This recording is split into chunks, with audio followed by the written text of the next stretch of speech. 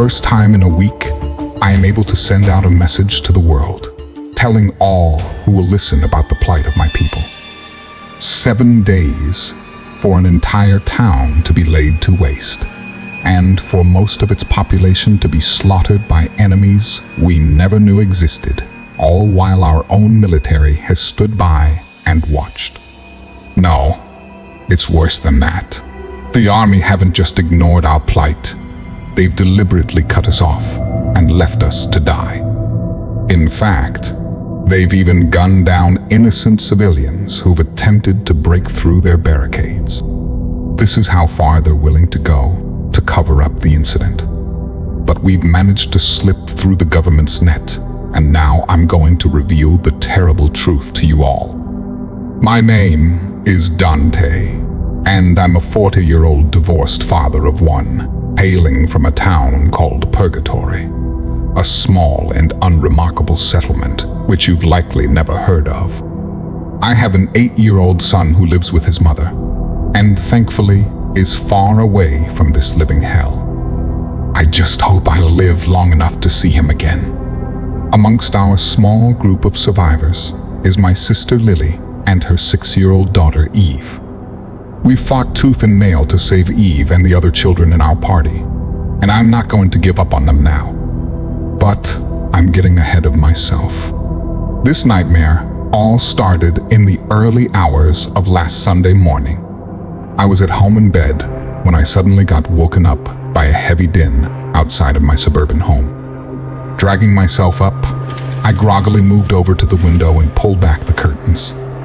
I recognized the sound of swirling rotor blades, looking up into the dark sky to see a group of 3 helicopters flying in tight formation and illuminated by their searchlights. I watched as the trio of choppers flew over our sleepy town and headed west towards the snow-peaked mountains on the horizon. I was puzzled by the sudden appearance of these aircraft, but not overly surprised. Hikers and climbers would frequently transverse the mountains, and sometimes they would get into trouble up there. Back in the day, there was a substantial coal mining operation in this area. The mines were closed now, but there were a lot of discarded shafts, which could be treacherous if one didn't know the lay of the land. Therefore, I wrote off the helicopters as being part of a rescue mission and went back to bed. Little did I know that I'd just witnessed the start of an event which would change my world forever. I awoke at the normal time and initially had no indication that this would be anything other than a normal Sunday.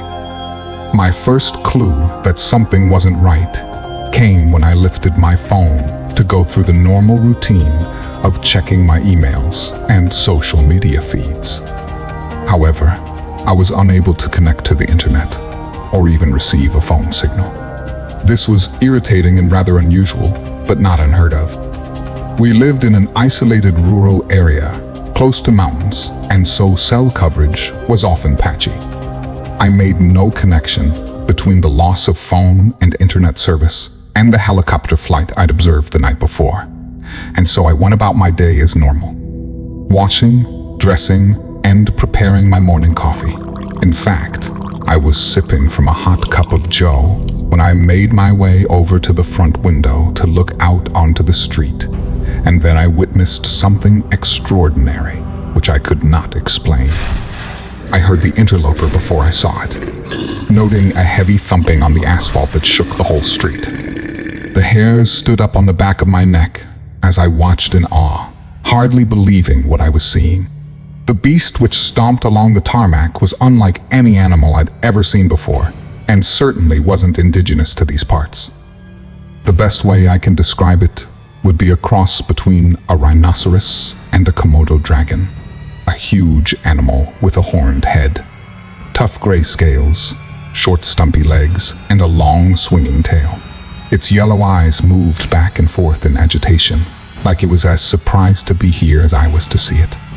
I didn't know how to react or what to do, and so I merely stood there at the window, frozen in awe and fear, as I watched the impossible creature stomp its way along my previously quiet suburban street. I realized I was witnessing a bizarre and dangerous situation evolve. But soon it reached a breaking point. I heard the familiar sound of a car engine and looked to the far end of the street in time to see Mr. Taylor's pickup truck rounding the corner. Mr. Taylor was my neighbor, and I knew he was returning from his night shift, just like he did at this time every morning. I'm guessing he was tired after working hard all night and was looking forward to getting home to bed. The last thing he would have expected was to find his path blocked by an otherworldly beast which had inexplicably invaded his home street. He slammed on the brakes when he saw the animal, but it was already too late. The horned monster was spooked by the vehicle and responded with aggression, charging along the tarmac with a mighty force, the ground shaking as it moved. Mr. Taylor saw the attack coming and tried to put his truck in reverse, but the beast hit him head-on, using its horn to lift his vehicle off the road and turn it over.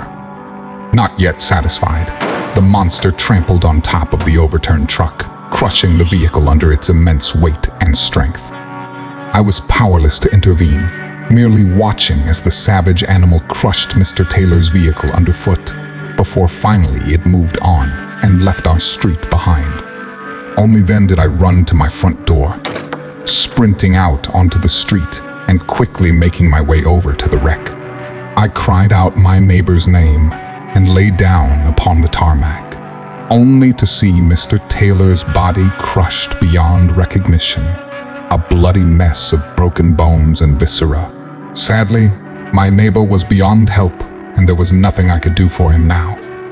My mind was racing as I tried to control my breathing and avoid succumbing to blind panic. All I could think of in that moment was getting to my sister and niece to make sure they were safe.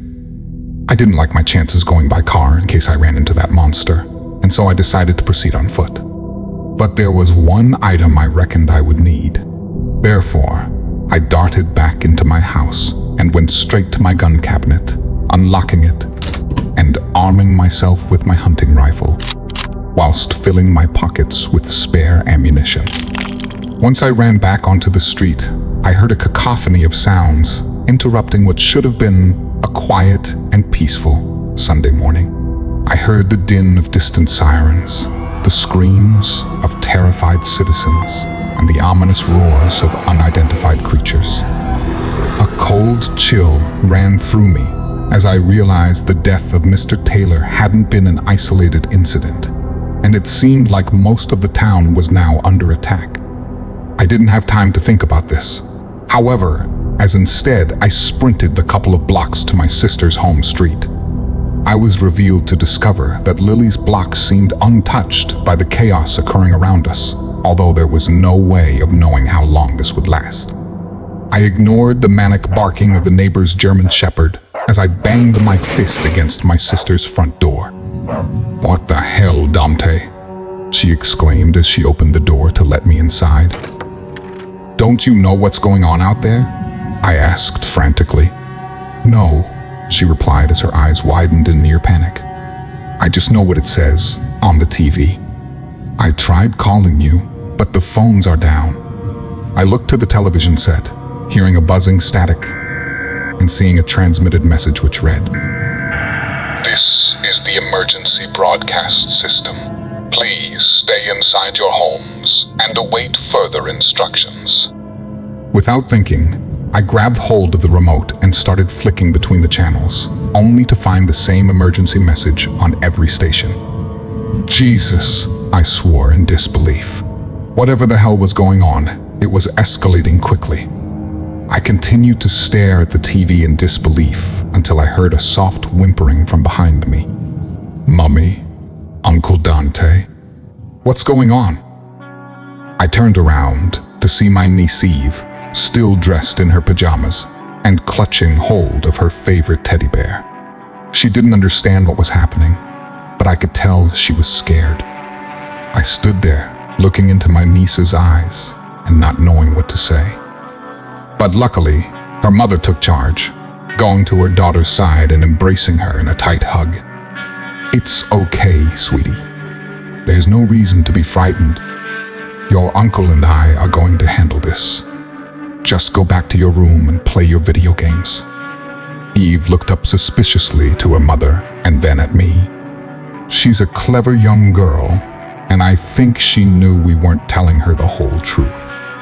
Nevertheless, my niece obediently went up the stairs and returned to her bedroom, leaving Lily and I to talk frankly. "What do you know?" she asked abruptly. This didn't surprise me. My sister had always been a practical woman and never avoided getting to the point. "Not much," I replied honestly, "but I saw one of my neighbors killed by some kind of animal." "What, like a bear or mountain lion?" Lily asked. "No," I replied ominously. "It wasn't like any animal I've ever seen before. More like something from a nightmare." My sister stared at me in bafflement, and I think she thought I'd lost my mind. She was about to ask a follow-up question when we were suddenly distracted by a ruckus occurring out on the street. "Stay here," I ordered as I lifted my rifle and headed for the door. I should have known better, however, as Lily followed me back outside with a steely determination in her brown eyes. We heard the din of her neighbor's dog barking as it was whipped up into a frenzy, and we soon discovered why.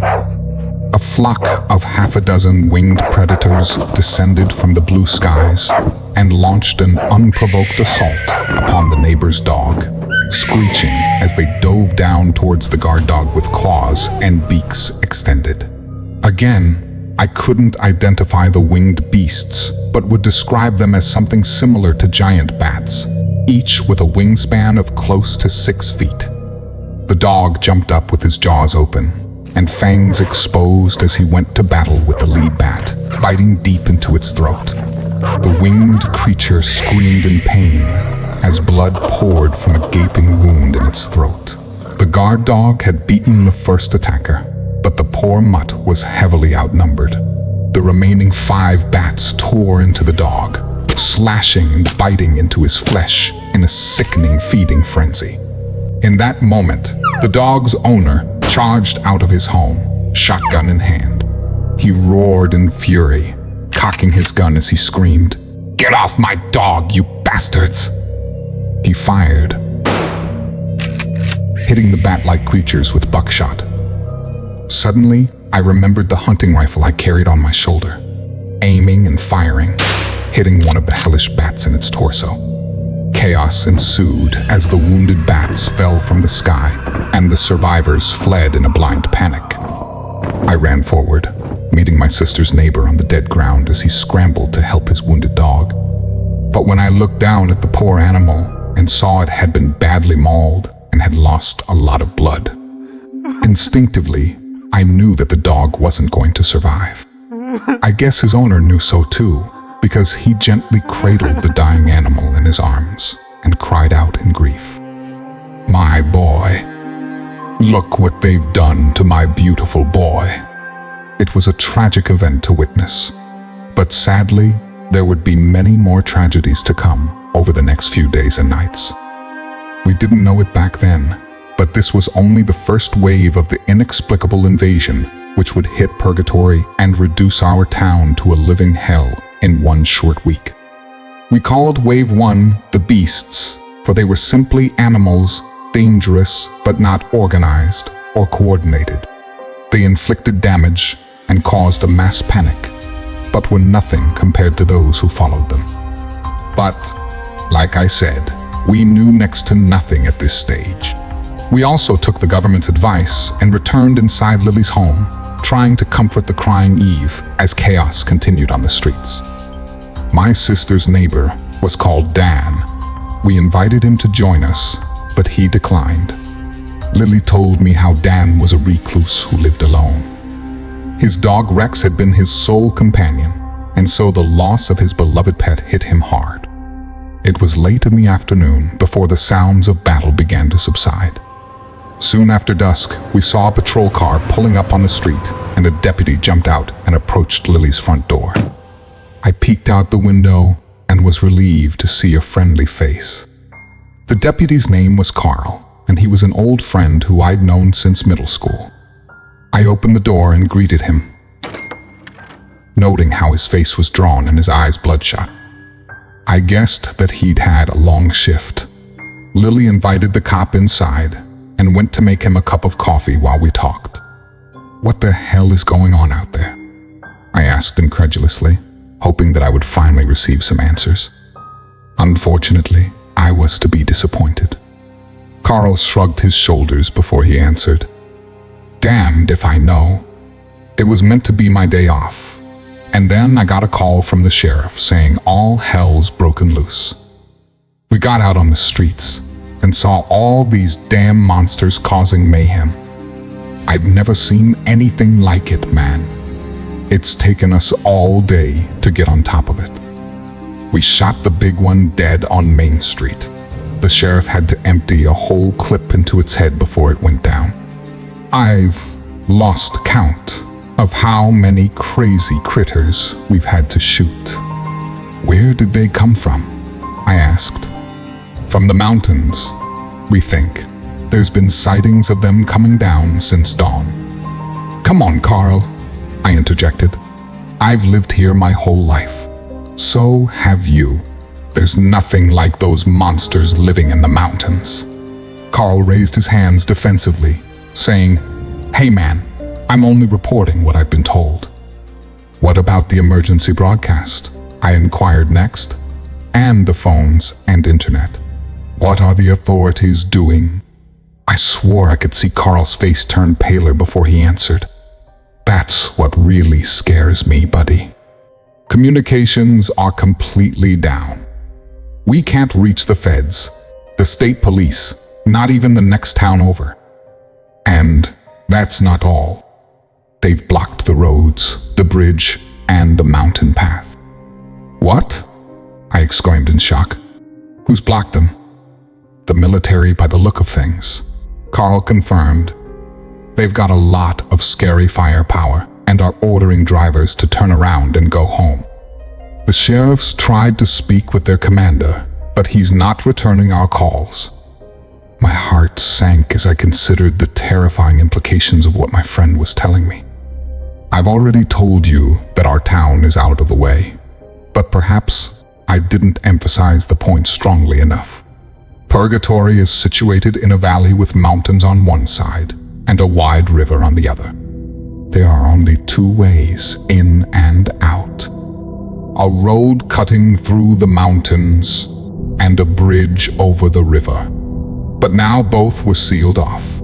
So we're trapped like rats, literally cut off from the world and left to the mercy of monsters from God knows where." I responded to my sister's voice, looking back to see her standing in the doorway. Clearly, she'd been listening in on our conversation, and as always, Lily had summarized the bleak situation pretty damn well.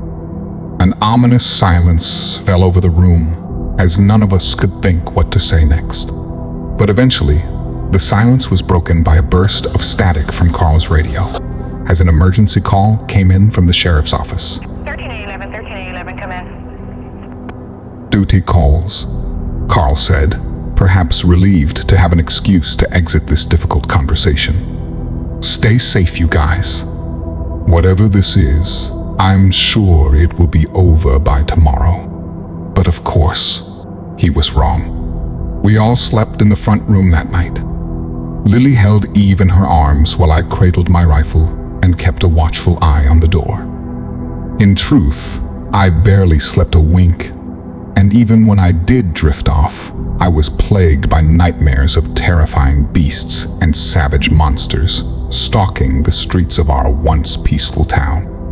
Nevertheless, we survived to see the next morning. The first wave of the invasion had come and gone. No doubt, there were still dangerous beasts of unknown origin roaming through the mountains and woods, but the town itself was relatively secure, or so we thought. We didn't know it yet, but the second wave of the otherworldly invasion was about to begin. I awoke to a loud banging on the front door. Jumping up from the couch and grabbing my rifle. Lily was up too, her eyes widening as she whispered, "What the hell now?"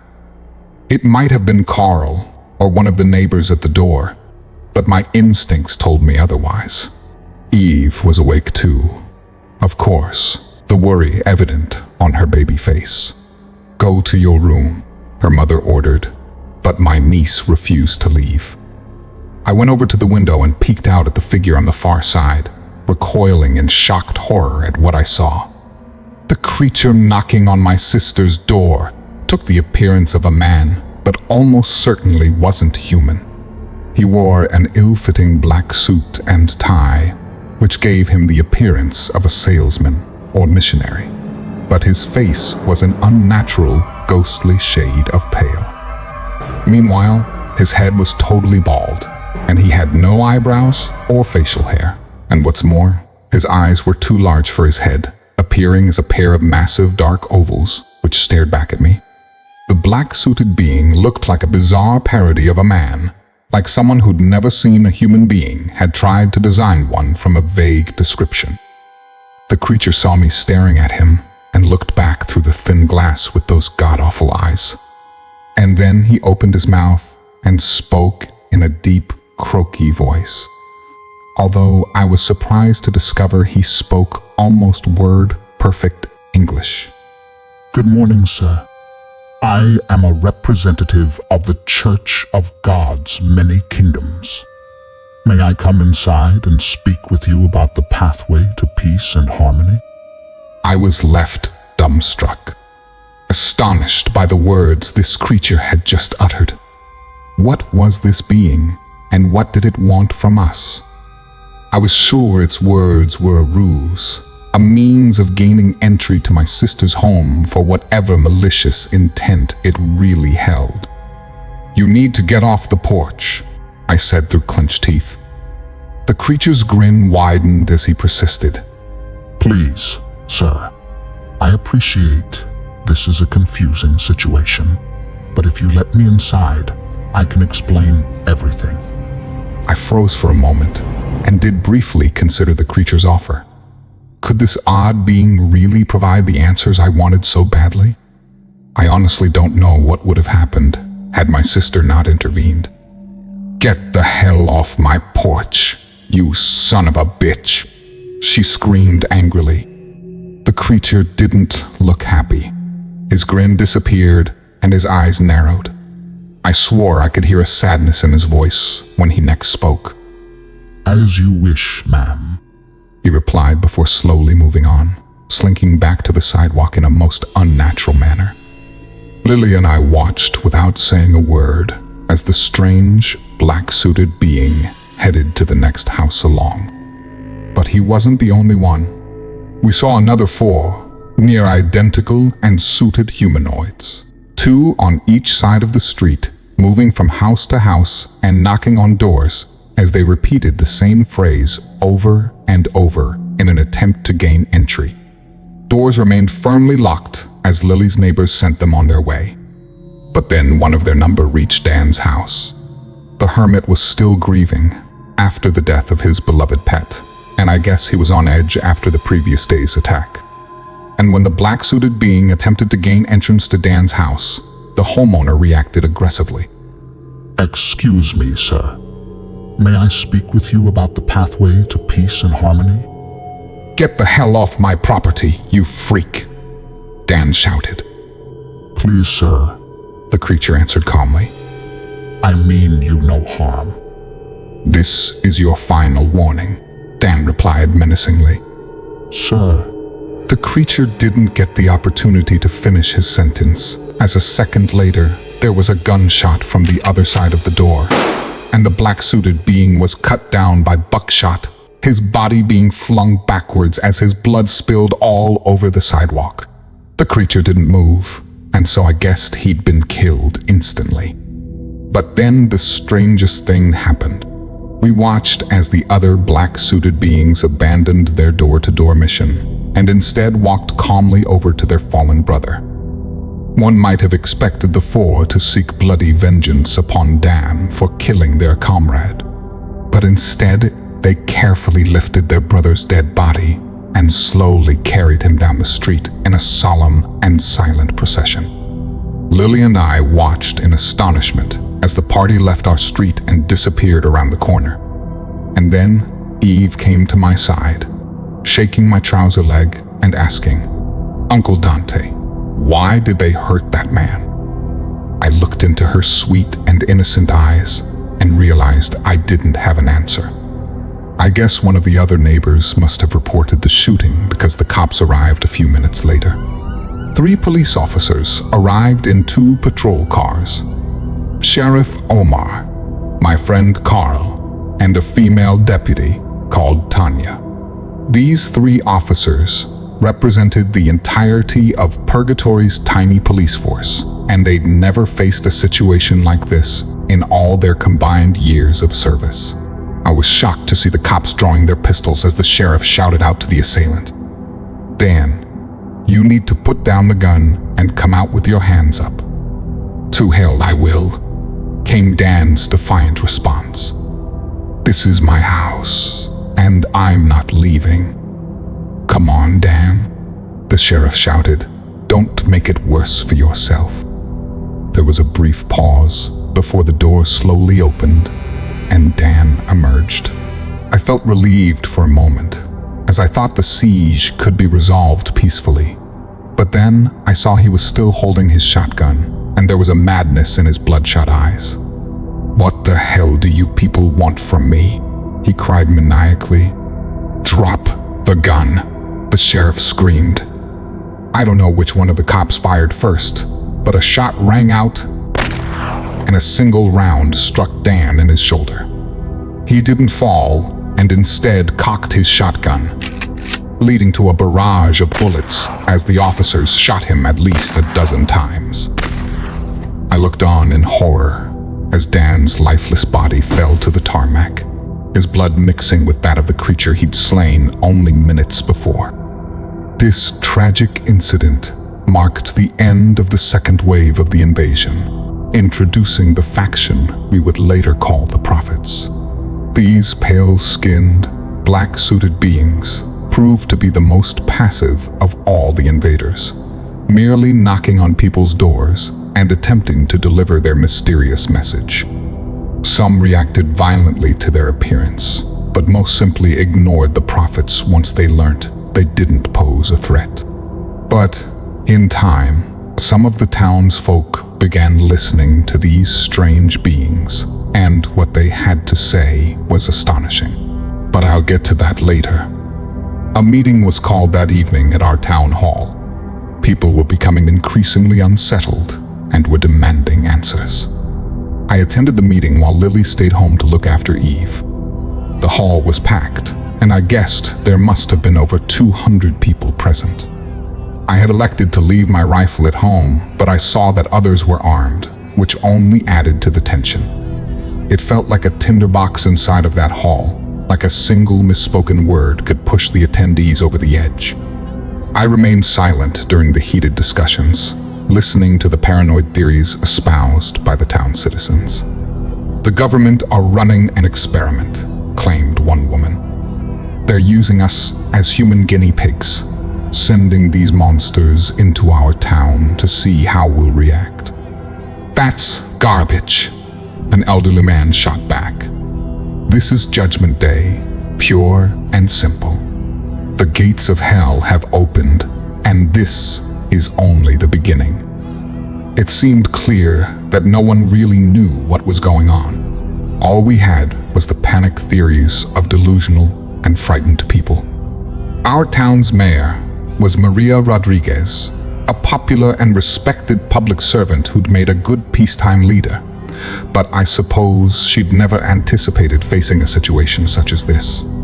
The mayor walked up onto the podium, looking haggard and nervous.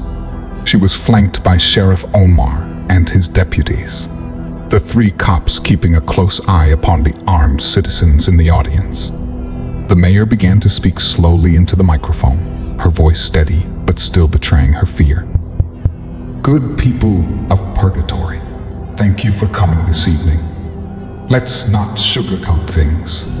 We are facing an unprecedented and dangerous situation. Our community has suffered tragic deaths.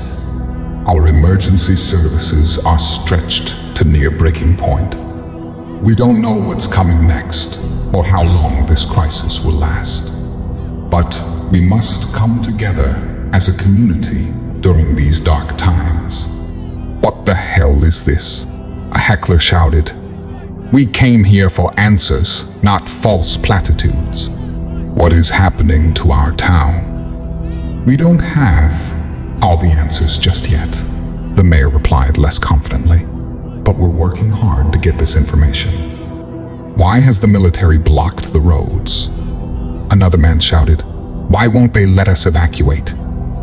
We haven't been able to speak with the military yet, but we're trying. The mayor wasn't even allowed to finish her sentence before an angry voice interrupted her.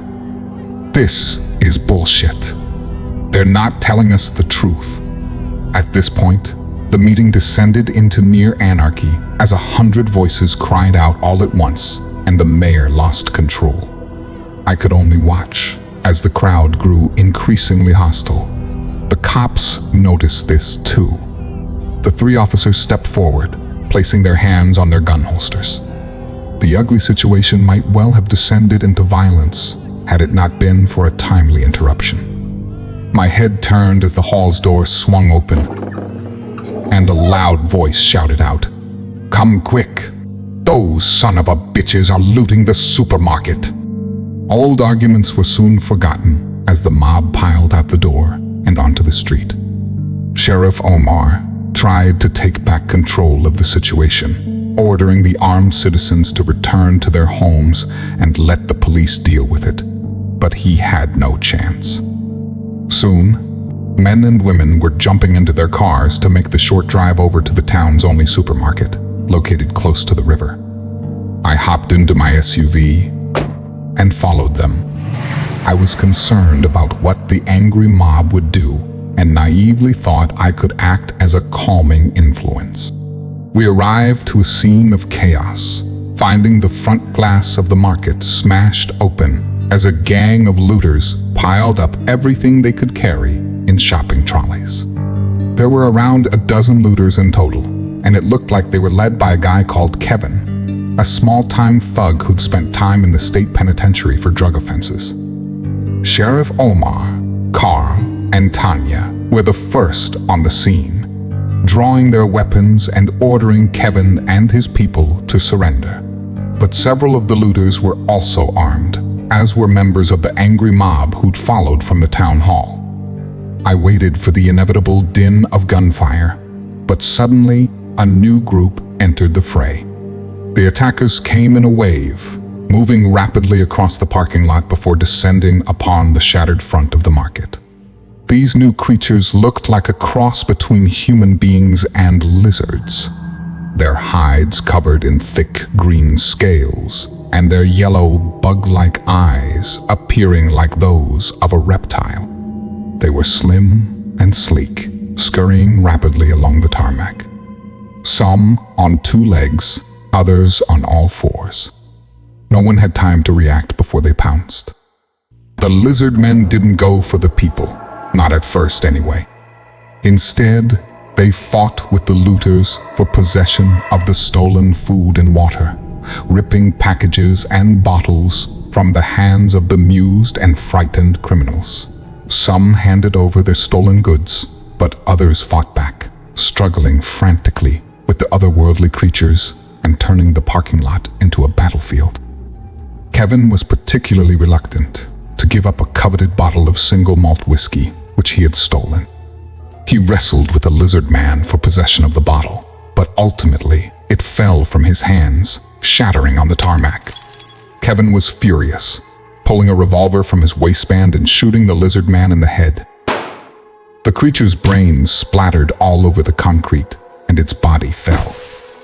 Kevin's victory was short-lived, however, as within seconds the rest of the green-scaled creatures turned on him, attacking with claws and teeth in a mad frenzy. Kevin screamed in agony as the beasts literally tore him to shreds. A moment later, the sheriff gave the order to open fire. His deputies shot at the lizardmen, as did several of the armed civilians. Numerous creatures fell under the barrage of bullets, as did several of the human looters who got caught in the crossfire. It was a horrifying massacre, but ended quickly as the surviving lizardmen fled as quickly as they'd arrived, and the remaining looters surrendered to the police. I was sickened by the smell of cordite and the sight of blood and viscera. But sadly, it wasn't over yet. Suddenly, my attention was drawn to the north, where the one bridge out of town was located. To my horror, I saw a convoy of civilian vehicles speeding across the bridge in a desperate attempt to break through the military blockade. For a brief moment, it looked like they might succeed, but then the unthinkable happened. I heard heavy machine gun fire and saw bright tracer rounds lighting up the darkness. The military on the far side of the bridge had opened fire, pumping rounds of high-velocity bullets into the defenseless civilian cars trying to cross. The first vehicle burst into flames and exploded, while the next two were riddled with bullets as their drivers and passengers were cut to shreds. The drivers further down the line desperately reversed in an attempt to escape the carnage. In the panic which followed, one vehicle inadvertently reversed off the bridge and plunged into the cold waters below. Other cars tried to turn around but didn't get far, as one by one their occupants fell to military bullets. The shock and disgust of the people around me was palpable. Several screamed, and at least one vomited behind me. I didn't know how to react to the massacre, merely shaking my head in disbelief and muttering, "Sweet Jesus." I realized right then how much trouble we were in, and wondered whether any of us would survive this. The lizardmen constituted the third wave of the otherworldly invasion. We called them the Thieves.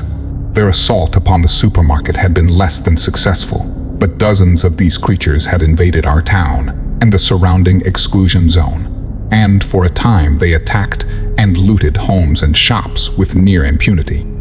They mainly went after food, which was already in short supply, but some also stole valuables such as gold and jewelry. Generally speaking, these creatures didn't deliberately attack people, but they did react violently whenever anyone stood in their way, and this resulted in many injuries and several deaths. Before long, armed civilians began to take the law into their own hands by hunting down and shooting lizardmen and human looters alike. For a while, it seemed like purgatory would descend into bloody anarchy. But thankfully, the mayor and sheriff were able to restore some degree of control by appointing the vigilantes as volunteer deputies and placing them under the nominal control of the sheriff's department. But our real problem wasn't the bizarre invaders. It was the military.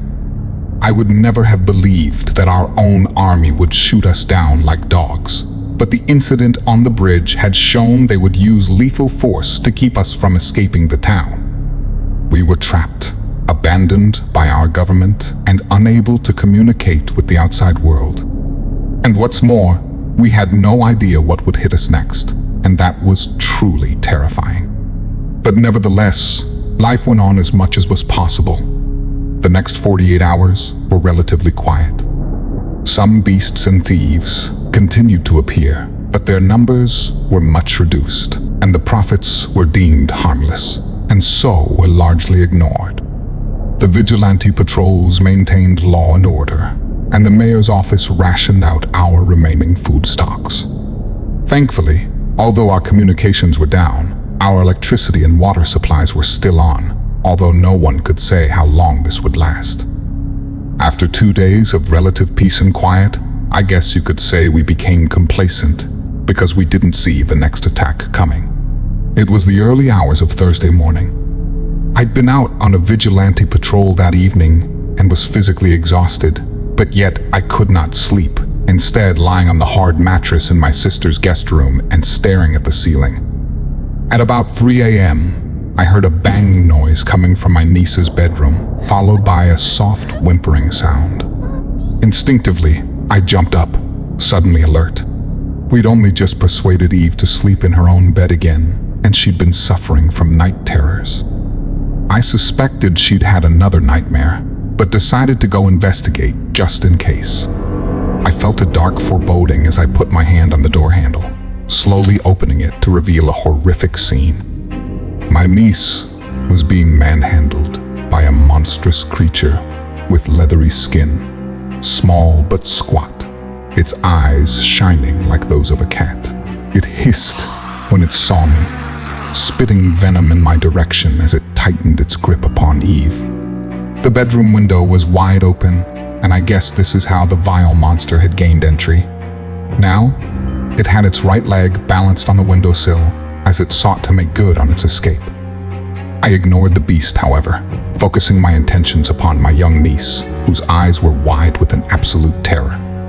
"Uncle Dante," she cried as tears rolled down her cheeks. I darted forward to reach her, but the creature acted quickly, tossing a metallic device in my direction. I saw what looked like a hand grenade drop on the floor in front of me, and I instinctively retreated, the blast throwing me backwards as the light temporarily blinded me. I was vaguely aware of Lily storming down the corridor, and even through the ringing in my ears, I could hear my niece's screams as she was dragged off into the night. Luckily for me, the bomb was designed to disorientate rather than kill or maim, and so I suffered no serious injuries. This was of little consolation to me at the time, however. My sister was in near hysterics as she chased the monster who'd kidnapped her daughter, only to lose him in the darkness. There were sightings of the creature all over town that night. No one had gotten a good look at the monster, but it, or he, was described as small and squat, no more than 5 foot tall with short and stumpy legs. And yet, the creature was surprisingly quick and stealthy, able to sneak into people's homes undetected and then navigate the darkness to escape. On that night, he successfully snatched 3 children, including Eve. All were under the age of 10. The kidnapper, as he became known to us townfolk, attempted to grab several more children, but their parents had been more alert than I'd been. We quickly mobilized the vigilante patrols and began a painstaking search of the town and surrounding countryside, but to no avail. We discovered peculiar tracks past the town's boundaries shortly after dusk, and theorized that the kidnapper had made good on his escape upon a hooved animal carrying our children in tow. We followed the tracks for some time, only to lose the trail as it led into the mountains. The kidnapper alone represented the 4th wave of this hellish invasion, which had befallen our sleepy little town.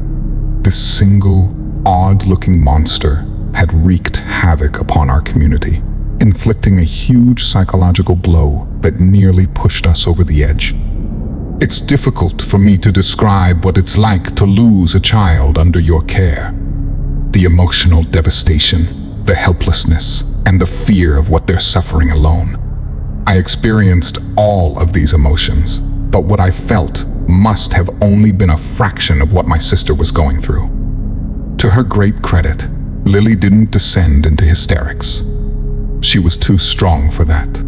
Instead, she led the searches of the mountains as we combed every square foot of territory and sought to find clues. We found evidence of each of the 4 waves up to that point, establishing without doubt that the invasion originated from the mountains. But yet, there are many unexplored caves and abandoned mine shafts up there, and so we were unable to find the source of the invasion or point of entry. Lily and I were returning from a fruitless all-night search, arriving back in town, tired, frustrated, and emotional on Friday morning. As we walked down the main street under the rising sun, we noted a ruckus occurring outside of the town hall. Running closer, I saw a group of our fellow townspeople, all screaming in fury and waving around various weapons as they formed a circle. Sheriff Omar was pushing his way into the center of the circle, shouting for people to back off, but with little success. Lily and I shoved a path through and saw the sorry son of a bitch who'd drawn the crowd's anger. It was a soldier in a ripped uniform, disarmed and being accosted by the mob. I reckoned they meant to lynch him in retaliation for the shooting on the bridge. I looked to the soldier's dog tag and noted his name was Sergeant Hamilton, and then I saw his face and recognized him instantly. "Hey, wait. Stop!" I shouted, loud enough to be heard over the baying mob. "That's Chuck. I went to high school with him. He's one of us." My words calmed the mob somewhat as they released Chuck and allowed us to reach him. "He's one of the soldiers from the barricade," Lily stated suspiciously. "The same ones who shot our people." "I wasn't involved in that," Chuck replied defensively. "As soon as I found out what those bastards were doing, I deserted my unit. I grew up in this town, and there's no way I would kill my own people." "You say that, but how do we know you're telling the truth?" Lily asked. "For all we know, you're a spy sent to infiltrate us." There were nods of agreement from many in the crowd, and I felt the need to intervene. "I told you. I went to school with Chuck. He's one of the good guys." The anger subsided as Chuck was escorted inside of the town hall, and the mayor was summoned so she could hear his story. 10 minutes later, and most of the town folk were assembled, all watching and listening intently as our mayor addressed her questions towards the deserter. "What is happening, and why is the government doing this to us?" she asked, sternly. Chuck met her eye as he answered. "They don't tell us grunts much, but I've picked up some information over the last few days of the operation." He paused briefly before almost whispering his next words. "Have you ever heard of the multiverse?" The mayor looked puzzled, but offered an answer nonetheless. "I believe it's the theory that many alternate universes exist in parallel to our own." Chuck nodded his head in the affirmative. "Yeah, that's what I understand. But it's not a theory.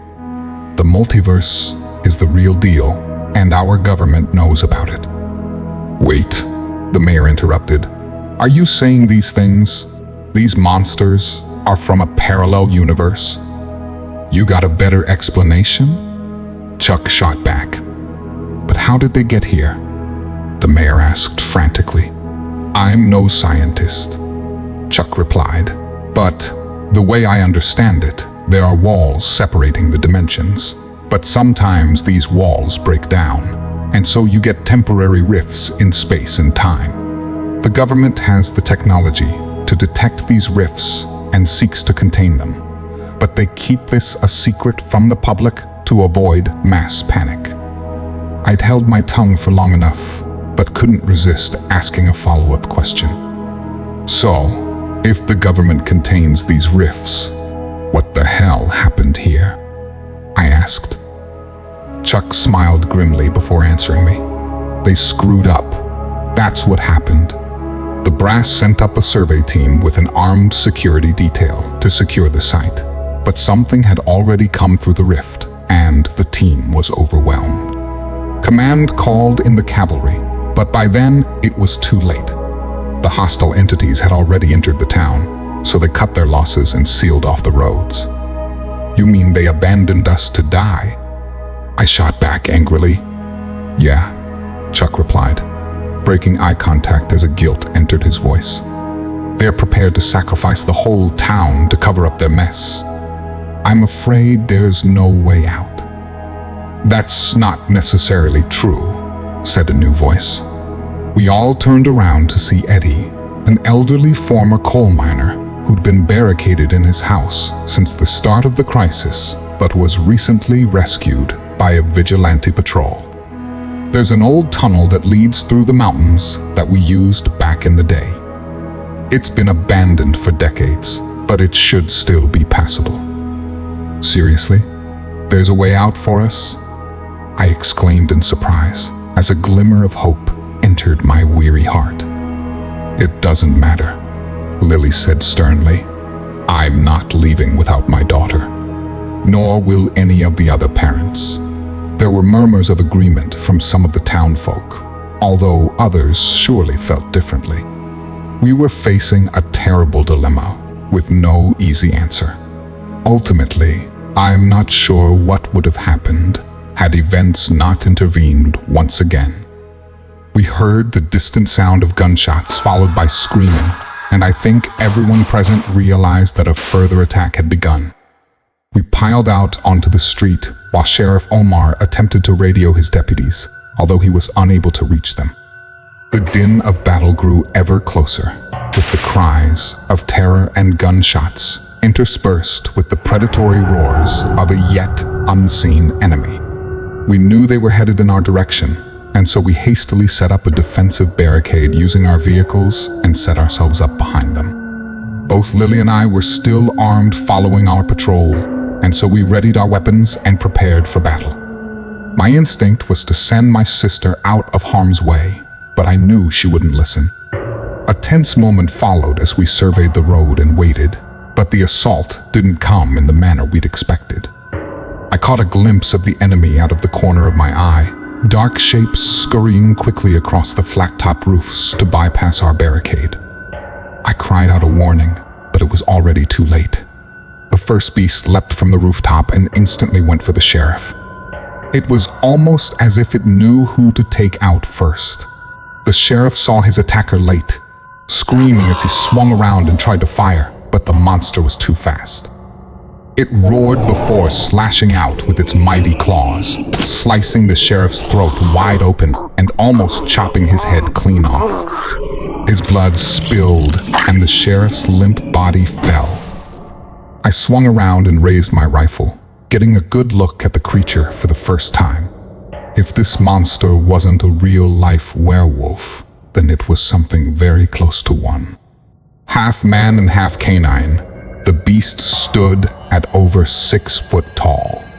Its claws and dark fur now bloodied, and its hungry eyes searching out its next target.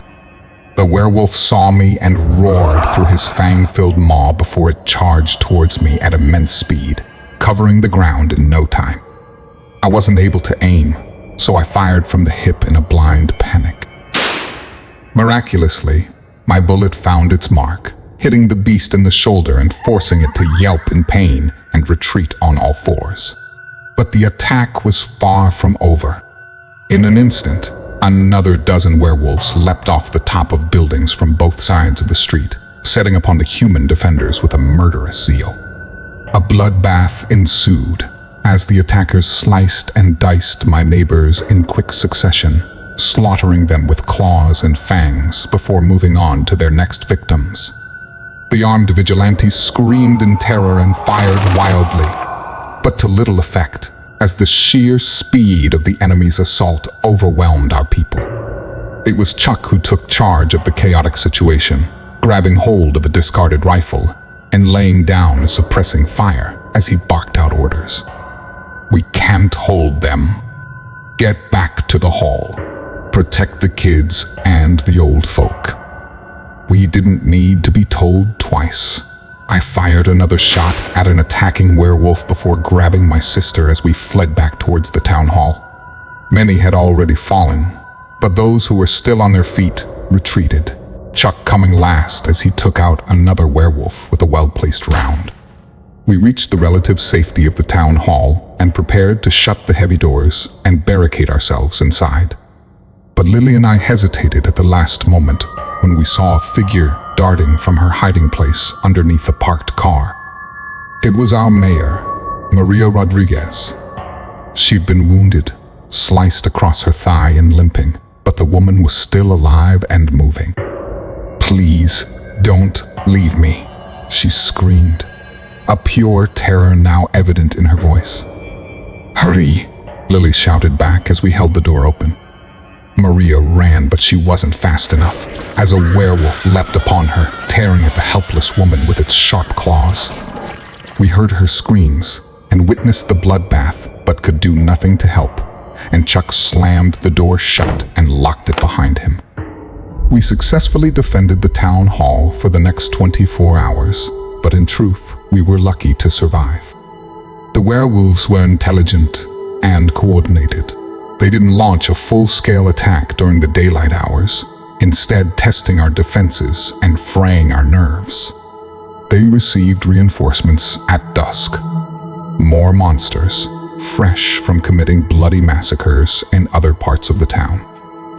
After dark, They unleashed a near-devastating assault, attacking the town hall from all sides as they tried everything to force their way inside.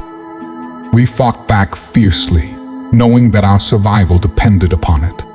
Chuck made good use of his military experience to coordinate the defense, and I don't think we would have survived without him. Nevertheless, by dawn, we were almost out of ammunition and faced with the terrifying prospect of having to fight the monsters hand to hand. But thankfully, their attack broke down as many of their number lay dead on the street, and the survivors retreated before the sun rose. After the battle, we took stock, tending as best as we could to the wounded and trying to comfort the frightened children. We'd survived the night, but were under no illusion as to the seriousness of our situation. The mayor and sheriff were both dead, as were many of our townspeople. The werewolves were gone for now, but they could come back at any time. They were the fifth wave, who we called the Killers, because that's what they did. The wolfmen slaughtered everyone that they came into contact with, showing no mercy for their victims. Those who'd made it into the town hall were lucky, but few survived the onslaught upon the rest of purgatory. We'd been like lambs to the slaughter, literally in this case. Nevertheless, the fifth wave attacks had clarified the situation for those who'd survived. We knew we had to get out of town, otherwise we were all going to die. We need to make a decision, Chuck began, as he spoke to the town hall occupants. The military man had saved us all during the desperate battle with the werewolves, and had assumed a leadership role now the mayor and sheriff were both dead. He turned to Eddie, the long-retired coal miner who'd offered us a chance of escape. You say you know a tunnel through the mountains. Can you lead our people to it? I reckon so, Eddie replied confidently. I told you, I'm not leaving without my daughter, Lily interjected angrily. I know you're not, Chuck replied firmly. That's why I'm going to lead a mission to the other side. We're going to find the kids and bring them home. My sister's eyes lit up for the first time in days as she responded. Good, and I'm going in with you. Chuck looked shocked, turning to me to seek support, but I simply shrugged my shoulders, knowing there was no way of talking my sister out of it. Lily was going to the other side in search of Eve, and I was coming with her. We rested for a day at Chuck's insistence before our group split in two. Eddie led the women, children, wounded, and elderly up the mountain path to the tunnel, which the military had missed. Meanwhile, Chuck, Lily, and I formed a scouting party along with the fathers of the other two kidnapped children. The men's names were Douglas and Juan. We stocked up on food, water, first aid supplies, and ammunition, not knowing what we would find on the far side of the cross-dimensional rift. Chuck had stolen a map showing the rift's location before he deserted, and so he set our course. We were forced to cross through the ruins of Purgatory on our way to the site, and we witnessed the full extent of the killer's savage assault. I lost count of how many dead bodies we found, most of them mutilated, in some cases beyond recognition. The town's medical center, which had already been overburdened with casualties, had somehow been burnt to the ground during the onslaught, the charred remains of the victims left amongst the smoking ashes. We found the two deputies, my old friend Carl and Tanya. They died fighting side by side, shooting down 3 werewolves before they were eventually overwhelmed and slaughtered. There were worse sights too, ones I don't wish to recount or even recall. Entire families had been wiped out, dying in each other's arms. These were my neighbors and friends, and it hurt me deeply to lose them. We expected to be ambushed at any moment, but thankfully, we didn't encounter any more of those savage wolfmen. We did see several of the lizardmen as they looted the dead bodies for valuables, while bat-like scavengers feasted upon the flesh of the many corpses. Furious at witnessing this desecration, I fired upon several of the thieves and beasts until Chuck ordered me to stop. He didn't want me to waste ammunition, which we would likely need. We found a few survivors, but curiously, those we saw did not want our help. Instead, they turned to the prophets, the odd, black-suited humanoids we'd encountered on day 2 of the invasion. We were astonished to see groups of bloodied survivors sitting cross-legged across from pale-faced prophets, listening intently to every word the beings spoke. I was baffled to witness this strange development, but there was no time to investigate, so we moved on. Chuck led us through a cave entrance close to the foot of the mountains, which we'd missed during our searches. We used flashlights to guide us through the darkness and avoided the debris of equipment and weaponry, which had evidently been abandoned by the military survey team during their hasty retreat. The trans-dimensional rift was located at the rear of the cave, and boy, it was something to see. From our side, it looked like a vertical wall of perfectly still, transparent liquid, and on the other side was a mirror image of the cave we stood in, except it was located in an entirely different dimension. The 5 of us simply stood there in the darkness for a long time, awestruck by the inexplicable portal in front of us and uncertain of what to do next. "Do we just walk through?" I asked nervously. "Is it safe?" "Damned if I know," Chuck replied honestly. "This is my first time too, buddy." I was reluctant to take the next step, fearing that something awful would occur if I attempted to step through the breach. But my sister held no such fears, or if she did, she quickly conquered them. Taking a deep breath, Lily stepped forward, leaving us men in her wake. I watched in terrified awe as my sister stepped through the liquid membrane, clearing a path before she emerged on the other side, looking back and motioning for us to follow. I went through next, feeling bitterly cold and lightheaded as the membrane broke to allow me safe passage. And then I was through the rift. It was as simple as that, although we had no idea of what lay ahead in this strange new world. Once all 5 of us had passed through, our party regrouped and proceeded out of the cave, soon emerging into the open to observe the astonishing landscape of mist-covered forest, which stretched for as far as the eye could see. There was something almost magical about the untouched wilderness that lay before us, but also a darkness and foreboding danger. The scene reminded me of a fantasy world, and I imagined our party as brave adventurers embarking upon a noble but dangerous quest. My dream-like vision soon faded, however, as I considered the grim practicalities of our mission. 2 questions, I said, while speaking with Chuck. Firstly, are we sure we can return home safely? My military friend shrugged his shoulders before answering bluntly. I don't know. The brass says these rifts don't stay open indefinitely. It's not an exact science, as I understand it, but if the portal does close while we're over here, well, I guess we'll become permanent residents. A chill ran through my body upon hearing those words. I think deep down we all knew we might not make it back to our world, but this was the risk we had to take for our children. Okay, I responded with a lump in my throat. Second question, where the hell do we go from here? Chuck paused for a moment, looking out onto the horizon before pointing. I think that would be a good place to start. I looked where he was pointing and saw what appeared to be a stone tower located on a hill a few miles to the north of us. It was the only man-made structure we could see amongst the dense forest. We held a quick vote and were all in agreement that we would head for the mysterious fortification. And soon we entered the woods, preparing to face whatever dangers lay ahead. The forest vegetation was thick, and there were no paths we could find, and so our progress was slow.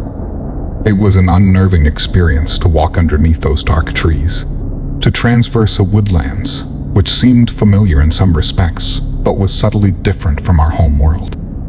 I don't know about the others, but I had an unpleasant feeling that we were being watched. Perhaps this was paranoia, but during our trek, we did see the occasional alien creature hiding in bushes or high up in branches. They scurried away once they heard us approach, but I still held the distinct impression that we were invaders in their territory.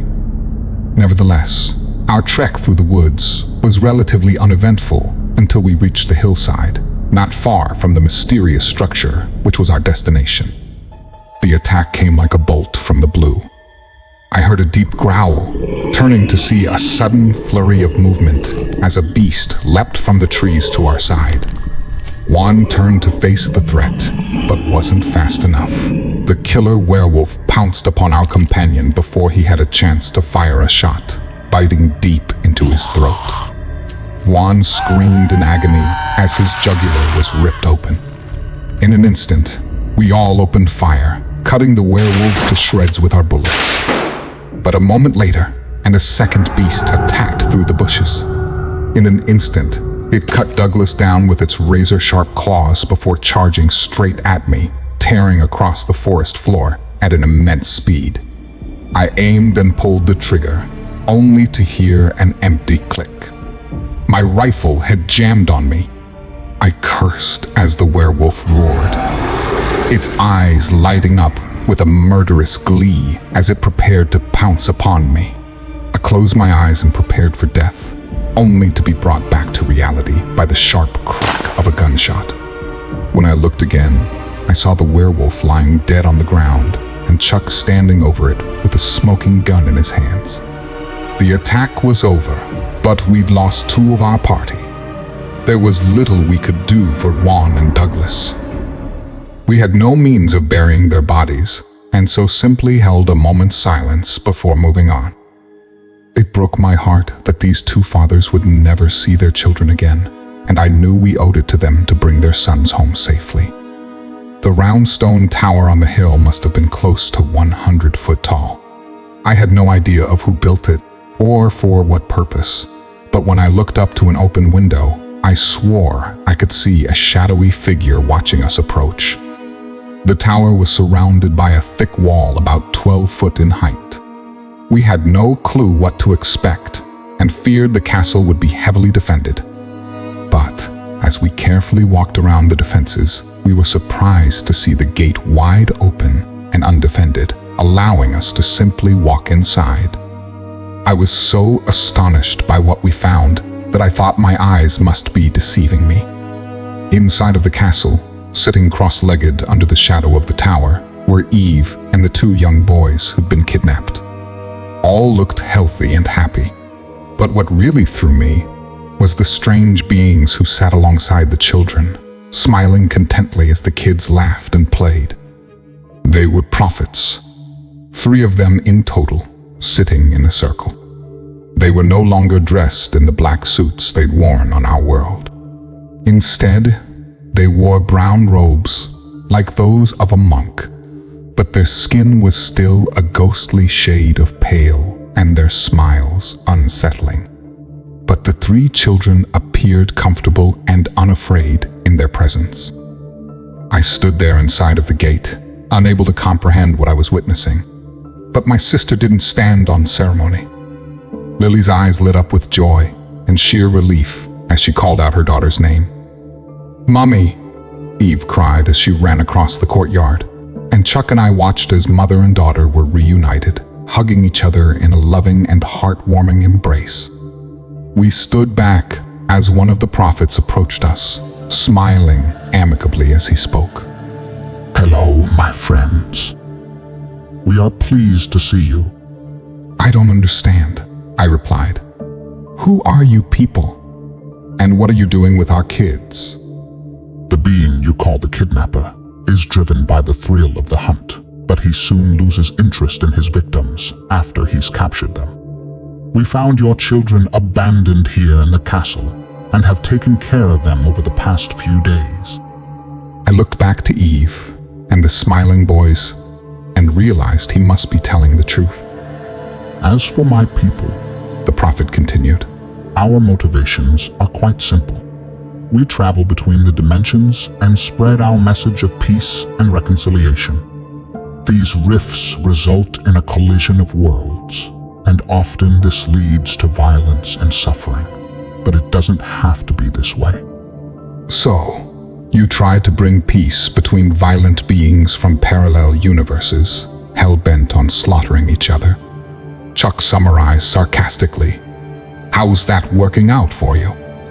The beings seemed to understand the cynical tone of my friend's question, but didn't rise to the bait, instead answering quite calmly. Our task is a difficult one. This cannot be denied. Nevertheless, we will continue our mission. Even one mind changed is a victory. Chuck was silenced, and I felt humbled by this being's noble cause. Well, we are certainly very grateful for what you have done for us, I said. It is our pleasure. The prophet replied.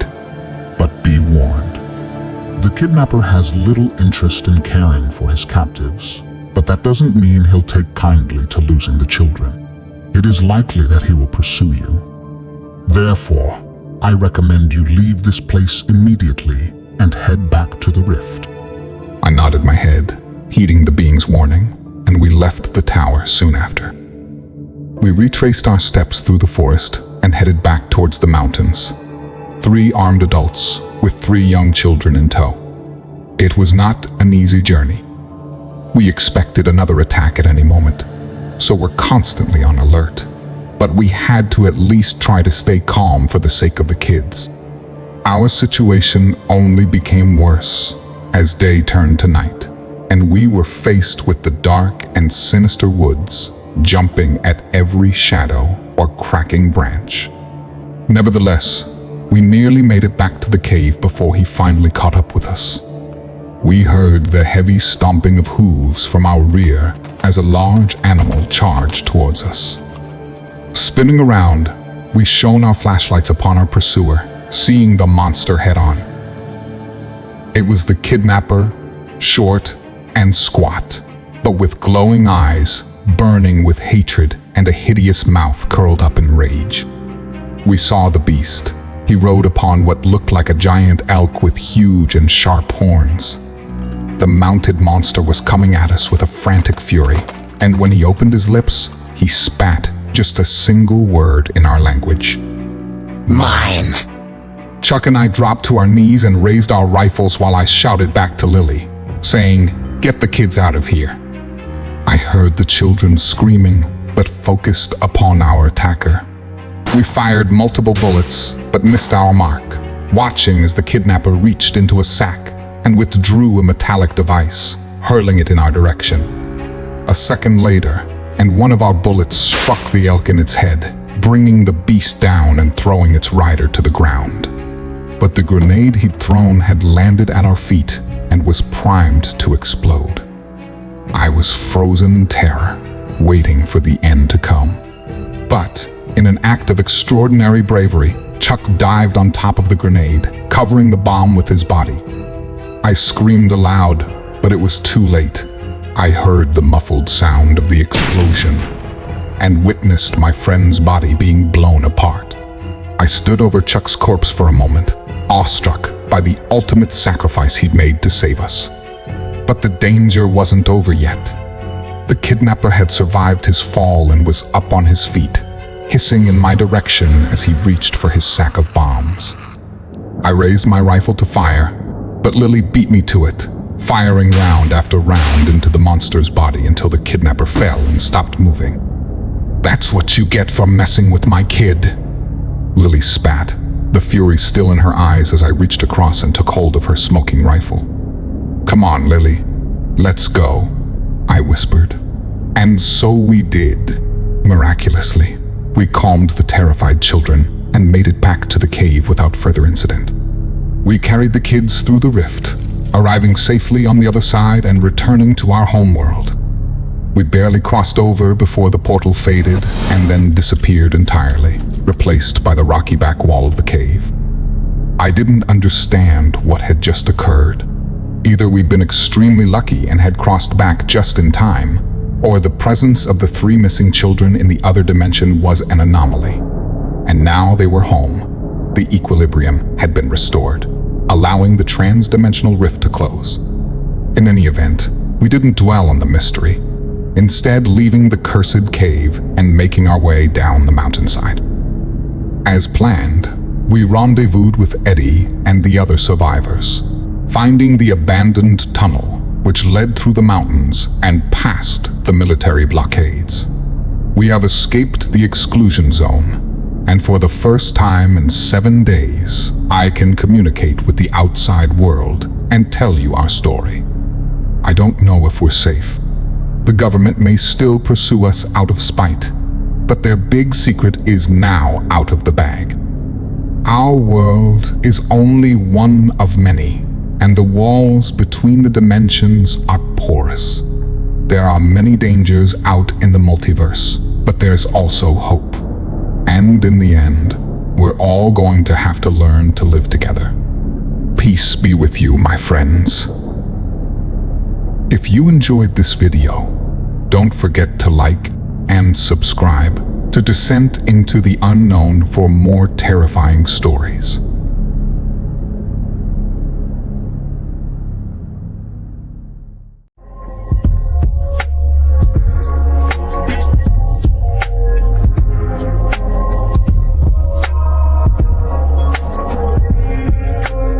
The following transcript is taken from a Garda missing persons report dated the 5th of December, 2020. The subject's name is Paul O'Shea, aged 32 years. Mr. O'Shea is, or was, a mature PhD student at the School of Irish History in Waterford Institute. A Waterford native, Mr. O'Shea had been traveling back and forth to the north whilst researching for his thesis entitled The Cultural Impact of the Northern Irish Troubles, 1969 to 1998. Due to COVID restrictions, he'd been self-isolating at a small rented cottage in County Kilkenny. His family and friends stated how Mr. O'Shea welcomed the opportunity to work at a quiet location and said he had a considerable amount of material to catalog and analyze. He was reported missing by his mother after repeated calls went unanswered. Garda officers attending the scene found evidence of foul play and suspected an abduction. However, there are no witnesses forthcoming and no evidence of where he was taken or who took him. An audio file was found on Mr. O'Shea's laptop, which was deemed relevant to the case.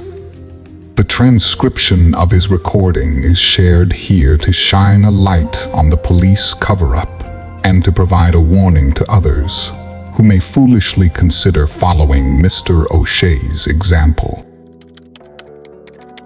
November 22nd. My voluntary self-isolation begins today. I plan to commit the next fortnight to my work and hope to have finished the first draft of his section by the time I emerge. My rented cottage is basic and isolated, but has a fairly serviceable Wi-Fi connection which should meet my requirements.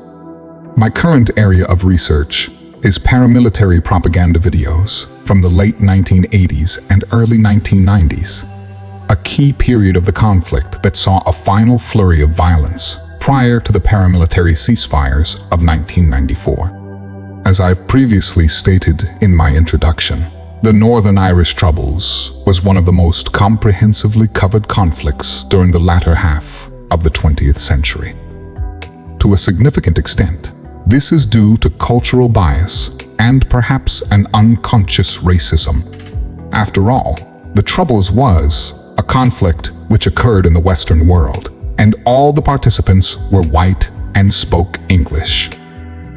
That said, the media coverage and academic studies of the conflict differ significantly from the material produced or authorized by the paramilitary groups themselves. The latter can broadly be categorized as propaganda, although the same label could be applied to much of the output of the British and Irish governments of the time. Nevertheless, paramilitary groups operating during the Troubles were evidently interested in their public image and sought to demonstrate how they were fighting a just war rather than waging terrorist campaigns. This is particularly true of the Provisional IRA and other Republican groups who wished to depict themselves as freedom fighters. Over the coming days, I will be reviewing multiple films and clips from this period and recording my initial thoughts before I conduct a more detailed analysis. November 23rd. I scrolled through dozens of videos and watched about 10 hours of footage today. Much of it was generic material relating to news reports, stock footage of riots, the aftermath of bombings, etc. Other scenes are clearly staged, but nevertheless of interest. Firing parties at funerals and masked gunmen arriving at street rallies are common fare. There's a Robin Hood-type feel to many of these videos, with masked rebels holding aloft smuggled Kalashnikovs as an act of open defiance against the authorities. Some of the footage has a surreal edge to it. For example, one clip shows an IRA unit entering a social club in West Belfast. Clearly, the drinking den is frequented by Republican supporters, as the armed men are enthusiastically applauded as they make their way to the stage. One man spoke into the microphone whilst holding a revolver in his other hand, reading a statement on behalf of the battalion staff. The statement was predictably mundane and cliché. What struck me, however, was how nervous the young masked man seemed. He was visibly shaking as he stuttered his way through the reading. It was unclear whether he feared arrest or was simply frightened of public speaking. In any event, I think I've covered enough for one day. Time to rest up and start afresh tomorrow morning. November 24th. Another day spent in front of a screen. Much of the footage I've reviewed is dull and tedious, but certain pieces stand out. Relatively well known is a documentary entitled The IRA Speaks, filmed by a French production company in 1992. The film includes a number of notable scenes. In one, an IRA unit patrols a housing estate in Derry City. Masked men with assault rifles move in military-style formation, taking cover behind garden walls and letterboxes as they scan the area with their guns. There is a moment of dark comedy when the armed men encounter two elderly women walking down the street with their shopping. The women are clearly unimpressed by the display of bravado. "Ah, for goodness sake," one of the women mutters, while her companion shakes her head in tuts. The next scene is set in a rural area, presumably somewhere along the border.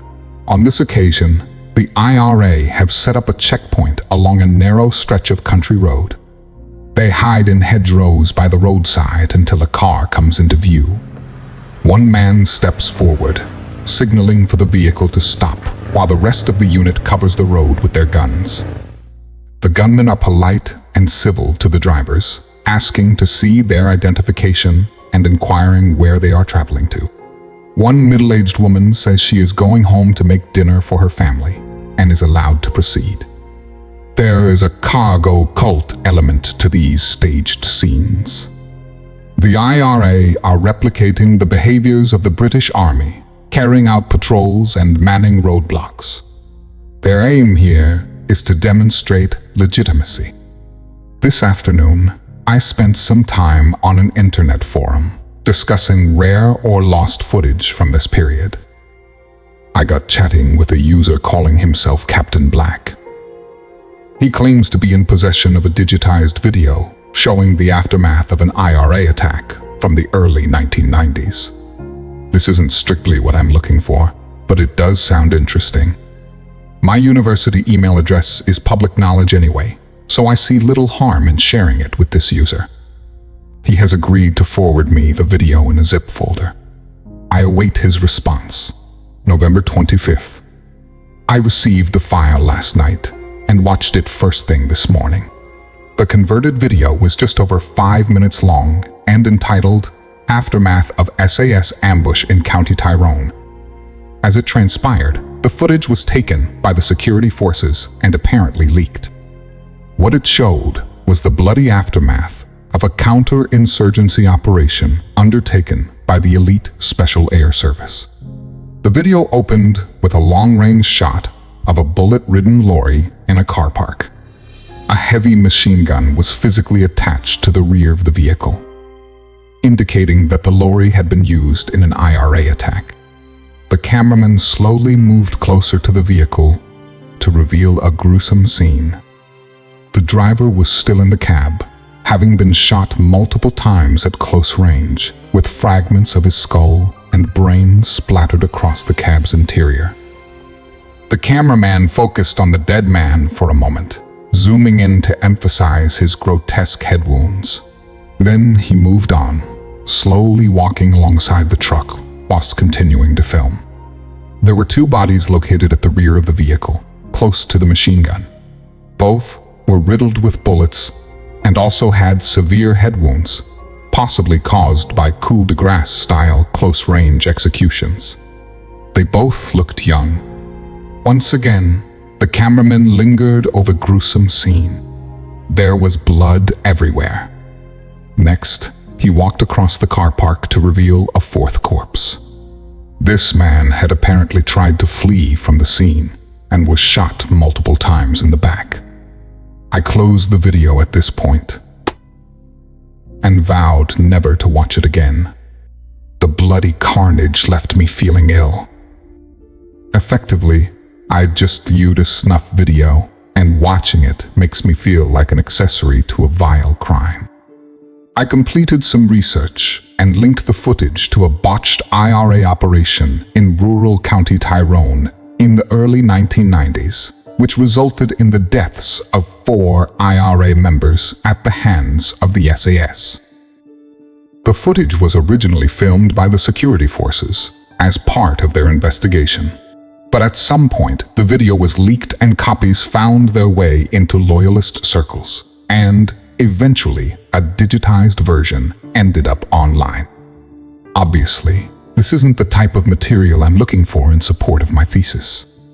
Arguably, it has some merit from an academic point of view, but emotionally, I cannot deal with such visceral and voyeuristic footage. I don't wish to offend my anonymous donor, and so I sent a polite reply email, thanking him for the video, but explaining what sort of material I am looking for to further my research. In the meantime, I will return to my work. November 25th, I received a response from Captain Black. His tone was apologetic. He seems genuinely sorry that the post-ambush footage wasn't helpful to my work. He also mentioned a second video that he is keen to share with me. Apparently, the footage is extremely rare and relates to an obscure splinter group called the Irish Revolutionary Guard. The IRG was a small but extremely violent paramilitary group that was active in the late 80s and early 90s before subsequently disbanding.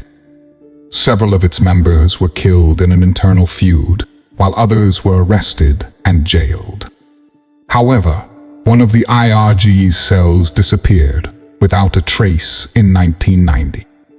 They were all wanted men, and the theory was that they'd gone on the run, possibly fleeing to America. There were conspiracy theories, mainly relating to covert action by British Special Forces, but there was no evidence and the men never re-emerged. Captain Black claimed to have a paramilitary-style training video from that era, one that's never seen the light of day before. Interestingly, he claimed the footage was filmed right here in Kilkenny. I found this unusual, but not impossible. Republican paramilitaries carried out their war in the north, but they used the Irish Republic's territory to recruit and train members, store arms and explosives, and conduct fundraising operations including armed robberies. I'll admit that I was intrigued. I knew I should be cautious, given the gory footage I'd already received from this source. But the prospect of viewing and archiving a previously unseen video was just too tempting. Therefore, I replied to Captain Black and asked him to send me the file. I await his response. November 26. I got the email at around midnight, having stayed up late in anticipation of receiving the material. I felt a burst of adrenaline when the message popped up in my inbox, my hand shaking as I clicked on my mouse to open the file. The video was much larger in size and duration than the previous file, with a runtime of over 20 minutes. I thought the previous film was grim, but it was nothing compared to this. The gore and violence were taken to a whole new level. I felt sick after watching it through to the end. Thankfully, this video is certainly a fake, albeit a scarily realistic one. Let me see if I can describe it. The film begins during daylight in a remote rural area. 3 paramilitary members can be seen marching through a rock-strewn field. All are wearing combat jackets and jeans and have their faces covered by black balaclavas. They're also armed with assault rifles, which I recognize from my previous research. 2 of the gunmen held AK-47s, the infamous Russian weapon used in dozens of conflicts across the globe. The 3rd man carried an American M16 rifle. The armed trio marched towards the camera, projecting an image of strength and defiance. Next, they took up firing positions, laying along the grass and balancing their rifles against an overturned log whilst shooting at an unseen target in the distance. After the target practice, one of the masked men, presumably the commander, spoke to the camera in a broad Belfast accent, spouting a verbal diatribe against the Brits. Speaking at length about the right of the Irish people to violently resist colonialism and threatening various members of the government and security forces who the IRG regarded as legitimate targets. It was all pretty standard stuff for the era. There followed a sudden break in the film as the screen cut to black. I thought the video had finished, but noted there were still almost 10 minutes left to play. The picture returned after a couple of seconds, except now they were filming at night, with the scene dimly illuminated by a light on the camera as the same trio of gunmen patrolled through a wooded area underneath a full moon. There was something different about this scene, which I should have recognized from the off. The film itself looked genuine, grainy, and with the color slightly off, as one would expect from a home video recorded in the early 90s. This part of the fraud appeared seamless, at least to my untrained eye. There was, however, a noticeable change in atmosphere. The paramilitaries seemed to be on edge. The 3 gunmen no longer appeared confident or full of bravado. Now, they walked with nervous apprehension, taking care with every footstep and flinching at every small sound around them. Even the cameraman appeared affected by the change in mood, as his hands were noticeably shaking as he filmed. The scene was reminiscent of a horror movie, which of course made perfect sense when I watched it to the end. As they marched, there was an audible snapping sound from somewhere in the background, a cracked branch or small tree falling, perhaps.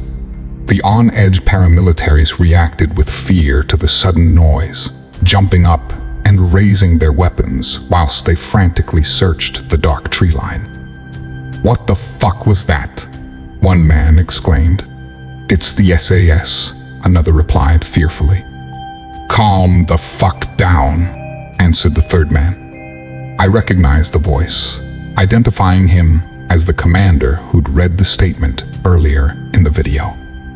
"The SAS don't operate down here in the south. It's probably just a deer." "What if it's the Guards?" asked one of his men. He was referring to the Garda, the Republic of Ireland's police force. The commander answered in a cold tone. "If it's the Guards, we evade," unless they corner us and try to make arrests. If that happens, let the bastards have it. I felt a chill run through me when I heard those words, to hear how easily these violent men would consider murdering police officers.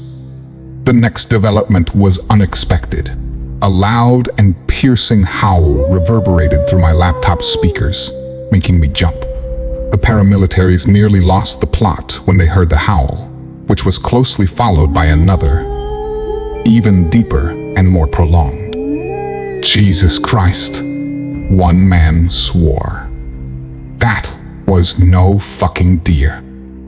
Calm yourself, the commander exclaimed. It's a farmer's hound or something.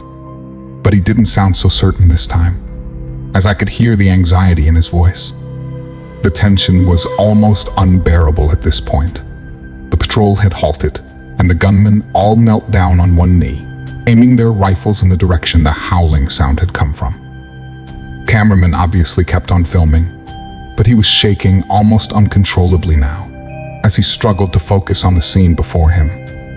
There followed a moment of tense silence, a calm before the storm before all hell broke loose.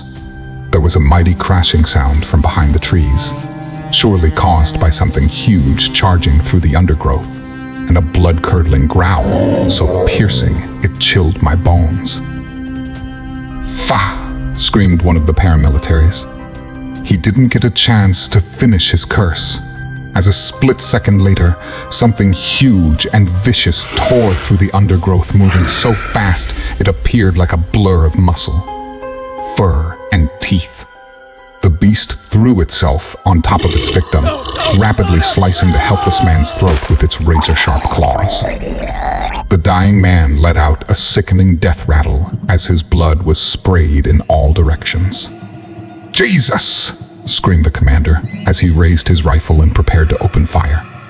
He managed to get off a single round without properly aiming, firing high and wide, but the beast was too fast, lashing out and knocking the gun out of his hands before biting the man's right arm clean off, literally ripping it from the socket.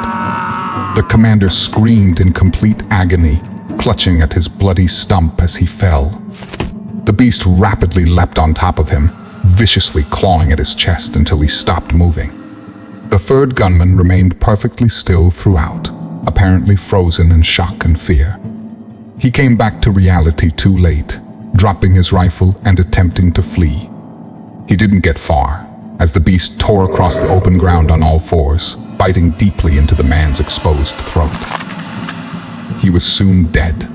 Amazingly, the cameraman had continued to film this entire gore fest, perhaps believing the camera offered him some sort of protection from the violent events playing out before him. But now, with all the gunmen dead, he woke up to the danger and started to run.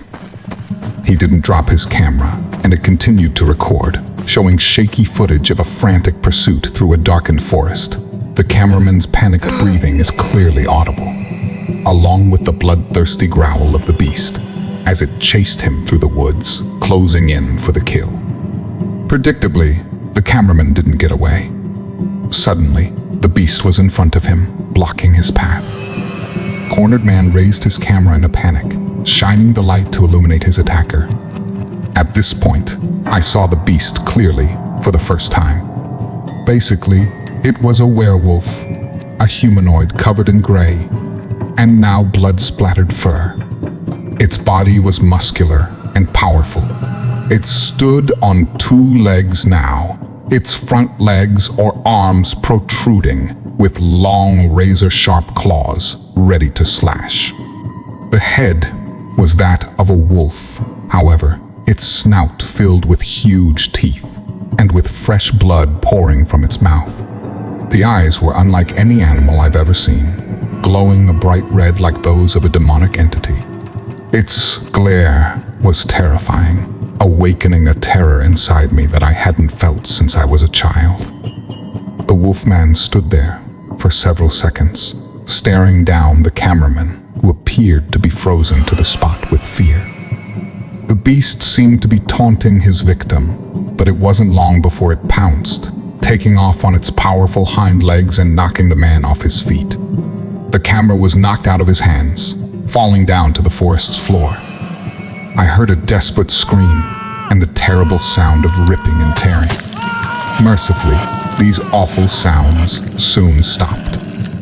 There followed a moment of relative calm, with the camera showing nothing but leaf-covered foliage and the trees beyond. I hoped this was the end of it, noticing how there was only 30 seconds left to play on the video. But of course, there was one last twist to play. Suddenly, the wolf's hideous face appeared on screen as it snarled into the camera, making me literally jump out of my chair. The horrifying beast remained on screen for more than 10 seconds, snarling viciously, with its long snout brushing against the camera lens, its jaws dripping with dark blood, and red eyes glaring with menacing intent.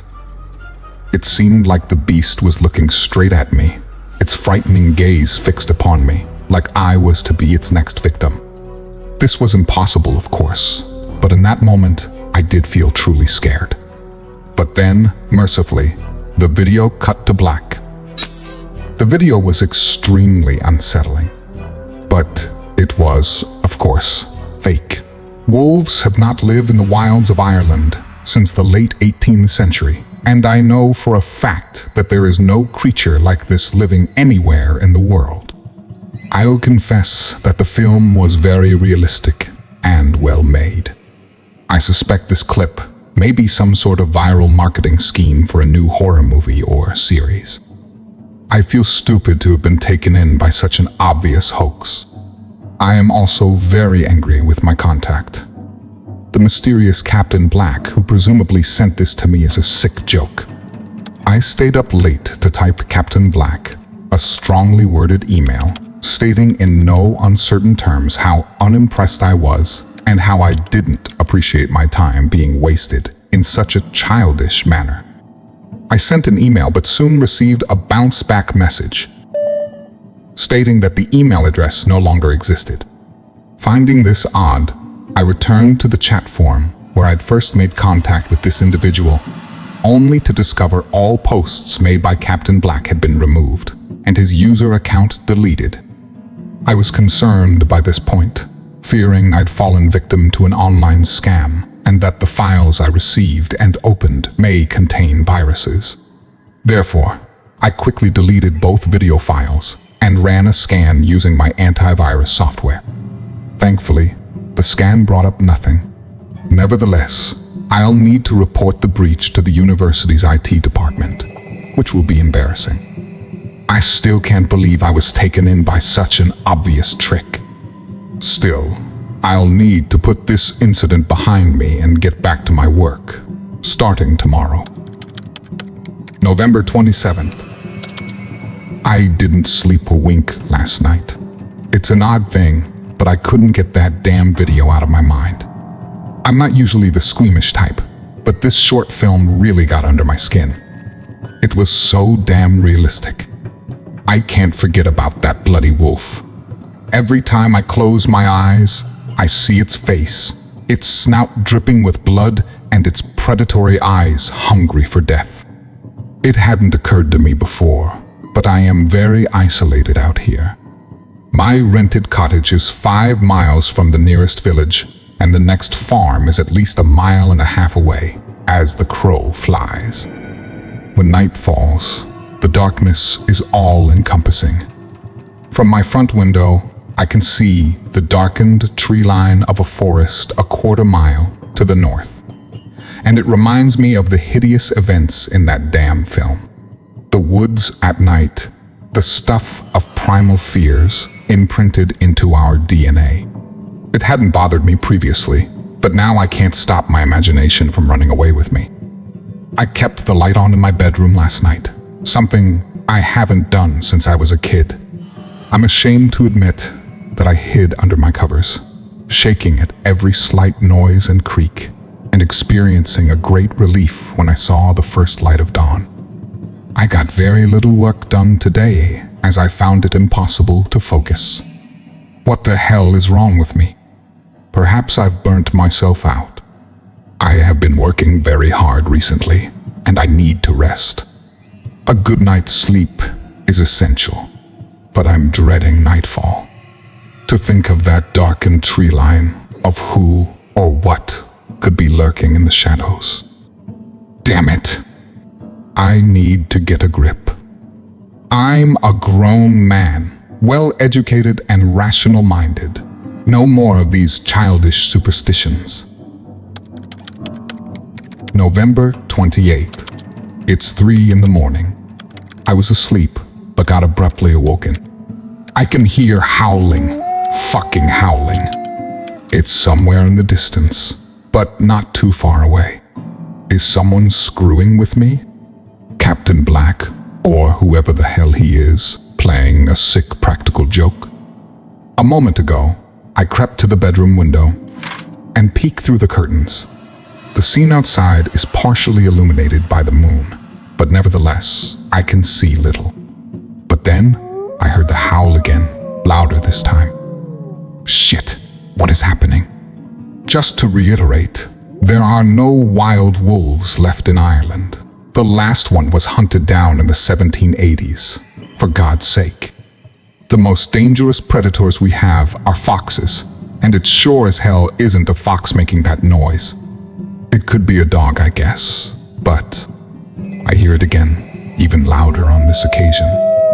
This is ridiculous. Obviously, someone is playing an elaborate prank on me. Bored locals with nothing better to do with their time, but I won't rise to the bait. I've decided to put my earplugs in, ignore the god-awful din, and try to get some sleep. Hopefully, the pranksters will get the message and leave me alone. Fingers crossed. Everything will get back to normal tomorrow. I awoke after dawn with my earplugs still in, having at least managed to get a few hours sleep. I did experience disturbing and vivid nightmares. However, from images of that dreadful film of men being torn limb from limb. Nevertheless, I felt pleased with myself, thinking I had gotten the better of the pranksters. That was until I came downstairs and opened the front door. There was a terrible smell. You see, something similar to rotting meat. I caught a whiff of it when I came downstairs and realized the stench was coming from outside. What I discovered on the other side of the door was a revolting sight. A pile of raw flesh and offal, intestines, assorted internal organs, and God knows what else. These were the innards of at least one animal, and probably more than one. I retched at the sight, and the awful stench filled up my nostrils. Acidic bile forced its way up my throat, and I was physically sick all over the doorstep. When I regained my senses, I soon determined that the bloody pile of organs had been purposefully placed right outside of my door. Beyond the gross display lay a series of bloody paw prints. Big ones, heading back towards the woods to the north. This has gone too far. I tried to ignore the miscreants in the hope they would get bored and move on. But this latest stunt crossed the line, leaving me with no choice but to notify the authorities. Not that it's done me much good. I did phone the police this morning, but they were very unhelpful, and I got the distinct impression they didn't believe me, particularly when I described the howling noises emanating from the forest and the gory present left on my doorstep. It was left that they would send someone out when available would send. They told me that it was likely a fox. I scoffed at the suggestion and insisted they send out an officer to investigate. The dispatcher was evasive, however, stating that the nearest station was 45 minutes away from my location, and the force is stretched thin with enforcing COVID restrictions. I waited hours, but eventually could not bear the stench in sight any longer, and so I used a spade from the garden shed to scoop up the guts before burying the remains in the back garden. I felt better when this was done. Perhaps I was overreacting. Still, as the day goes on, I feel increasingly anxious about the prospect of spending another night here. I'm still convinced this is a hoax. But what I can't understand is the connection between the video I received and whatever is occurring outside my rented cottage after dark. Surely it can't all be a coincidence, can it? There was little chance of me getting any serious work done today, and so, against my better judgment, I began to research the topic of Irish werewolves. What I discovered was disconcerting. My web search brought me to a site recording the history of Ossory, a medieval Gaelic kingdom which existed from the 1st century AD, right up until the Norman invasion of Ireland during the 12th century. The territory of this ancient kingdom included County Kilkenny and parts of County Lowa. Basically, this meant my little holiday cottage was right in the middle of what had once been Ossory. Being a history student, I already had some knowledge of the ancient Gaelic kingdoms, even though this wasn't my area of specialism. What I didn't know about, however, was the legend of the werewolves of Ossory. As I've previously stated, wolves are long since extinct in Ireland. But the island was once plagued by roving packs, and they were a serious enough threat that the Irish wolfhound was bred to hunt them. Wolf attacks on isolated farms and livestock continued at least up until the 1700s. Added to the mix were the Fianna warriors, ferocious mercenaries who roamed the countryside whilst wearing wolf skins and sporting lupine hairstyles. The legends of this era likely originated from these tales and became confused over the centuries. Nevertheless, there were numerous accounts of the Ossory werewolves throughout the Middle Ages in Irish, English, and Norse works. One story in particular captured my attention, however, sending a cold chill down my spine when I read it. The story was allegedly told by a priest who had been traveling from Ulster in the north to Waterford on Ireland's southern coast, sometime during the 9th century. One night, he was traveling alone through a darkened forest within the borders of Ossory and encountered a hideous creature, half man and half wolf. The monster stood on 2 legs, blocking his path through the wood. To the priest's surprise, the creature spoke to him in the Gaelic tongue, describing how he'd once been a man, but had committed heinous crimes against the innocent. As a punishment, he was cursed by a warlock chieftain and magically transformed into his current state, part man, part beast.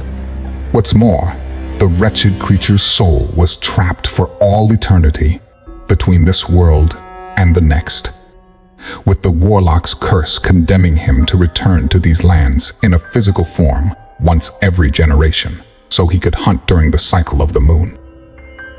Having told his story, the beast is said to have advanced upon the priest with its claws unsheathed, determined to make him his latest victim.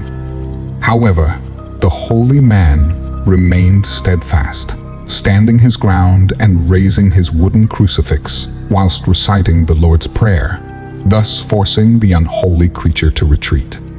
As I dug deeper, I discovered websites run by so-called cryptozoologists and demonologists. These people claim to have traced the history of this legendary beast, pointing to numerous stories recorded over the course of centuries. Tales of unidentified creatures roaming the lands, slaughtered livestock, and unexplained disappearances of both children and adults.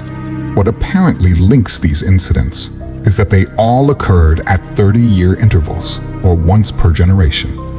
And the most recent incident that these online sleuths had linked to the legend was the mysterious disappearance of the Republican paramilitaries in this area in late 1990, almost exactly 30 years to this day. I felt a sickness rising from the pit of my stomach when I finished reading the last line. For a fleeting moment, I wondered if there could be some truth to this legend, given all I'd heard and seen over the past 36 hours. Had my watching of that lost video unleashed an ancient curse, making me the target of this supernatural beast? For a while, I actually feared this was the case, and I did consider packing up my car and getting the hell out of here. Luckily, I've had a few hours now to think things over and regain my senses. I am an academic, a man of logic and scientific reasoning. It's ridiculous for me to even consider such superstitious nonsense. Yes, there have been incidents, and on the surface, they do appear to be linked to this local legend. But this means nothing. Clearly, the pranksters are aware of the werewolf legend and have concocted this elaborate hoax to scare me. Granted, it's a lot of work to go to, but I guess there's little else to keep the locals occupied during the times of lockdown. November 29th. In any event, I still have a week's lease left on this cottage and have no intention of being driven out on account of such childish antics. I'm going to put an end to this nonsense, one way or another. It's 3 a.m. and they've started up again. The howling is louder even than last night. A few minutes ago, I looked out my bedroom window, noting the clear night sky and bright moonlight. I spotted a figure moving amongst the trees, a dark shadow, but it was definitely somebody. I have considered ringing the police, but they were less than helpful last time. Besides, by the time they get here, the pranksters will likely be long gone. I am going out to confront them. I'll take the shovel to defend myself with, and will use the torch function on my phone. With any luck, I'll catch one of the bastards red-handed. Heavy breathing, broken speech. My God in heaven, it's real. The beast is real. I was marching towards the tree line and saw it coming at me, running on 4 legs. It all happened so fast. It jumped me, slashing with its claws somehow. I managed to strike out with the shovel, and I hit the creature, buying myself some time. I don't know how, but I made it back to the cottage, slamming and locking the front door behind me. I can't believe this is happening. Am I dreaming? Jesus, I'm bleeding. The fucker slashed my chest from nipple to nipple. What will I do?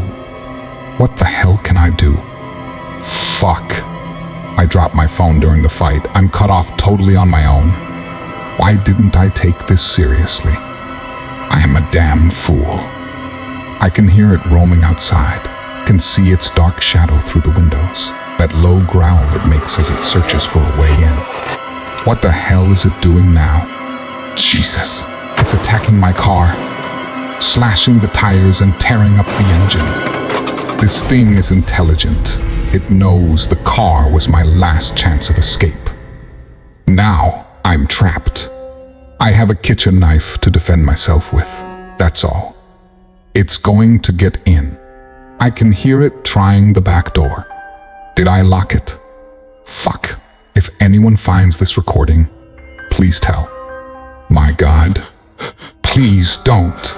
Sounds of a violent struggle, screaming, ripping, and tearing, an animalistic growl.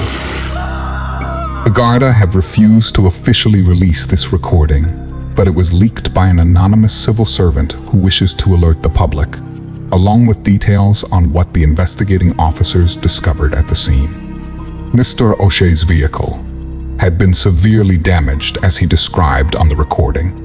There was evidence of a forced entry at the rear entrance of the cottage and of a struggle in the kitchen. There were also dried blood stains found on the kitchen floor, but no body and no signs of Mr. O'Shea. He is still officially listed as missing. Experts brought in say the scene is consistent with an animal attack. But of course, there are no predators native to Ireland that can take down a fully grown adult male. So, why have we shared the story on this forum? This is a warning.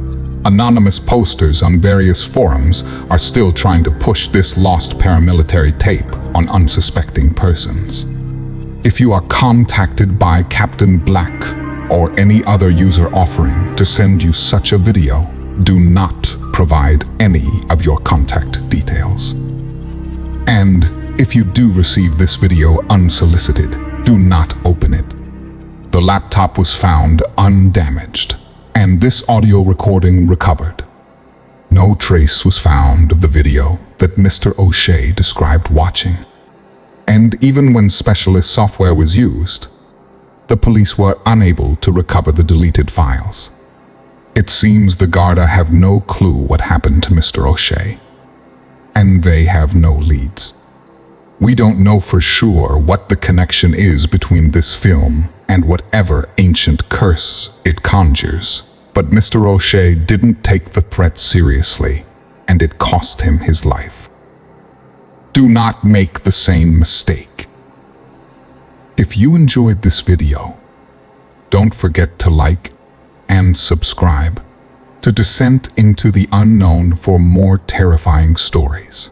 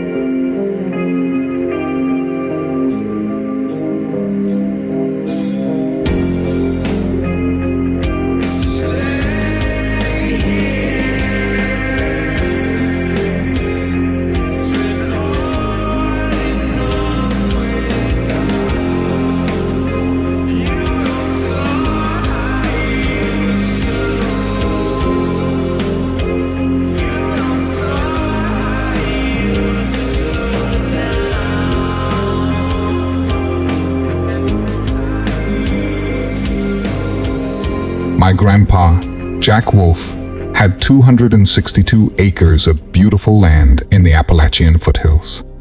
It was rolling land with streams, creeks, pines, hollows, and bottomland backed up to a river known as the Devil's Elbow. Grandpa Jack was a big 6'4", no-nonsense Marine who served in World War II. His family was from Germany, and he was none too happy about the Germans trying to take over the world.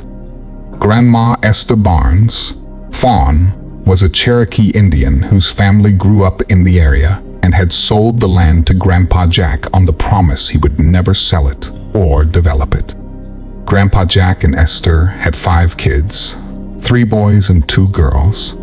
Before he passed, he deeded each child 50 acres, and Grandma Esther would keep the home place on the remaining acreage running along the main road. She deeded some 1-acre lots for her grandkids to build houses.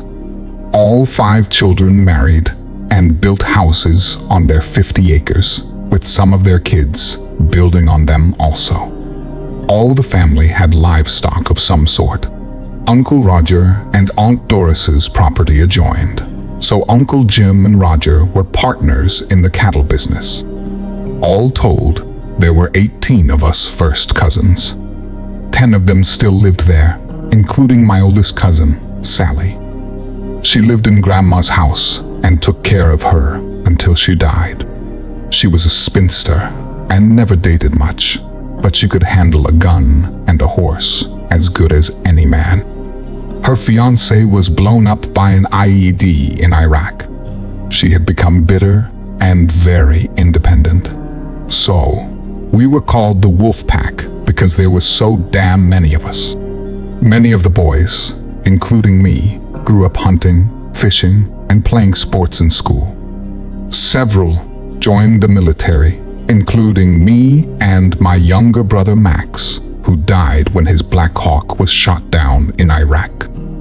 I remember how Grandpa Jack never talked much about World War II until about a year before his death. My dad, Charles, Grandpa's second oldest, served 20 years as a Huey pilot and was in Vietnam.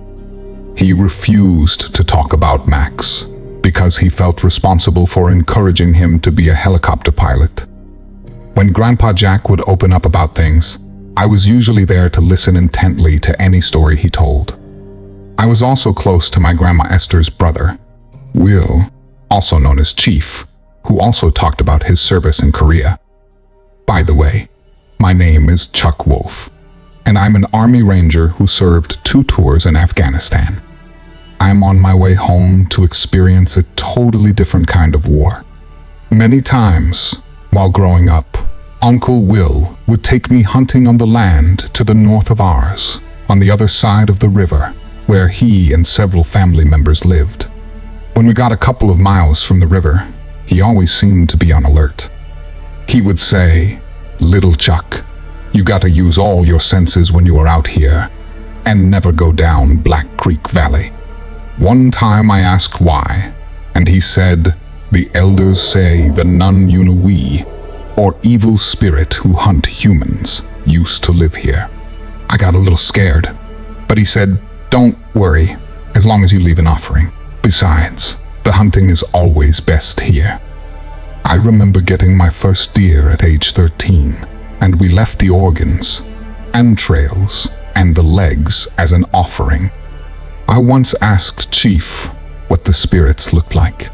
He said that people who saw them didn't like to discuss it, but they came out at night and moved very fast. While I was away on my second tour in Afghanistan, several major events occurred. My Uncle Will passed away. My cousin Tim went to prison for dealing drugs, and my little brother Max was killed in action when his helicopter was shot down in Iraq. There was also a big drought and a huge fire that started from a lightning strike that burned about half the land north of the river. Some of my Grandma Esther's family's homes were destroyed, and Chief had died from a heart attack while fighting the fire. All this hit me really hard, because Grandpa Jack passed not long after I graduated Ranger School, and Grandma Esther passed during my first deployment. When I had about 2 months left in my deployment, I decided to request the remainder of my leave and call the Army quits. Hell, I had seen enough death and violence for one lifetime. So 2 months later, I was home, breathing that fresh mountain air. But at some point, I would need to drive up to Fort Bragg and finish out processing for my discharge. During the flight home, all I could think about was Max and my little boy, Jackie. My wife Jeannie and I had divorced because she couldn't handle being married to an Army Ranger. I was met at the airport by my favorite cousin, Tommy, who was about 2 years older than me. His dad was my oldest uncle, Daniel, who was a Navy veteran and EOD expert who now raises chickens. Tommy seemed genuinely glad to see me, but he also seemed a bit preoccupied. I was concerned about my mom, who was suffering from breast cancer, but he said she was okay. Then it occurred to me that Tommy was a big-time hunting guide in Alaska, and I asked why he was home. He said, "Well, some things have changed." When I asked what, he said, "Jump in and I'll explain on the way." I asked how Tim was doing, and he took a deep breath and said, "He's out, and Dad gave him a job." Before I could say what the hell, he was shaking his head.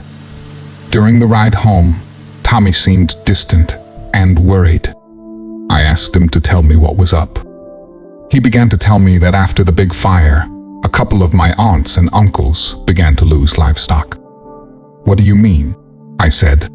"Is Uncle Dan losing some chickens?" He said, "Yes, many. Aunt Doris, Uncle Jim, Uncle Roger have lost several head of cattle, and Uncle Greg has lost a foal and a pony." I immediately said, "What the hell? It must be a pack of coyotes or bears, and we'll go hunt those bastards down."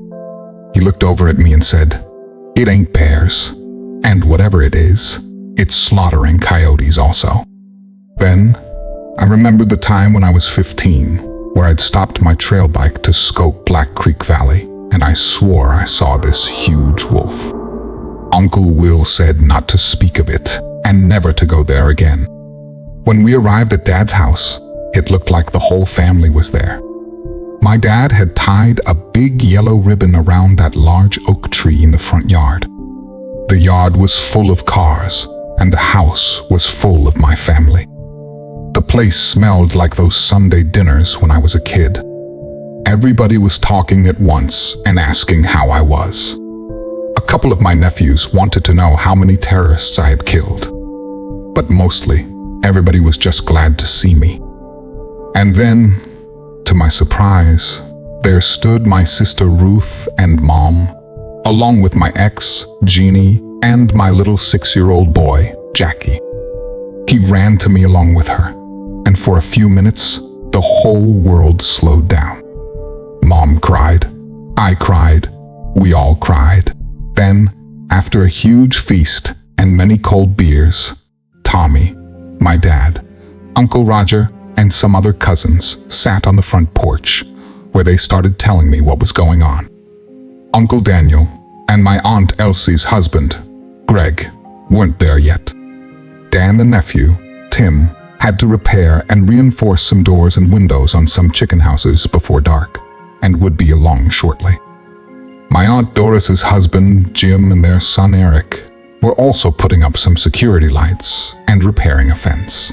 Uncle Greg, the computer engineer, and his son Bobby were installing some huge motion sensor lights and alarms around the horse barns and were also coming.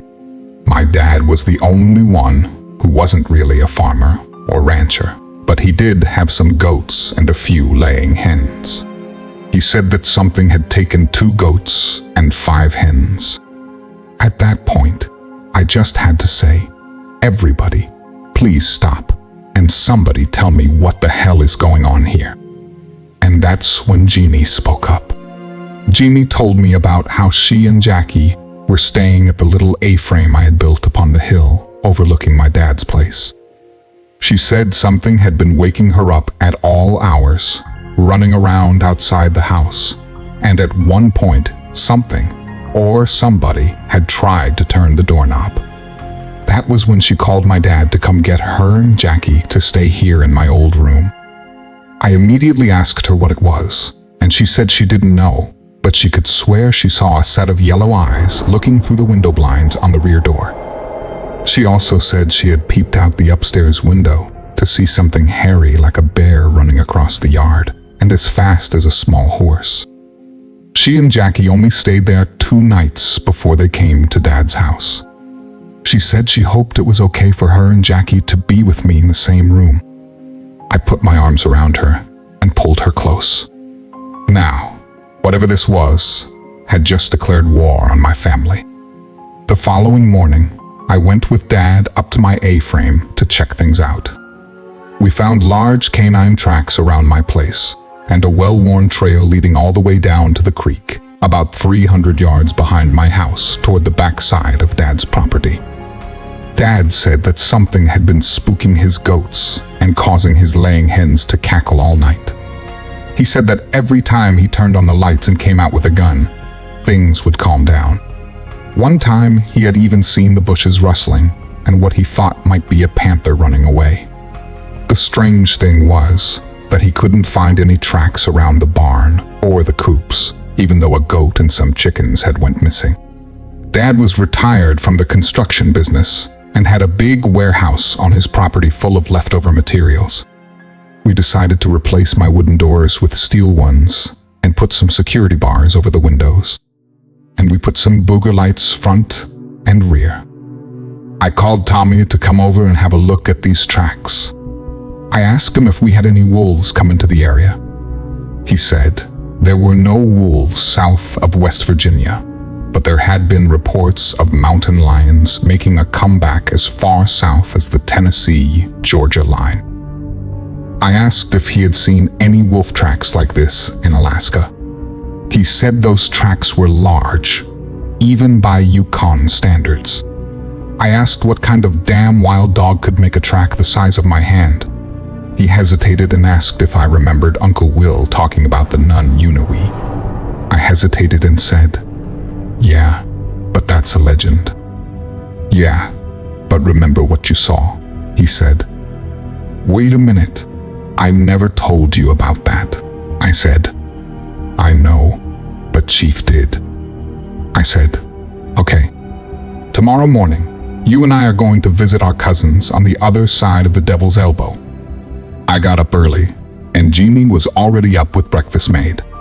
I asked, what was the occasion? She simply replied, "Us. I thought you wanted to be a big city girl and couldn't handle being married to a soldier." She smiled and said, "You know, there are predators in the city also." I nodded and said we would talk more later and had to go. Tommy arrived, and we were off in his F-250 monster truck to visit Little Thunder, my Uncle Will's son. He got that name due to continually dragging the muffler off his dad's old truck on logging roads. After crossing the old covered bridge over the river, a lot of memories started coming back to me. It was as if nothing had changed in the 8 years since I had last been here. Then we rounded that long, winding curve by the cornfields, and it looked like a totally different place. Everything was scorched. No crops, and very few trees. Familiar houses were gone, and FEMA mobile homes sat where my grandma's people used to. They no longer had livestock, not one pig or cow, not even a chicken. As we rolled up in the yard of this one trailer, I knew we were at Toby Thunder's house because there were 2 old vehicles up on blocks. Before we could turn off the car or open the door, here came Toby out the door, barefoot with jeans and that old sleeveless denim jacket with all the feathers and beads. He ran out saying, "Osio Ozda Datsalihi. Hello. Welcome, cousins. We have to hurry. The elders are waiting on us." Before I could say, "I didn't call anybody," Tommy was also saying, "How did you know we were coming?" He said, "The elders have been saying a great hunter and a great warrior will come." So, we began the bumpy ride up the old trail to the lodge. With no trees or vegetation to prevent erosion, the road was bumpy and washed out. It reminded me of some of the bombed-out shitholes over in the sandbox.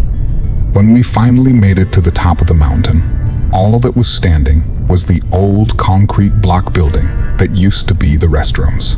They were using it as the lodge, with a porta-potty outside. Toby led us into the entrance, and there sat the remaining 7 oldest of my grandma's people. The eldest was my mom's first cousin, Jake Barnes, nickname Standing Bear. He stood and loudly announced, "Welcome, great hunter and warrior. The fathers said you would come. Please sit." By now, Tommy and I are scratching our heads with an obvious what the fuck look on our faces. "Close the door, Little Thunder, and sit with us also," Jake said. Standing Bear was my Grandma Esther's first cousin from her youngest Uncle Ben. He began telling us that the Great Fire had destroyed many resources and game in our area, and now our animals, and even we, had become a food source for the Oolonga, Doglala, Long Dog, with knife teeth. And because the Kekle Kudle, Sasquatch, had also left, the wolves no longer feared anything. He said that we must make a plan to hunt them where they live, but first we must lure them into the open so we can attack them. We will need the wolf pack to fight these giant wolves, just as Big Jack and the Cree Men once did. You must go see the Old One, who knows them the best. Then Standing Bear stood and announced that it was time for the elders to lock themselves into chant and pray all night to the Great Spirits. He directed Toby to take us to meet our spirit guide. My mind was racing with disbelief. I noticed how Tommy sat there, nodding his head in agreement with everything. I started rattling off questions like, how big are they? How many are there? Do they hunt alone or in groups? Do they live in caves? And just how freaking big do they get? Tommy told me to chill out and we would get answers. Toby laughed and said his dad always said that Tommy was more Cherokee than him when it came to this great spirit stuff. Standing Bear had said, "The old one will tell you what to do." I'm thinking, what old one? And is this Big Jack, my Grandpa Jack? As we drove out, Toby told us that the Department of Game and Fish had several game wardens in the area due to reports and complaints about these wolves, and that one of the officers was missing, and a search was on. I asked Toby if he knew anybody that had seen or maybe killed one of these things. He said, "Maybe. Turn left at the bottom of the trail. We're going to see old White Feather."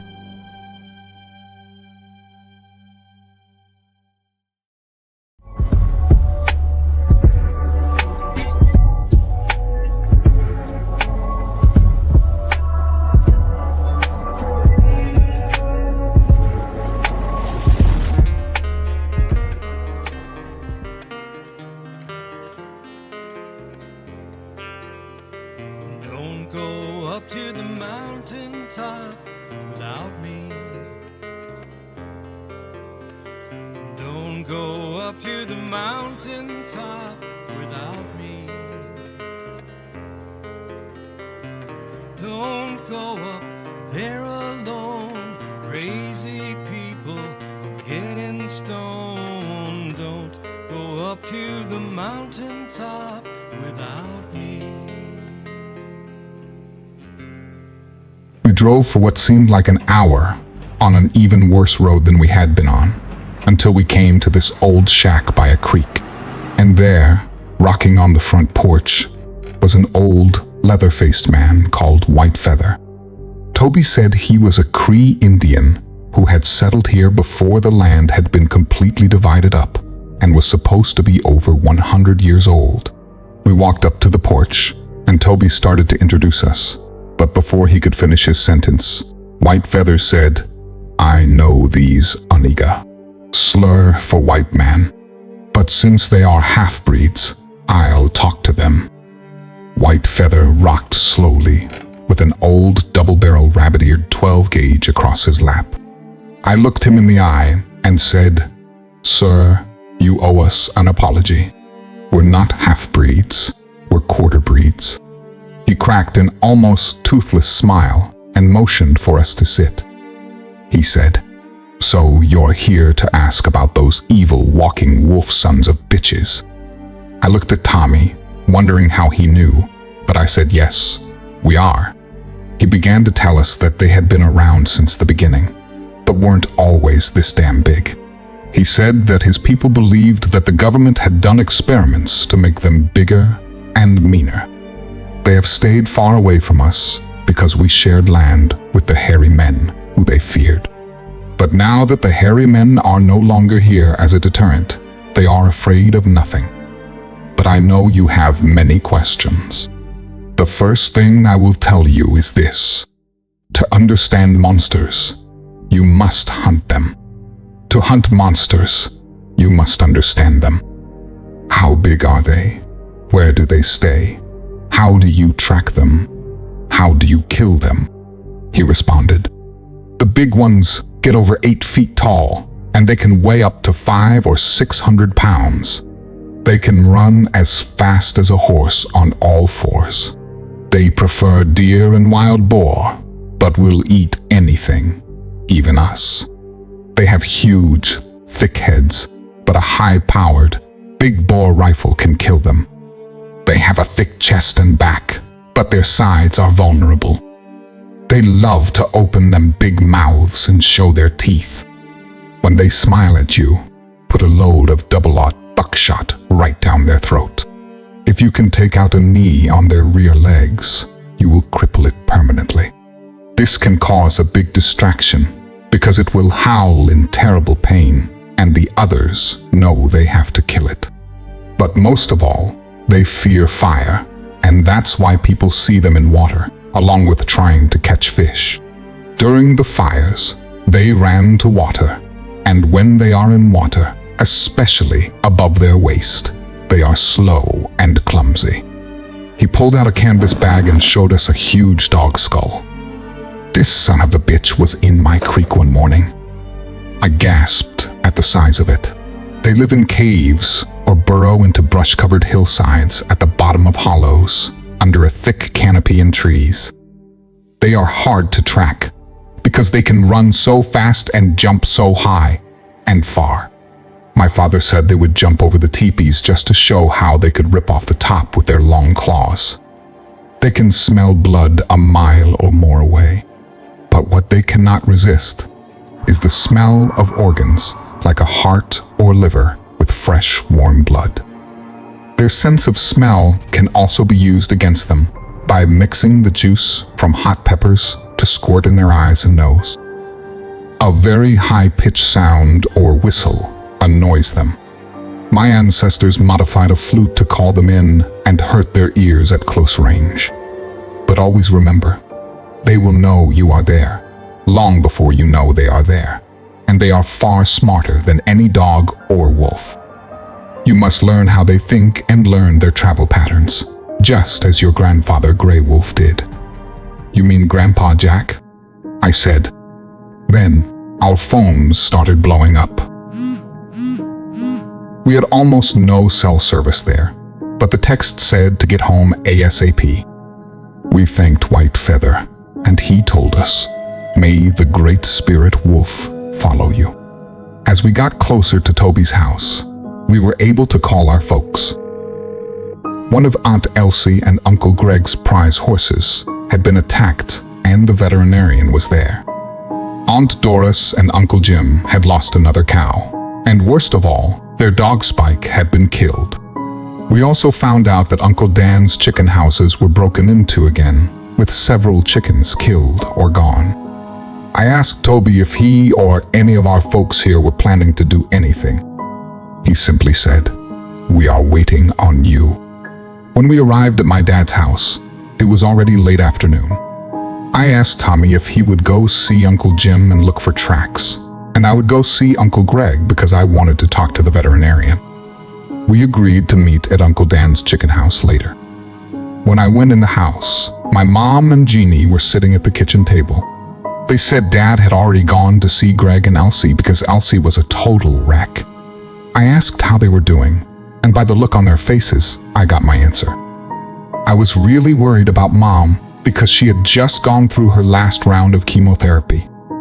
I gave Jackie a big hug and asked him to show me what he was drawing. He was drawing a picture of my younger brother Max, flying his helicopter. I was really surprised because Jackie was barely 4 years old when Max died. I asked Jeannie if she would ride up to the A-frame with me, and she reluctantly agreed. When we rolled up, she instantly noticed the new doors and bars on the windows. She said, "Why are we here?" I told her I was getting my AR-10 and my .45 from the safe and going to see Uncle Greg. This was the first time we had been alone outside of Mom and Dad's house. She came close and we kissed.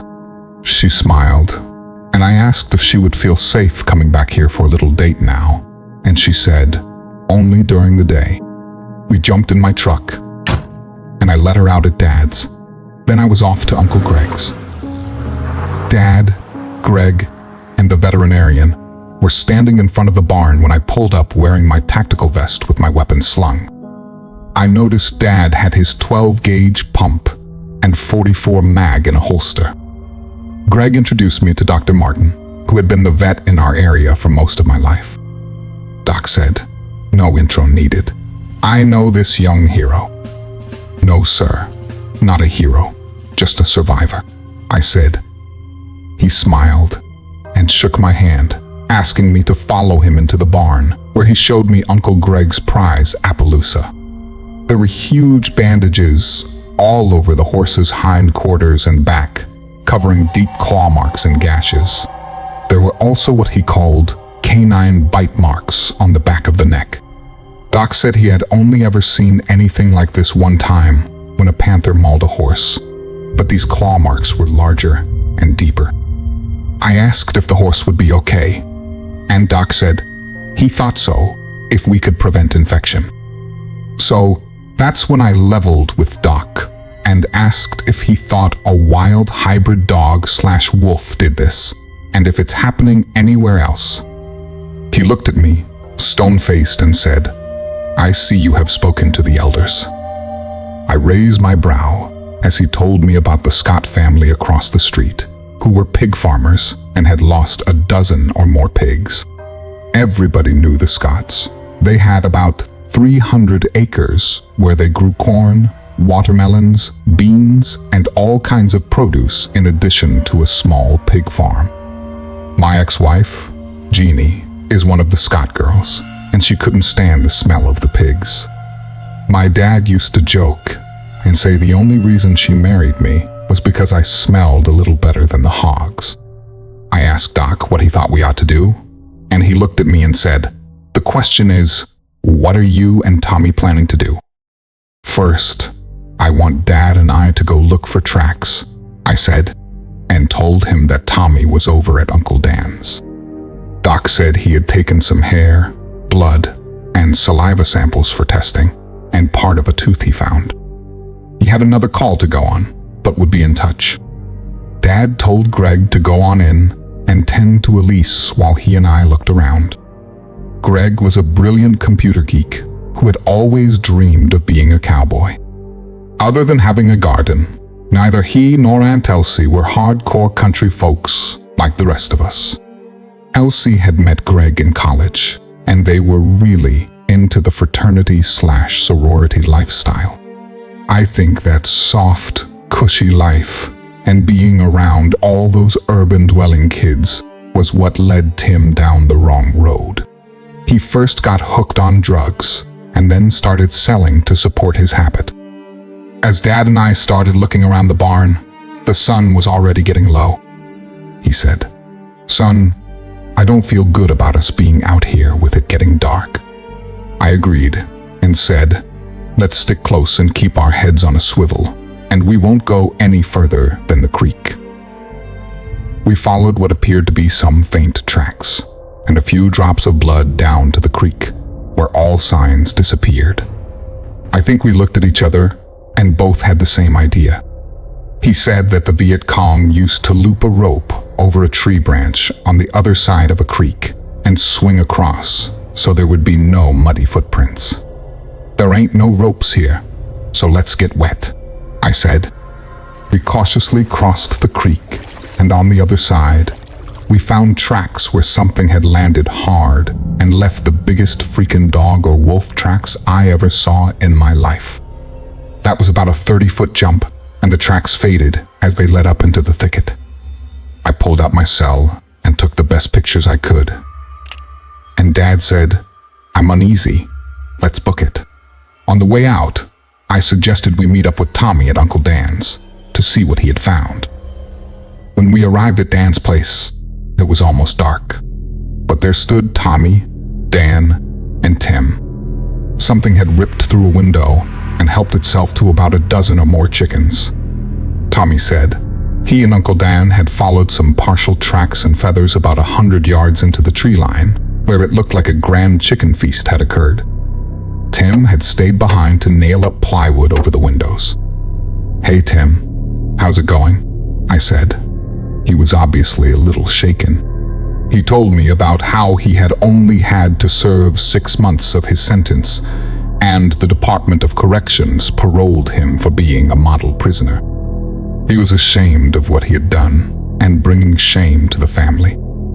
I told him that if it wasn't for second chances, none of us would be here. He smiled and gave me a big hug. I think he thought I had judged or condemned him. I asked Dad if he was still current with his pilot's license, and he said yes. I suggested we rent that old Cub he used to take Max and I up in. "What's on your mind?" he said. "Recon," I said, and we agreed to head out to the airport first thing in the morning. That night, Mom, Dad, Jeannie, and I spent some good time talking while Jackie played. Mom said she felt so much better with me home, along with Jackie and Jeannie in the house. I asked if the cancer was in remission, and she said we would know tomorrow. She asked how Jeannie and I were doing, and I told her that we were happy to be sharing time together with Jackie. She looked over at Jeannie and reminded her that she was always like another daughter to her. They hugged and began to chat because Jeannie would drive Mom to her doctor appointment tomorrow, and Jackie would spend the day with Jeannie's parents across the road. I said, "Dad, tomorrow the pack starts getting ready for a hunt." That's when the phone rang, and Sheriff Wills told Dad they had found the mangled body of the missing game warden. He said that an SAR unit was dispatched from Fort Bragg, and they had found the body about halfway down Black Creek Valley. I told Dad I would be calling a friend at Fort Bragg tomorrow. Dad and I arrived at the small county airport at 0800 hours, and there stood old Marvin, the airport manager and owner of a few aircraft stationed there. Marvin gave me a hug and said, "Welcome home." I hadn't seen him since Max's funeral, and he seemed so happy to see us. We briefly chatted about what had been going on, and he said he had initially participated in the air search until all civil aviation aircraft were ordered out of the area by the FAA. He said that 2 Black Hawks and a Chinook had landed here for fuel, and all they would say is that they were asked by the suits to participate in the search. Marvin said he bet the suits were some damn alphabet agency with a secret agenda. "Anyways, you boys flying for pleasure or business?" he said. "A little of both," I said, as he noticed we were both carrying sidearms, and I had a rifle case slung over my shoulder. He then reminded us that discharging a firearm from a civil aviation aircraft was a violation of federal law without the proper permits, and smiled. We both nodded, and he handed us the key. After a quick pre-flight, we were airborne. I always loved flying low and slow over these hills and streams, but the fire had devastated the beautiful scenery. Dad was pilot in command, and I held a topo map in my lap. We rolled in over our family land and made our way from Uncle Greg's over to Dan and Roger's place. Dad had that cub slowed to where the stall warning would occasionally squeak. "Dad, take us over that power line right of way that cuts across Dan and Roger's grazing land," I said. We followed that right of way across the river to where it made a slight turn, skirting Black Creek Valley. "Well, I'll be damned. That right of way dodges Black Creek," Dad said. I agreed, and said that it should have at least cut right through the upper 1/3 of it. I asked if he could take us down low and slow, and fly us NOE back toward the river. We were both trying to look for any clue we could see, when there it was, plain as day, a pile of animal carcasses just before the river. I asked Dad to circle around it as low as possible while I took some bearings, when Dad shouted, Look at that son of a bitch." In the tree line, standing on its hind legs about 50 or 60 feet from the bone pile, was the biggest, blackest dog/wolf I had ever seen. It had to be about 7 or 8 feet tall. I asked him to widen our orbit just long enough for me to aim my rifle.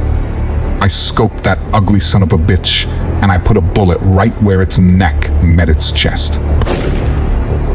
It fell instantly, without a sound.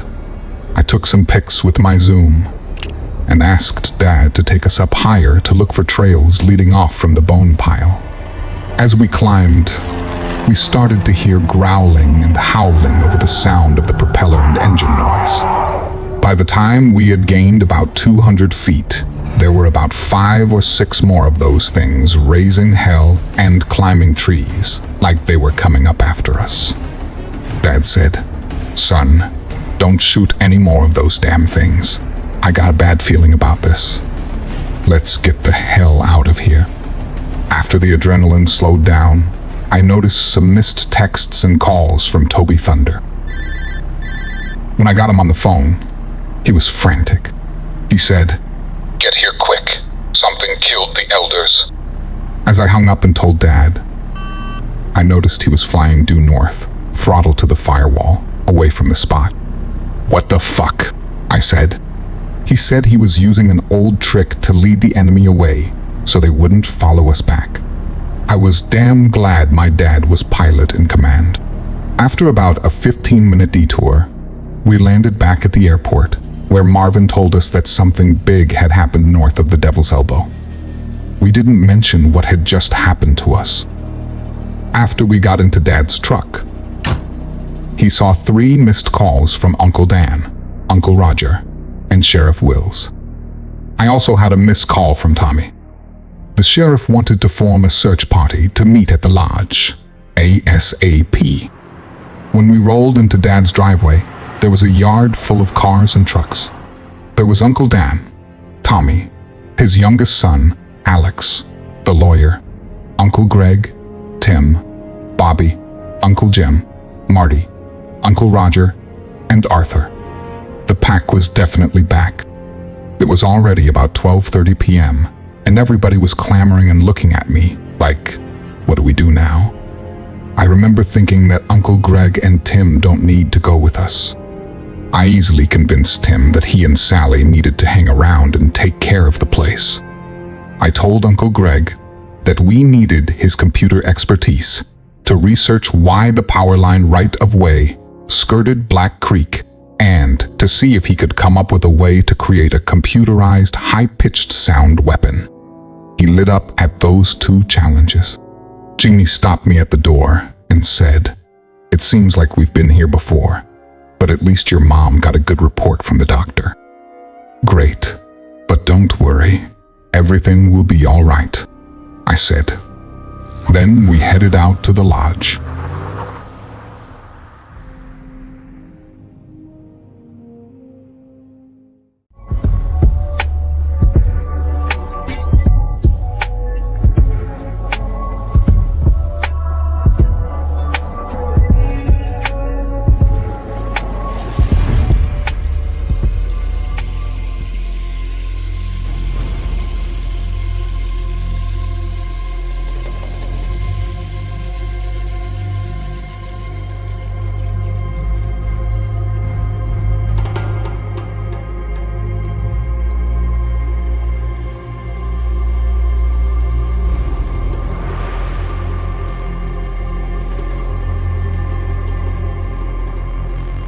I asked Tommy if he would drive, and I wanted Bobby, who had been an Army MP, and Alex to ride with us, because I felt we might meet a lawyer who was also a hell of a hunter. I briefed them on everything that had happened over the last couple of days, and neither one believed me. Tommy was stone cold silent while I explained it again. I got on the phone with my former top sergeant, Clinton Beck, at Fort Bragg. I asked him if he could step out and get on a secure line. He called me back on his cell using an encrypted phone app. I told him about everything that had happened, and he said, "You are about to step in shit."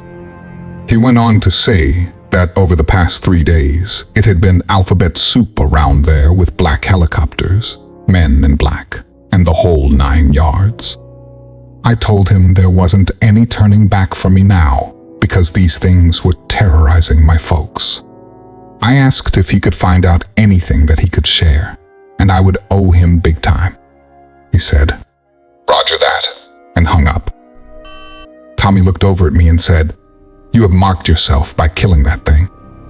Before I could speak, he told us about the Alaskan legends of those who kill the skinwalker and bring a curse on them. This was a fucking big hybrid dog/wolf, not some damn supernatural legend, I said. He said that these creatures exist in Alaska also, and once they have your scent, they can find you. As we rolled up to the lodge, there was a state helicopter overhead. The sheriff and some other elders met us. I asked where Toby was, and they said he was leading one of the search teams. Sheriff Carl Wills and my dad were good friends. My dad said, "Carl, give it to us straight." He said that sometime past midnight, something or several somethings had torn through the lodge like a whirlwind. and only one elder was alive. It was Ed Hill, and he wasn't doing so well due to massive blood loss. The sheriff showed us claw marks and huge canine tracks all around the lodge, and drag marks mixed with blood and mud. Just as he asked if we could divide into 2 teams, gunfire erupted, followed by distant screams. We got a bearing on where it came from, and I suggested we split up and flank that trail. The sheriff got on the radio with the 2 teams close to the one that made contact, telling them we were inbound and to watch out for us and not shoot. Within about a minute, the shots and screams had stopped. Toby came on the radio and said, "I got one, but I'm hurt bad." About that time, more shots rang out, and you could hear howls and screams. I started shouting at everybody to slow down and get their heads on a swivel. I also got on the radio and repeated it. We were moving along at a trot and could hear guttural sounds and men calling out for help. About that time, I caught movement in my peripheral and called out, "Contact left." Tommy knelt down and put a .450 Marlin round right into a big gray fucking monster, knocking it down. To my rear, I heard a scream, and one of the Cherokee volunteers near Cousin Bobby was on the ground with this thing slashing at him. Bobby started pumping 12-gauge slugs into it, and it leapt toward him. Tommy's .450 cracked off another round, and that wolf went down also. Something told me to look right, and here came another one charging toward me from about 60 feet. A split second before I started firing, Cousin Alex started peppering it with buckshot. It turned toward him, and I remembered what White Feather said. I put several rounds into its side where the ribs were exposed. It went down howling in pain, and I screamed at Alex to pump shots into its knees. I got on the radio and called for a medevac when Dad came on and said, "They had found Toby wounded with one dead monster." When I found Dad, he said that one of those things charged Uncle Dan, and they both started firing, but it was on top of Dan before they could think twice. Uncle Jim put a couple of .30-06 rounds into its side before putting one last round into the base of its skull. The chopper pilot came overhead and reported that those things were scattering to the east in the direction of Black Creek. He said the bodies of the elders were about 300 yards down the hill from our position. Uncle Jim was scratched up and bruised, but otherwise okay.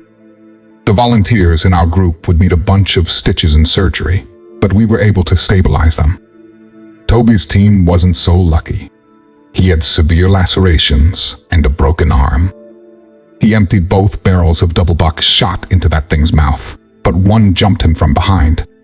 He managed to pull Uncle Bill's old .45 long Colt and get off a round, but it damn near severed his left arm. Our cousin Hawk started emptying his .30 into that thing, but it jumped on top of him and started slashing. Toby managed to get hold of the .44 one more time and put a round right up that thing's 6, causing it to scream bloody murder and run off. He said that it was about then that he heard us coming, and some of the wolves turned their attention to us. Hawk and one other man didn't make it. Toby and another man were severely wounded. They would both spend several days in the hospital. On the way back to the house, I asked Tommy, who is marked now, me for killing the first one, or him for killing 2. "I can't believe I let you talk me into putting that wounded Dogman into the back of my truck," he said. We had its mouth zip-tied, and I had cut off its claws with my tactical knife and tied its arms for transportation to Dr. Martin. What I can't believe is that the sheriff went along with my plan and allowed us out of there with it. "Hey, as long as it stays under that tarp, we're good," I said. Tommy told me that he hoped we could get that thing secured before the pack came looking for it. He had also told everybody there that they could not go home because those things had our scent. Dr. Martin had a big practice on the edge of Scottsville, with an enclosed barn. He had moved many animals out to an alternative location due to his new patient. When we arrived, several of the wolf clan had brought us fresh clothes because we were going to burn the ones we had on. We also told them not to have any contact with us. Dad, Dan, and Jim had called everybody to prepare them for a long couple of nights. They were mostly honest with their hired help and told them a watered-down version of what happened.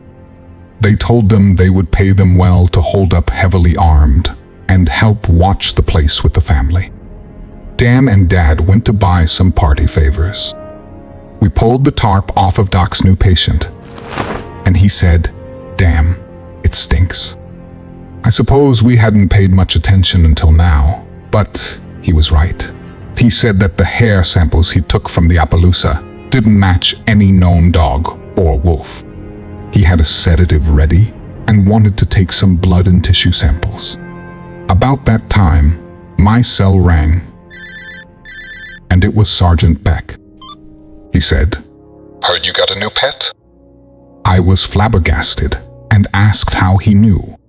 He said that our little skirmish today had made it all the way up to DC, and we would have visitors shortly.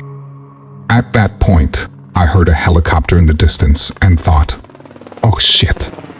An all-black Black Hawk landed in the pasture behind Doc's barn, and out came 2 men in black suits and 7 black-clad guys who looked like Delta Force. The older dude, a bald, leather-faced man in his 50s, introduced himself as Ray and said, "I take it you're holding a prisoner here." "No, sir, a patient in need of medical care," I said. He then said, "Tell me, Sergeant Wolf, how did you manage to stir up so much shit in the short time since you came home?" I explained to him that I had a lot of help from my family. He said, "Indeed. Now tell me exactly what you're up to, and we may be able to work together." "Hold up. Who are you, and under what jurisdiction do you operate?" The door opened, and in walked Sheriff Wills. "Please allow me to explain," the sheriff said. He went on to say that my plan to lure these things in with a captured one was a good plan, but he was afraid a bunch of people would die, and he had made a call. Ray then asked one of his men to bring in our guest, and in walked Uncle Greg. Ray explained that Greg used his computer skills to uncover some historical data not meant for public consumption, along with the specs for a classified harmonic weapon that can be used against these big dogs. One of his men also led Dr. Martin in and said, "The good doctor can't keep the blood samples either." I said, "Okay, what do you want, and what will it take to get rid of these things?" He went on to say that, in return for our silence, we will help you, but your story will be that this was a bunch of large, wild, feral dogs. He then turned to look at Doc Martin and asked, "What about the blood sample?" The doctor said, "Well, I don't have a DNA lab here, but I'm willing to bet there is human DNA in them."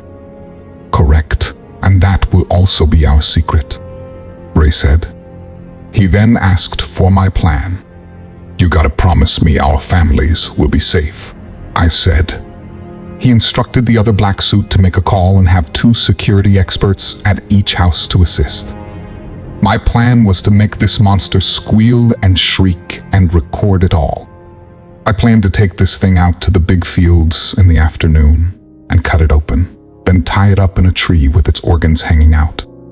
Just before sundown, I want to drag this thing back and play the recordings of it screaming and put it up on a pole in the middle of a field. My Uncle Dan is already working up some explosives to greet them. And that's where Greg came in. We were going to repurpose some carbolic mics to push out some ear-piercing sounds while hitting them with some extremely bright lights. Between my family, friends, and the tribe, we were planning to surround the field with about 50 heavily armed men. Dad would fly overhead with a bright searchlight and another carbolic mic playing the sound of them shrieking in pain in hopes they would get confused and maybe even attack a weak or wounded one. Ray looked at me and said, "Damn good plan, but what?" I said. He explained that so far, we had skirmished with only the scouts and not the strongest of the wolves. He also asked if we knew their true numbers, to which I responded, 20 or 30. He responded, 50 or 60, and about 15 of those will include the Alpha and his warriors. They are the ones that can be 9 to 10 feet tall and very hard to kill. Sergeant, I like your plan, but I don't think you are prepared for the number of casualties you will take. However, if everybody involved will sign one of these non-disclosure agreement forms, I think we can help. Ray told everybody to go home and rest. We would all meet tomorrow at 0600 hours, down the road from my Uncle Dan's in the big field. When I came home, there was Jeannie looking so good in a short, tight skirt and skimpy top. She had left Jackie with her parents. She asked if we could go up to the A-frame, and I said, sure. As soon as we locked the door behind us, it was game on. After we laid there for a while in bed, I asked if she wanted to stay here tonight. She replied, oh, hell no. Just because you just got lucky, don't mean we are spending another night up here, until I know them damn things are gone. I laughed because this was the Jeannie I remembered. Mom, my sister Ruth, and her husband Jerry were at Dad's with dinner ready. Jerry was a career cop and investigator and had taken time off to come help with our crisis. I understand you have a pest problem around here, he said. I began to fill him in on the details, but I asked him if he could please stay here and protect the family. He agreed.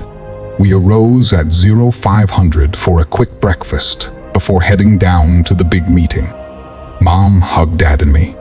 Then, Jeannie came and told me she loved me, and I better come back or she would drive her brother's 4-wheel monster truck across my grave. I smiled and said, Roger that. At the field was about 30 or more cars and trucks, along with Ray and 2 black SUVs with his men. Ray and his assistant were now in battle gear also, and stood in the back of a flatbed truck that apparently belonged to the agency and called for everyone's attention. He said that he couldn't give any specific details about these large wild hybrid dogs, but that the agency he worked for was tasked with managing them. He thanked us for coming and explained that these animals had gotten out of control and his agency needed help to eradicate them. He also explained that every single volunteer would be given 1,000 cash for 1 day's work, but must sign a non-disclosure statement under penalty of federal law.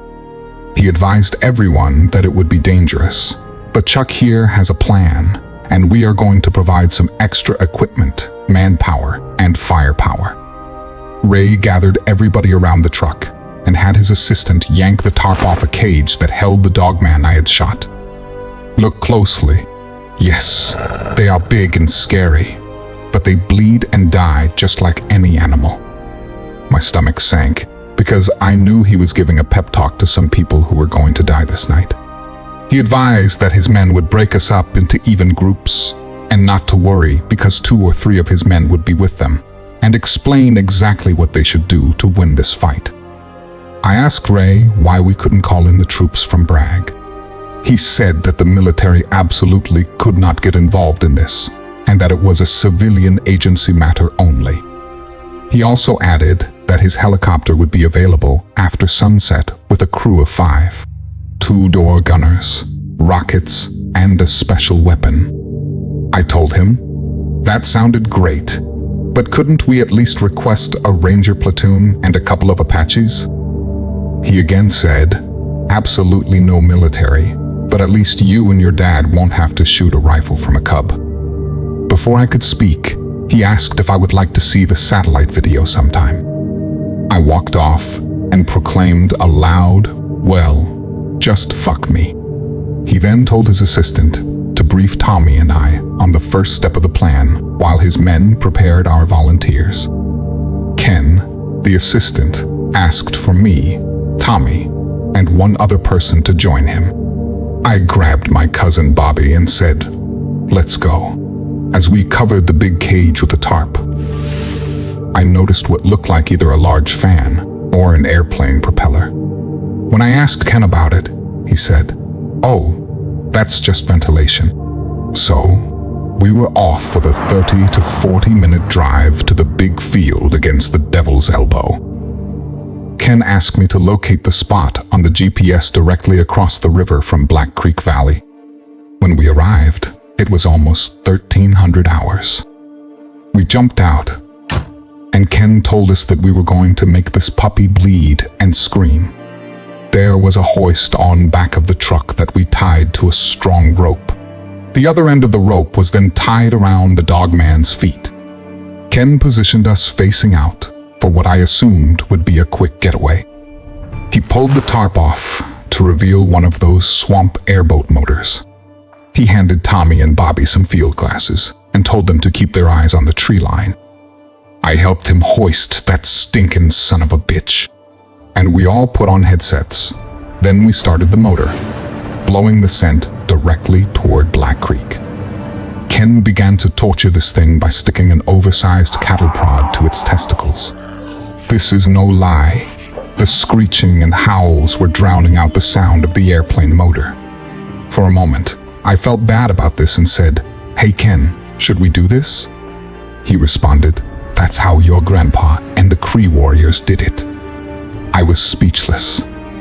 I walked over to Tommy and told him what had just transpired. He replied, "Oh, yeah, that's the legend." I shook my head and said, "Why doesn't anybody ever tell me this shit?" I said, "Listen, I have a bad feeling about all this. I'm gonna text Sergeant Beck at Bragg." I sent him an encrypted message in code saying, "Suits recruiting farmers for deadly livestock roundup. Blood moon harvest expected." I was sure he could figure out what the livestock was, and that the full moon would be up around 2000 hours. By then, it was about 4:30, and the sun was getting low. Ken called me back over and informed me that satellite imagery showed movement in Black Creek Valley, and it was time to start dragging our pet back to the target area. Tommy said he was sure he saw movement on the ridgeline above us, about a half a mile away. By the time we reached the designated area in the big field, our pet was dead, but smelling even worse. We hung him up there on a utility pole and got behind our battle lines. Ray's men had been arming, drilling, and preparing the volunteers as best they could. Uncle Dan had helped them rig explosives and claymores. I asked Ray where my dad was, and he informed me that he and one of his best snipers were in that cub and would be equipped with night vision and phosphorus flares to set those bastards on fire. I discovered that we had 5 groups of men, with about 9 or 10 in each group. There were 2 groups on each side of the big field positioned for a flanking attack. The other group with 12 was behind us in case any wolves broke through. They were divided into 2 elements at the crest of the hill, on either side of the hill crest. I asked if there was a picture or a sketch of him. Ray said that our #1 priority to win would be to take out the Alpha. "Oh, you'll know him. Black and gray, about 10 feet tall and 700 pounds, he said. I turned to notice that agency flatbed was now being fitted with twin 50s and a heavy wire mesh cover. They were positioning it at the top of the rise and putting down the outriggers. I asked where the helicopter was, and he said not to worry, it was standing by. Just then, I looked north and saw 2 aerial firefighting planes. My dad came over the radio and said, "Hey Ray, what kind of shit are they dumping?" "Oh, that's just pest control," he responded. These aircraft were dumping some kind of dust into Black Creek Valley. "What the hell?" I said. "Ray, you'll poison the water." He said the Corporation of Engineers had already dammed and diverted the Black Creek headwaters to minimize harm, and that we were going to eradicate these things and do a mop-up on the survivors. "No, You mean you're going to take some pets for further experimentation, don't you? I said.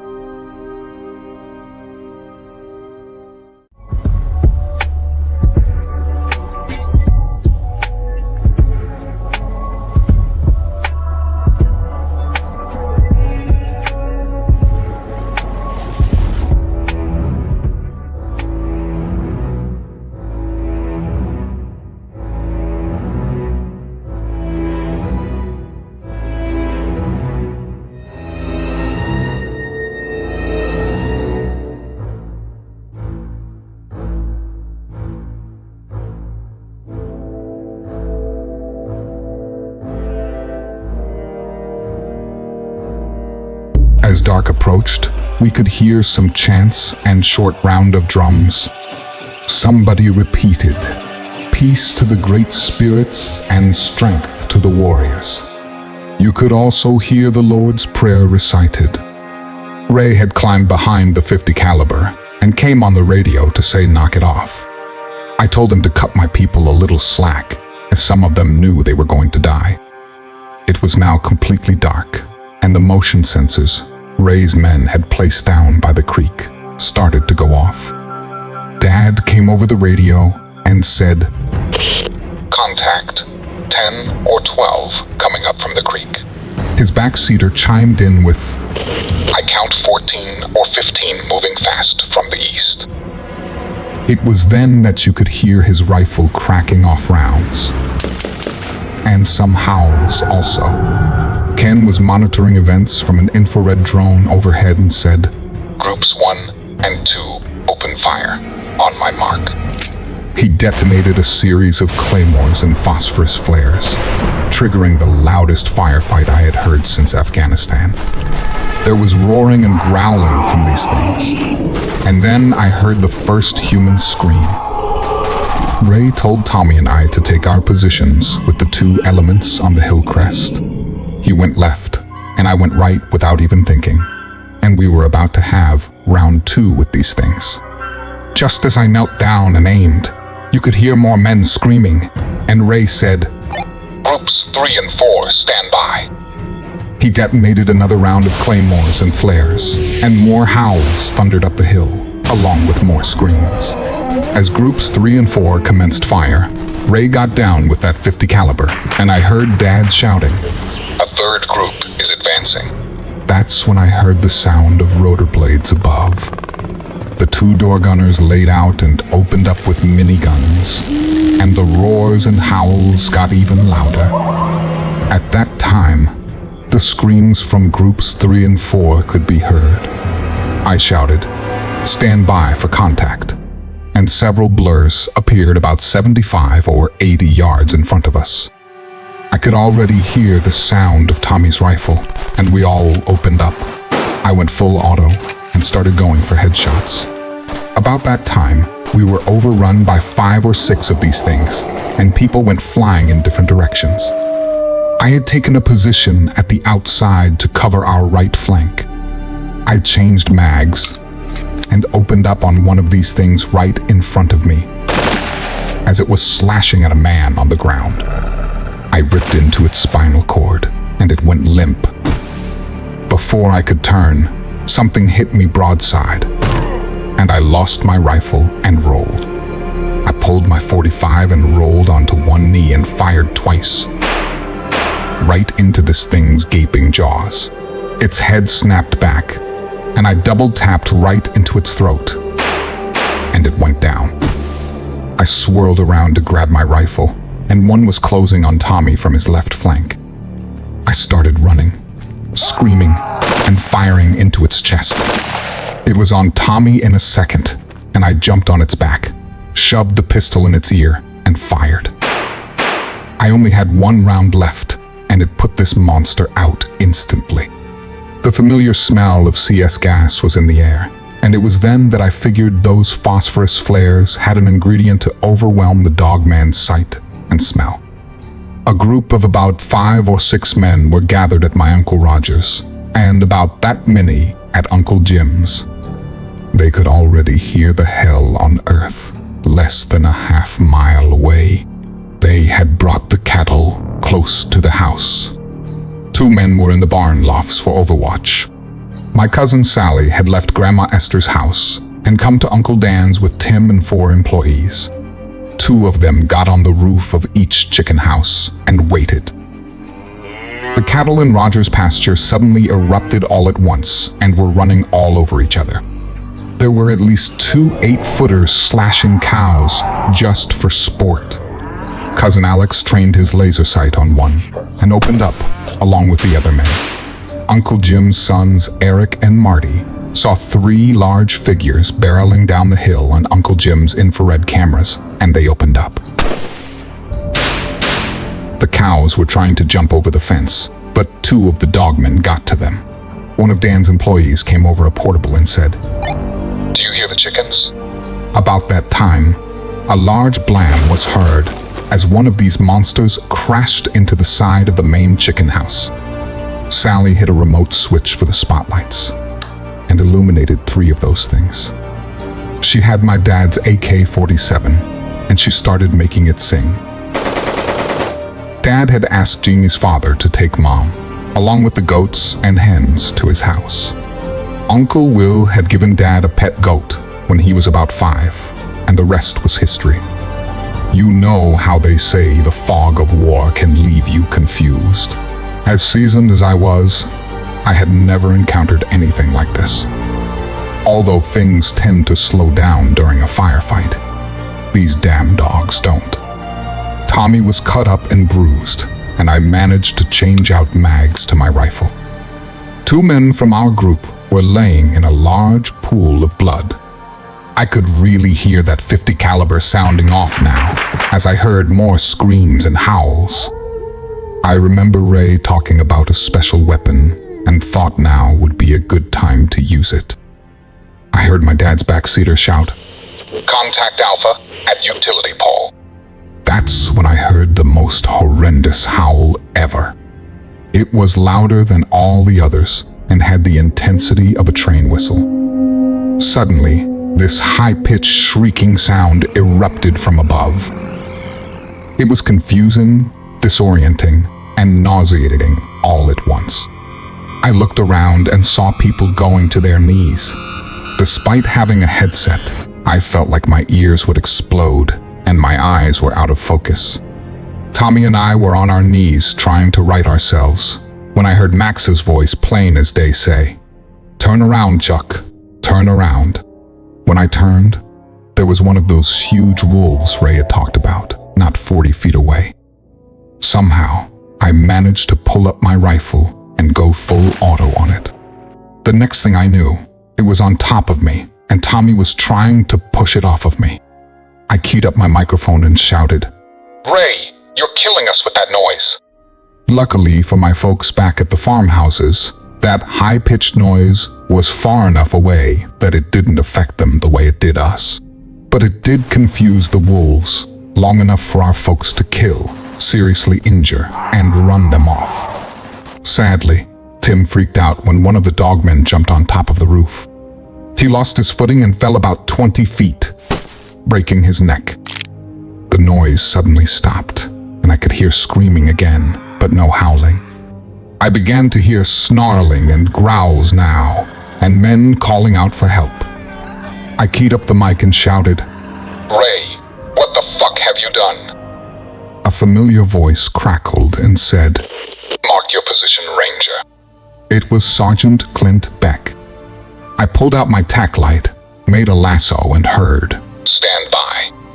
Then I saw the sweetest sight ever as 2 Apache helicopters passed overhead and 4 Black Hawks rolled into a hover.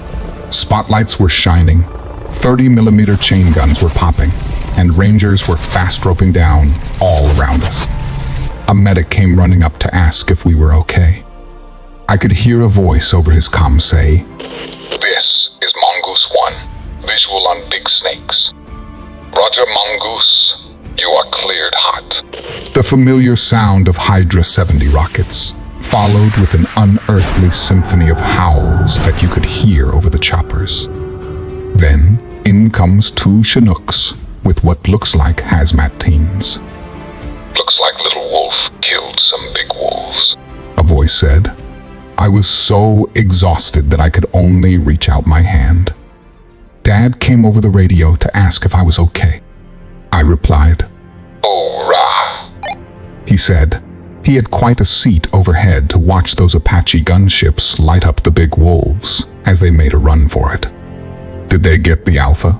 I asked. He said that somebody had already put him down before the big guns rolled in. Sarge reminded me that I was still a member of the U.S. Army and had not yet officially been discharged. I told him that the last time I thought about that was just before landing at the airport. I heard a voice say, "Outstanding job, Sergeant Wolf." I turned to see Ray all bandaged up with one arm in a sling.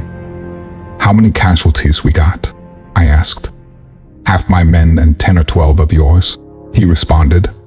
I hung my head and asked who got the Alpha. "Your Uncle Dan hit that bastard with an incendiary after I lit him up with the .50 caliber, he said. Uncle Dan and Uncle Jim appeared then, and I was so happy to see them. But Dan had just gotten the news about Tim. I remembered how happy Tim was that I didn't judge him. Sergeant Beck told us they had to mop up and go set a perimeter around Black Creek Valley by sunup. I told Ray that if any of his pets ever showed up around here again, I would make it my life's mission to put both arms in a sling. He laughed and said, "By the way, I'll be in contact with you and Tommy with a lucrative offer." We looked at each other and said, "No fucking way." About that time, the EMTs descended upon Tommy and I, and off to the hospital we went. The doctor insisted that Tommy and I stay the night for tests, x-rays, and observation. Tommy had some cracked ribs and needed 20 stitches. I had a big cut on my forehead and needed 4 stitches. I got a call from Sergeant Beck, and the official story about last night would be this. The 82nd Airborne was on a nighttime training mission to a deserted area called Black Creek Valley, about 10 miles north of the cattle land belonging to members of the Wolf family. Neither the Department of Natural Resources nor the Forestry Service felt a need to brief the Army about the roundup of the Dogman pack terrorizing the area. When the pilots and team leaders saw gunfire and the detonation of some flares, they assumed their objective and landing zone had been changed.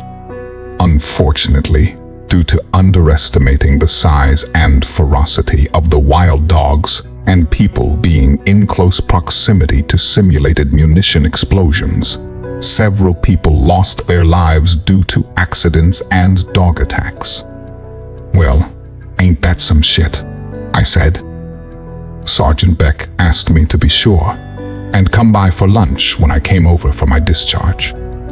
Jeannie and little Jackie came to the hospital to take me home. It felt so good for us to be together.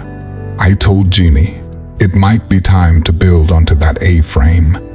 She smiled with tears rolling, kissed my forehead, and then she said, "An A-frame? Hell, you're gonna build me a new house." Uncle Dan and Aunt Sarah were there to get Tommy also. They said Aunt Elsie and Uncle Greg were heartbroken. I told Uncle Dan to not be so hard on himself. Sally said, Tim was firing a shotgun at those things when he lost his footing, and that gave Sally a few seconds to put several rounds into one, knocking it off the roof. I asked Jeannie if her father took good care of Dad's prize goats and laying hens. "Would you believe my mom has fallen in love with one of those damn goats?" she said. We all laughed. Then Dad walked in and told Jeannie he had traded that goat for her. "I feel like I'm back in Afghanistan," I said. Toby Little Thunder walked in the room to tell us how they had saved his arm. He would be discharged soon to start physical therapy and have at least one more surgery. I told them about hearing Max's voice when that thing was about to jump me. Dad said he was thinking about him the whole time he was flying, and sometimes that kid's voice in the back almost sounded like him. Uncle Dan said that Max was with us when we needed him. About a week after Tim's funeral and some well-needed quiet time, I got a phone call from Ray.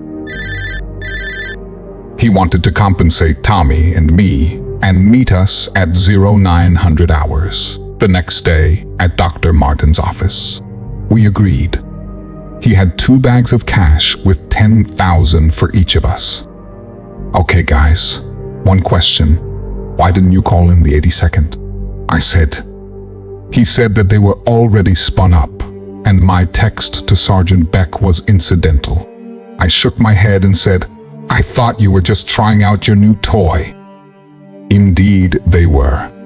And the whole process that Tommy and I had started had provided the perfect opportunity to not only test it, but use it effectively in the future. He said, we just need to work on the adverse side effects to humans. The agency wants to offer you to a well-paid position, managing these things and making sure they don't hurt people in the future. He said there would be some travel, but nothing outside the country, and you get to live here with your families. Tommy and I simultaneously asked, how much? He wrote a number on a piece of paper and slid it over. Our eyes bugged, and Dr. Martin said, I'm already on the payroll. When do we start? Tommy said. Oh, now. I'm still in the army, and I need to think about this. I said. You get discharged in 2 weeks. Call me then, Ray said. And then he looked at me and Tommy with a smile and said, boys, this kind of work is in your DNA. As Tommy and I started out the door, Ray said there was one more thing he had to tell us. That was, to hunt monsters, you must understand them. To understand monsters, you must hunt them. Tommy and I looked at each other with an aw-shit look and headed home. When I came home, I told Dad about the job offer. He got this real serious look on his face and said, son, it's time I told you about what your Grandpa Jack really did for a living. If you enjoyed this video, don't forget to like and subscribe to Descent into the Unknown for more terrifying stories.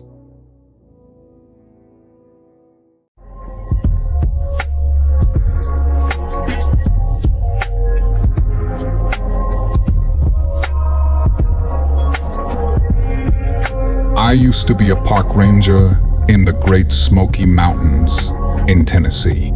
It wasn't a bad job. The scenery was amazing. I loved to drive up to Klingman's Dome to overlook and watch the sunrise. Anytime there was a thunderstorm, I headed for that overlook. One of the best things about the job is the autonomy. Being left alone to do whatever needs done is great, but it doesn't come without its downside. This park is massive. It's over 500,000 acres, and 11 million people visit every year. I found out the hard way why the park closes at night. If you've never driven through the Great Smokies on a cloudy, moonless night, you've never experienced true soul-crushing darkness. You know those extremely bright LED lights that so many trucks have on the front of their grille that blind you when they drive toward you. Yeah, our trucks don't have those. We have regular lights. The old, dull, yellow lights. The ones that make you wonder if your battery is going dead, or if you'd be better off to shine a flashlight ahead of you because you might see more that way. The AM radio in the Ranger truck spews out static-filled country garbage. It would be easy to just turn it off, but sometimes I feel like it's my only company on the endless black ribbon of road that runs through this sea of darkness. One thing this job gives you plenty of is time to think. And sometimes that's not a good thing. I slammed on my brakes to avoid hitting a deer. It glances at me, then continues to strut across the road in no hurry at all. You're welcome, I yelled out my window. The deer doesn't even pause. I swear, The animals around here think they own the place, I think, with a chuckle. Just to make my life more interesting, it starts to snow. In normal places, that's not much of a problem. In this mountain of pitch black, it could become a problem real quick.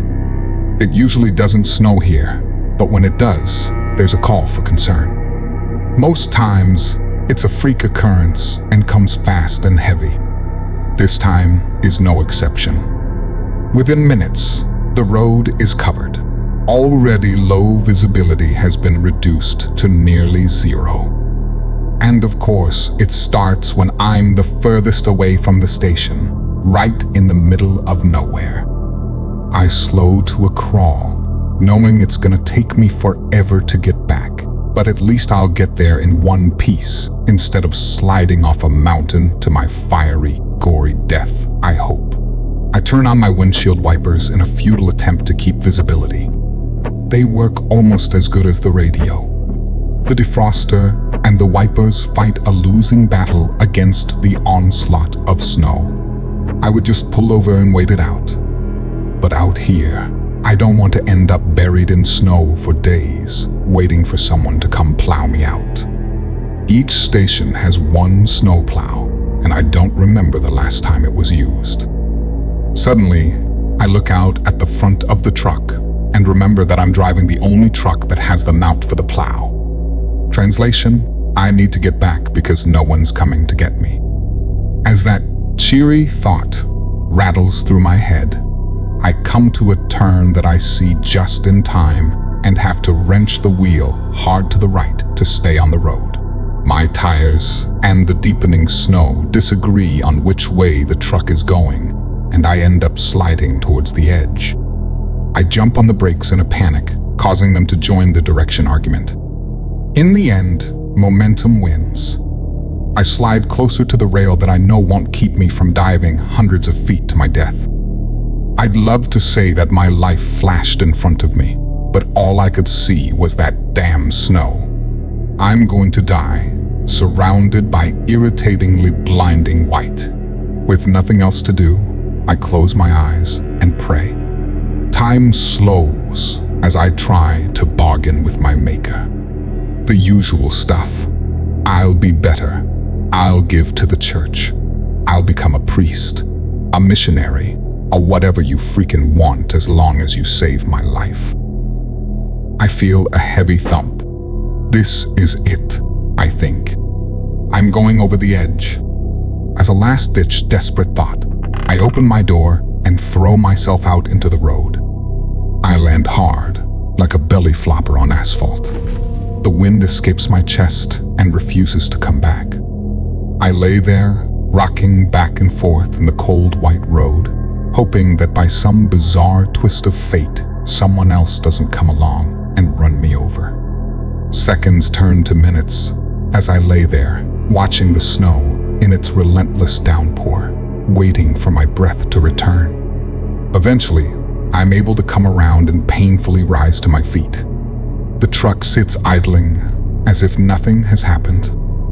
I reach in and put it in park, feeling embarrassed and stupid for having gotten myself in such a panic. I grab my flashlight and go to the front of the truck to see what the damage is. I'm surprised to find the front bumper sitting 4 feet from the rail. I know I hit something, I say to myself, examining the rail and finding it undamaged. I turn the light to my bumper and find it's bent in slightly at the end. My light flashes back and forth between the undamaged guardrail and the damaged bumper. What the hell? As my brain wraps around this puzzle, another piece falls into place. I see patches of hair on the bumper in red in the snow. As I pursue the matter, I see the imprint of a large animal laying in the snow in front of my truck. I pull out my phone and take a picture. The impression it made is massive. This thing is at least as tall as the truck is wide, even bigger. Great, I hit a bear, I say sarcastically. I sigh as I see the trail of red heading off into the trees beside the road. I guess I have to go check on it. I return to the truck, grab my coat and the keys, then head after my quarry. The red is becoming difficult to track through the deepening snow. The tracks themselves seem odd. They're too close together. It's almost as if the bear is walking on its hind legs. But why would it do that? Did I hurt its front paw or something? I approached the edge of the woods, still following the red tracks. I don't want to go too far into the woods. I'm hoping I can catch a quick glimpse of the bear alive and well, licking a paw but otherwise okay. Trekking through the dark woods in a snowstorm isn't part of the plan to keep me alive long enough to retire. As I follow the tracks, I notice something else about them. They don't look like a bear's tracks. In fact, if I would say they look like anything, I'd say it's a dog's tracks. But they're way too big to be a dog. Even a Malamute or a Saint Bernard wouldn't make tracks this big. I step into the woods, not intending to go far, and flash the light around. The tracks continue going slightly uphill. Nope, I say. Not tonight. I turn to head back to the truck when I hear a low guttural growl. I slowly turn back and see red glowing eyes staring at me from behind a tree. I shine the light in that direction and see the tracks lead right up to the tree that hides all but the eyes of this creature. It's massive. The eyes must be 8 feet off the ground. I've never seen anything like this, and I still haven't seen it, just the eyes. In my terrified stupor, I do the least likely thing possible. I pull out my phone and take a picture. The flash makes it blink, but also appears to make it angry. It starts toward me. I would love to say that I was calm, cool, and collected as I returned to my vehicle and was on about my merry way. That didn't happen. I scream and turn to run, but my boots are slippery and I fell, nearly hitting my head on a rock. As I start to gain traction and speed, I hear heavy footsteps behind me. There's no need for me to turn and look. I know it's coming after me. Oh dear God. I know I'm not going to make it. I do the one thing I don't want to do. I glance back. A massive mound of fur is galloping toward me, its red eyes glowing with malice. It's coming so fast that it'll overtake me when I try to go around the truck. My panicked mind runs through a myriad of options, from just give up, to turn and command it to stop, to throw the flashlight, hoping it will fetch it and give you time to get inside. The moment of truth arrives. I'm almost to the truck, but I can feel its hot breath breathing down my neck. I'll never make it around the corner. I try to think back to all those dinosaur movies I've seen and how they escaped. My mind reminds me that many of them ended up as a dino snack before the film was done. I sarcastically thank my brain for the happy thought and choose the one tactic from the movies that seemed to be successful. I slide under the truck. I'm barely on the ground until I hear a loud bang and the truck lurches to the side. A massive snout shoves itself as far under the truck as it can and sniffs. I try to ease my way out from under the truck, but the snout disappears and reappears on the driver's side. This time there's also claws pawing at me, trying to get a hold of me. I shimmy away from them, only to have them show up on the other side. Back and forth, we go like a demented seesaw. Front, back, sides, wherever I go, it's right there trying to grab me. After an eternity of this game, it tries something new. The paws disappear, and I feel the truck springs compress. It's climbed on top of the truck. Shit, now it can see no matter where I try to go. I test my theory by shining the flashlight towards the back of the truck. It instantly appears and tries to shove its snout under, snapping at me. I push further toward the front. It returns to its vanguard on the top of the truck.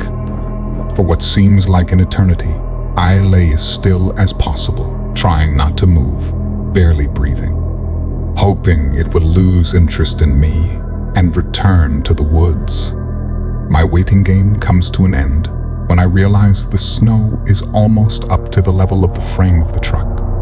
I'm going to lose visibility soon. I know I need to do something. I come up with a desperate and stupid plan. I shine my light at the back of the truck, causing the creature to jump down and claw at me. At the same time, I dig some snow away from the front of the truck to regain visibility. Then I do the same in reverse. I shine the light out the front and dig at the back. Next, I execute the most desperate and stupid part of my plan.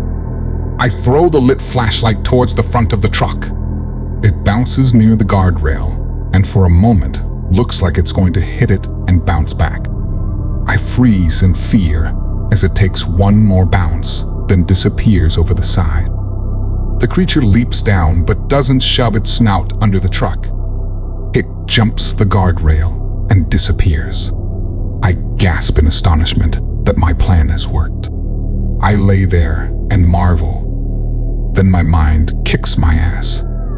What the hell are you still laying here for? Get in the truck. I jump up, hitting my head on the underside of the truck, then roll out on the driver's side and yank at the door. Of course, it's locked. I fumble with the keys, just like I've seen in every horror movie. I used to wonder how those people could suddenly forget how to use a key. Now I know. After a few failed attempts, I finally managed to open the door and throw myself inside. I start it up and slam it into reverse, then hit the gas and nearly do a full 360 as the tires fight for traction in the foot of snow that has accumulated. I take a deep breath and compose myself before giving it a little gas, just enough to get moving and get myself back on the road. This leads me to my next problem. The road is gone. All that remains is a blanket of white. Sweat forms on my brow as I start down the road, steering by measuring the distance of the trees to the blank spot that used to be a road. I crawl my way down the mountain this way, slowing to a near stop anytime there is a curve. Unfortunately, it's the Smoky Mountains, so it's all curves. An hour later, it seems like I'm no closer to the station. However, a minor miracle happens. The snow stops. I'm so ecstatic. I'm nearly jumping in my seat. I might even make it home alive. I glance in my rearview mirror, and those hopes are dashed. In the distance, I see glowing red eyes, and they're getting closer. My veins turn to ice as I press down on the accelerator. After sliding through a turn, barely remaining in control of the vehicle, I realize I can't outrun it. I slow, but only a little. On the few straight spots in the road, I speed up, but then have to slow way down when I get to a curve. On the straight stretches is the only time I can afford a glance into the mirror. Each time I do, the eyes are still there, and they're a little closer. I inch my way closer to the station, clinging to the desperate hope that I can make it there before this thing catches and devours me. I look at my odometer and realize I'm only 5 miles from the station. It might as well be 1,000,000. I sigh as I glance back and see the eyes have gotten considerably larger. There's a sharp turn coming up. I know I have to slow down for it. I know that thing will catch up when I do. I also know there's a steep drop-off at this turn. I'm stuck. No matter what I do, it's going to end badly. I do what has to be done. I slow down enough to keep from sliding off the edge. When I straighten out, I glance back and the eyes are gone. Could it have slipped of the edge? My hopes rise, then suddenly plummet as I see the red eyes beside me. The monster is running beside the truck. It slams into the door, making a huge dent. It slams again and shatters the window. Its snout dives in and snaps at me. I duck onto the passenger seat as the snarling, snapping jaws of death inch closer. I do the only thing I can think of. I slam on the brakes. The unprepared monster goes flying forward as I slide to a stop.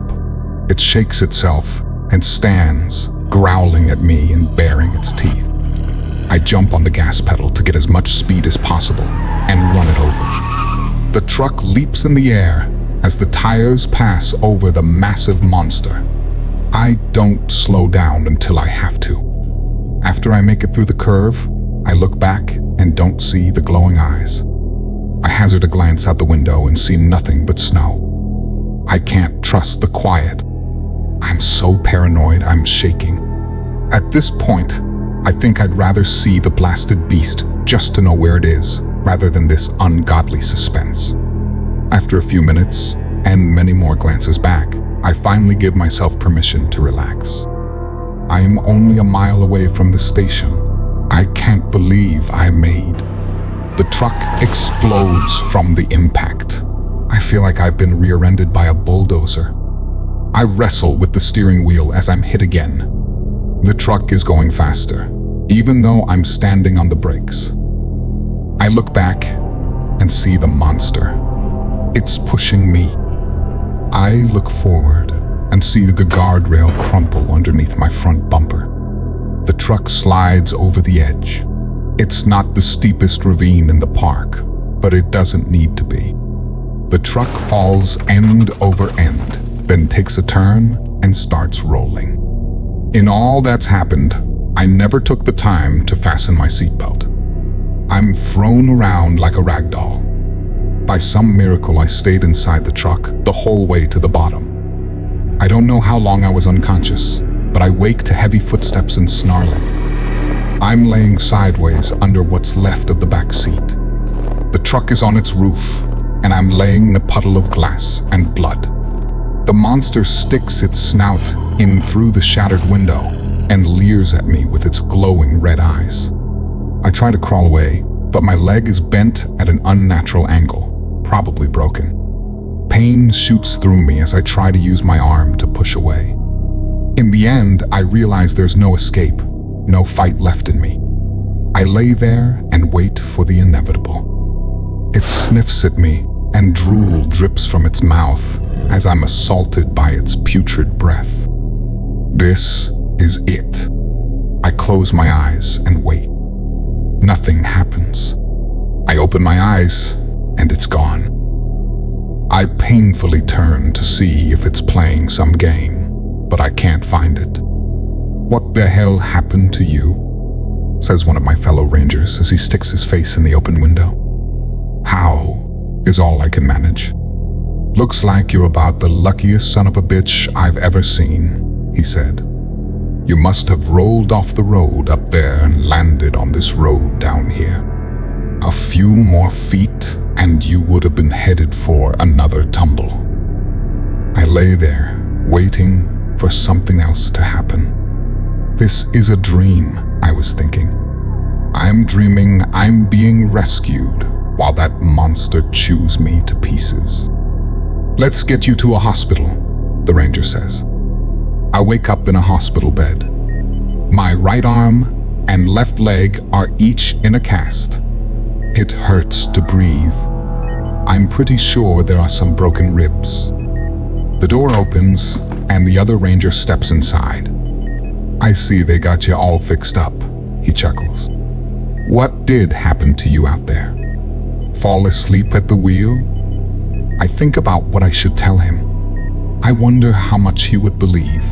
Then I remember. "Phone," I rasp. He reaches in his pocket and pulls out his phone. I shake my head painfully.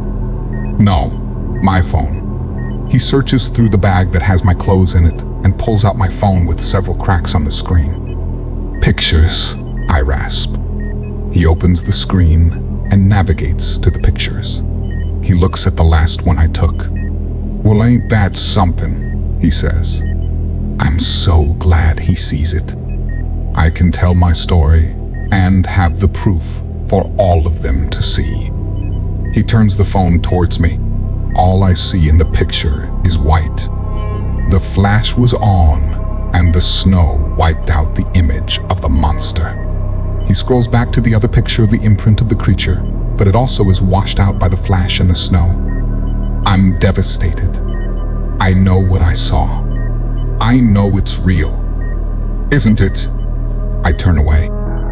I'll let you go so you can rest up, he says, then walks out the door. I'm not crazy. I saw it. A month later, I'm feeling a lot better. My arm, leg, and ribs are on the mend. I've filled out my accident report. I didn't mention anything about a creature. The crash was caused by me slipping on the snowy road. I wish I could say that I've improved mentally, that I don't have nightmares, that I don't look out the window every night and see red, glowing eyes staring back at me from the woods. But I can't say that. It would be a lie. I know it's hunted me down. I know it's waiting for me.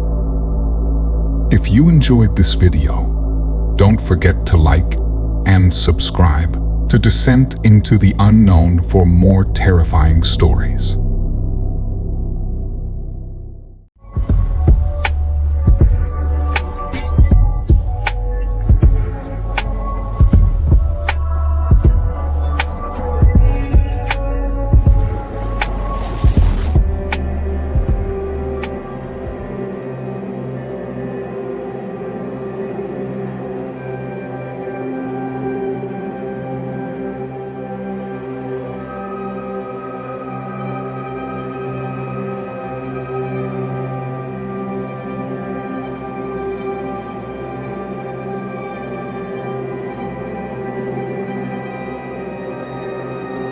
My brother killed my mother. He did it in the shadow of the lighthouse. He did it in the dark, where you couldn't see the ivy twisting up the lighthouse bricks, where you couldn't see anything but the night and those things that wished to be seen within it. He split her open at the ribs. He shoveled her insides into his mouth, starting with her lungs before finishing with her heart. I know this because I watched him do it. Wesley smiled at me while he ate, the sweeping beam of the lighthouse casting his features in an ethereal glow. I'm doing this for you, little brother, he rasped between mouthfuls. I'm doing this for all of us. Someday, you'll understand. That was an eternity ago.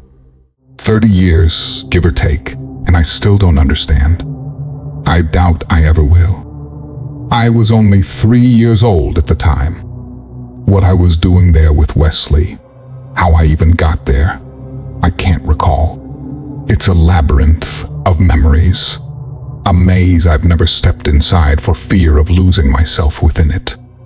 All I know for certain is that Harriet found us, my sister. She wandered down from the cottage, calling our names for supper. I remember her lantern bobbing in the black, her light spilling across us, her look of nausea as she saw Wesley's blood-stained teeth and our mother's twitching limbs. The scream she loosed sent ravens flying from afar. Father came running. He appeared with a hatchet, and I think he would have taken Wesley's head if the bastard hadn't run. He tore off into the dark. He ran right into the phantom wood, that clutch of pines and oaks we were forbidden to enter, and that was the last time any of us ever saw him. He's dead, Father told us. The wood devoured him the same as he devoured her. If you ask my sister, she'll say it wasn't my fault. Harriet insists that there's nothing I could have done, that I was only 3 years old, and Wesley was 17, and if I'd so much as made a peep, he'd have killed me too. But Father insists differently. Or at least he did. He's dead now.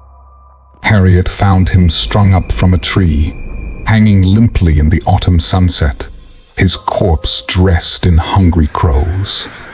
2 sticks jutted from his eyes. Sigils had been carved roughly into his cheeks. Pieces of him that belonged inside were spilled out onto the yellow grass, while his intestines wound a twisting trail toward the phantom wood. I won't follow them, Harriet wrote in her letter. The intestines, I mean. I know that's what it wants me to do, whatever killed him. I saw him speaking with the decrepit one recently, down by the creek. But you don't think that she could be involved, do you? The implication sent a shiver across my spine. The decrepit one was a creature my family knew well, an ancient being that held vast, terrifying power. She had long sought control of our land, our lighthouse, and I hated to think of what she might do if she got that. But this didn't sound like her. The decrepit one cared little for theatrics. She took lives with ruthless efficiency, not ritual torment. This was different. Whatever had killed Father had done so with rehearsed cruelty, taking care to leave a spectacle behind. It wasn't murder. It was desecration. Father's corpse represented a message, but what that message was, I couldn't say. Harriet had her own thoughts. It's an omen, Jasper. Even I know that. You can't run from this. You can't hide from it because we're tied to this land. Our blood belongs here. Tears pockmarked the page. Her writing became sloppy, haphazard, and hardly legible beneath the smudged ink. Father's words echoed in my mind. The last words he spoke to me. He told me that abandoning Gloomfall meant consequences far beyond our land, that the horrors our lighthouse kept at bay would begin to seep into the rest of the world, corrupting it, haunting it, eventually possessing it. You want the truth? The truth is that I'm afraid that whatever killed Dad is going to come back, and when it does, I'm not sure I can deal with it alone. I need you, Jasper. I've never asked you to come home, but I'm asking now. If only for a while. Think about it, would you? My eyes scanned the words. Once, twice, half a dozen times. Tears leaked down my cheeks, and I wiped them away, crumpling the letter in my fist. 10 years. 10 long years. I'd been gone, adjusting to normal life, forgetting my nightmares, moving past my guilt, and finding a slice of happiness. And now this. Harriet was calling me back. You gotta be kidding me. I seethed, pacing my bedroom. My mind raced for a reason to throw it in the trash, to forget I ever read it. I hated Gloomfall, the lighthouse, the wood, but what I hated most of all was that Harriet was right. Father's death was an omen. I knew that better than anyone. Omens belonged to me. Father called them a gift, but if he'd seen them, he'd know they were a curse. I'd seen things, always.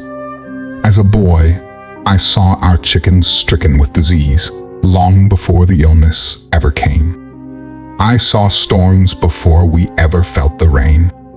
I saw creatures, awful and twisted, picking apart travelers through the phantom wood, feasting on their bones and drinking deep of their blood. I saw all of it the same way I'd seen my brother eat my mother, a week before her heart ever touched his lips. Tragedy. That was all the omens were. They told stories of grief and pain, and I thought if I left Gloomfall, then maybe I could save my family their torment. Salvage what remained. I hoped that deep down, all of the terrible things we suffered were actually my fault. That I just took my omens and left. Then all of it would go away. Idiot, I said to the mirror, shaking my head. Nothing but wishful thinking, was it? I knew then that my life wasn't the sort of bad dream I got to wake up from. I never would. The lighthouse was calling to me, pulling at my mind, begging me to return to it. So I did. Like a whirlwind, I swept my keys from the counter and flew down the apartment steps. I couldn't stop and think. If I did, I might do the smart thing and reconsider. I might turn back. I flung open my car door, got inside, and twisted the key in the engine. It rumbled to life. My foot hit the gas pedal. I backed out of the driveway. Then I backed out of the city. My job, my happiness. I backed out of the only peace I'd ever known and hit the open road, driving toward hell on earth. I drove 1,000 miles. Then I drove 1,000 more. I drove on until the road turned to gravel, to dirt, until it ended in the heart of a forgotten forest. Only then did I hit the brakes. A knot of trees rose before me, their limbs twisting and interweaving as if to create an archway. From the branches hung red-orange leaves, swaying weakly with the cold breath of autumn. I gazed into that tangle of wood, that ocean of darkness so pure that even my headlights couldn't pierce its surface. My fingers trembled as I opened the car door, my knees nearly buckling as I took my first steps onto that ancient land. My breath fogged in front of me. Even here, on the outskirts, I felt fearing seeping into me. It infested me like insects, scurrying across my mind. Such was the magic of the phantom wood. I pulled my jacket tighter about myself, stalking around my car to the dull crunch of leaves. My fingers found the cold metal of the trunk. I opened it. Inside was a lantern along with a bag of letters. I'd written them hastily. They described things I was looking forward to, things I cherished. My father taught me a long time ago that safe passage through the phantom wood didn't come freely. You had to prove you deserved it. You needed to light your way with your will to live. I lit a letter aflame, stuffing it inside the lantern housing. It crackled. The paper curled as black smoke swam upward, providing me a dim glow. It wasn't much.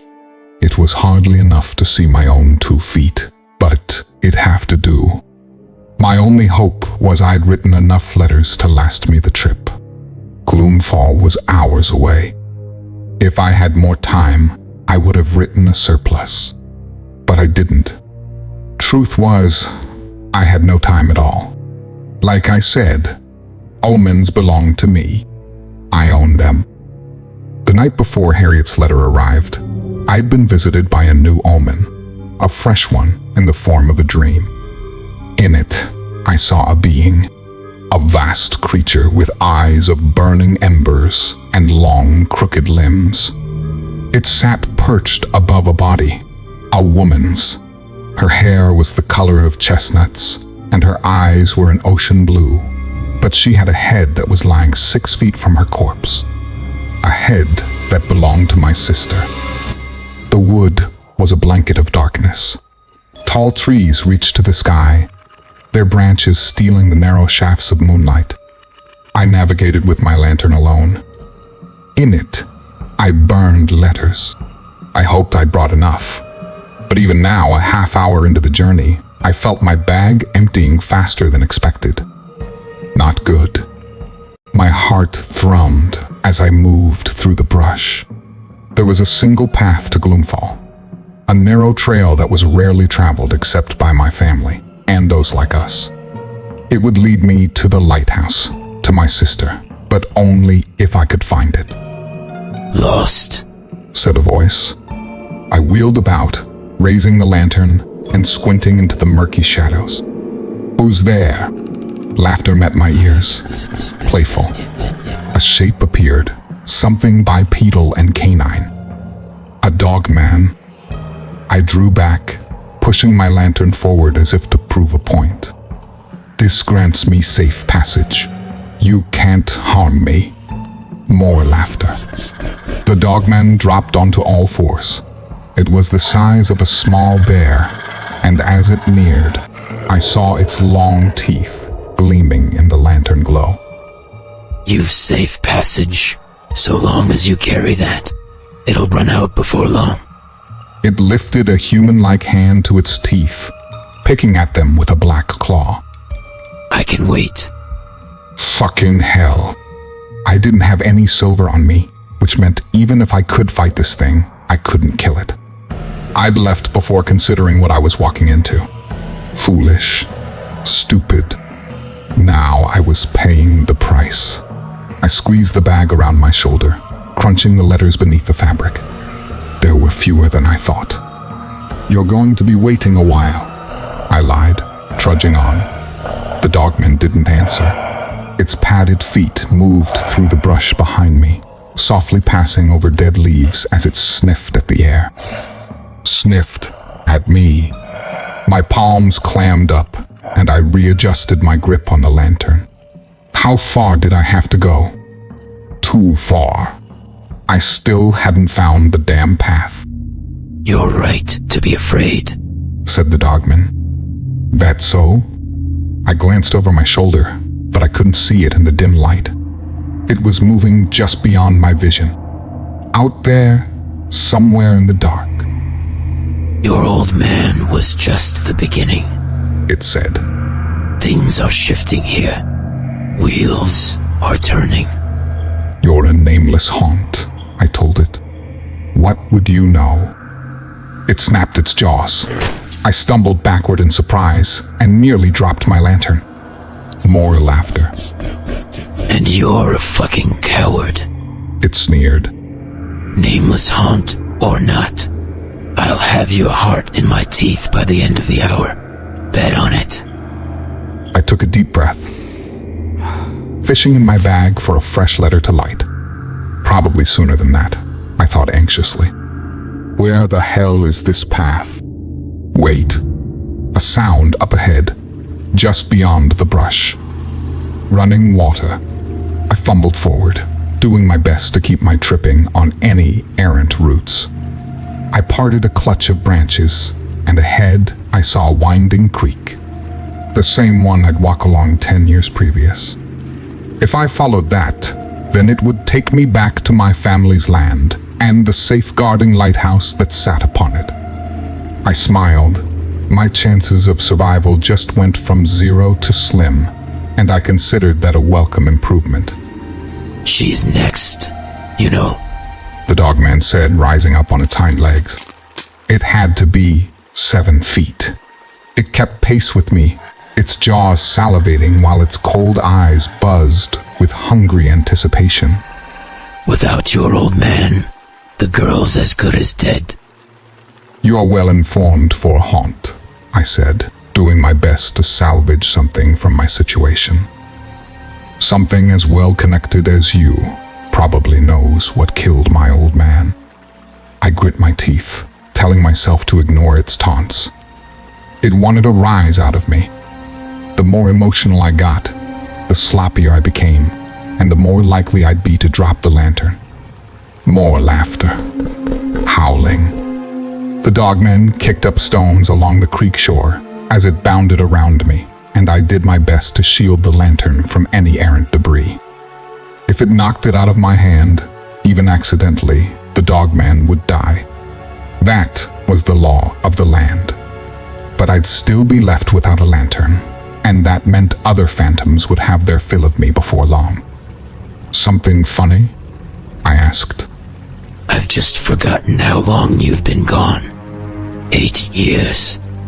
10. You never met him, did you? I frowned. Who? The Dogman stepped in front of me, its eyes dangerous. The stick man, it whispered. He's on his way to Gloomfall now. He'll be killing your sister while we speak, doing all sorts of things to her. I searched his eyes, but I saw no hint of laughter behind them. No hint of a lie. He was telling the truth. Damn it. I bolted.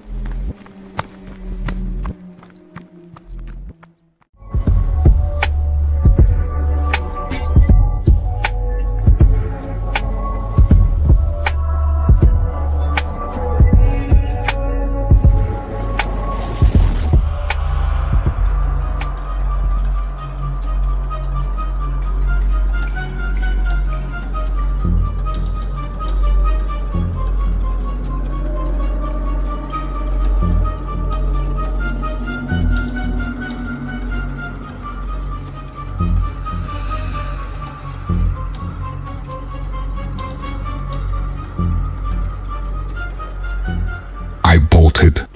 My feet pounded over the stones of the dark shore. I rushed down the edge of the creek, wondering how long until I'd make it back onto our land, back to my sister. Too long, I thought hopelessly. She's as good as dead. Images played in my mind. Images of a shadow with cinder-light eyes, crouched over Harriet, its long limbs playing over her corpse. I'd seen it in my dream. An omen. Faster, I've got to pick up the pace. I doubled my efforts, my lungs scorching like a furnace. The dogman ran casually at my side, his powerful legs kicking back stones as his teeth snapped near my ear. About time for another letter, don't you think? That one's almost out. What? I glanced down. The letter was still fresh. My world span. I tumbled, slipping on a whetstone. Stupid. I rolled in a shower of pebbles and came to a groaning stop, hating myself for being so gullible. I blinked, unable to see anything. The light. What happened to my light? My hands shot out. I searched desperately for my lantern, but the dark was suffocating. I couldn't see my fingers in front of my face. Looking for this, said the dogman. I turned toward its voice. Please. Here you go. Something whistled through the air. I reached for it, fumbled it, and it crashed to the ground next to me. No, I gasped. I spread my hands across the stone shore, feeling for the lantern, and broken glass met my fingertips. Uh-oh, said the dogman, but its voice had lost its teasing playfulness. It sounded hungry, vicious. Looks like you've lost your safe passage. I grabbed the lantern. Broken or not, I could still use it, so long as I protected the flame from the wind. I dug into my bag frantically, fishing out a letter, but before I could light it, a rough paw gripped my throat. I wheezed. It lifted me into the air, coughing and sputtering. My legs kicked out. They spasmed under me as I tried to beg for my life. Told you I'd have you between my teeth, the dogman snarled. It snapped his jaws near my ear. Question is, which end do I start with? Maybe the feet. Sometimes, I like to listen to the screams for a bit. My mind reeled. I punched, clawed at the creature, but it was too big, too powerful. Please, I gagged. Don't beg, the monster said. Desperation tastes pathetic. I fell to the stones, gasping for air. The dogman had dropped me. Why? A yelp sounded in the dark. My heart pounded. Letters. I needed to burn another letter. I reached for my bag. Another yelp. Was the dogman in pain? Being attacked? I couldn't worry about that. Right now, all that mattered was securing safe passage.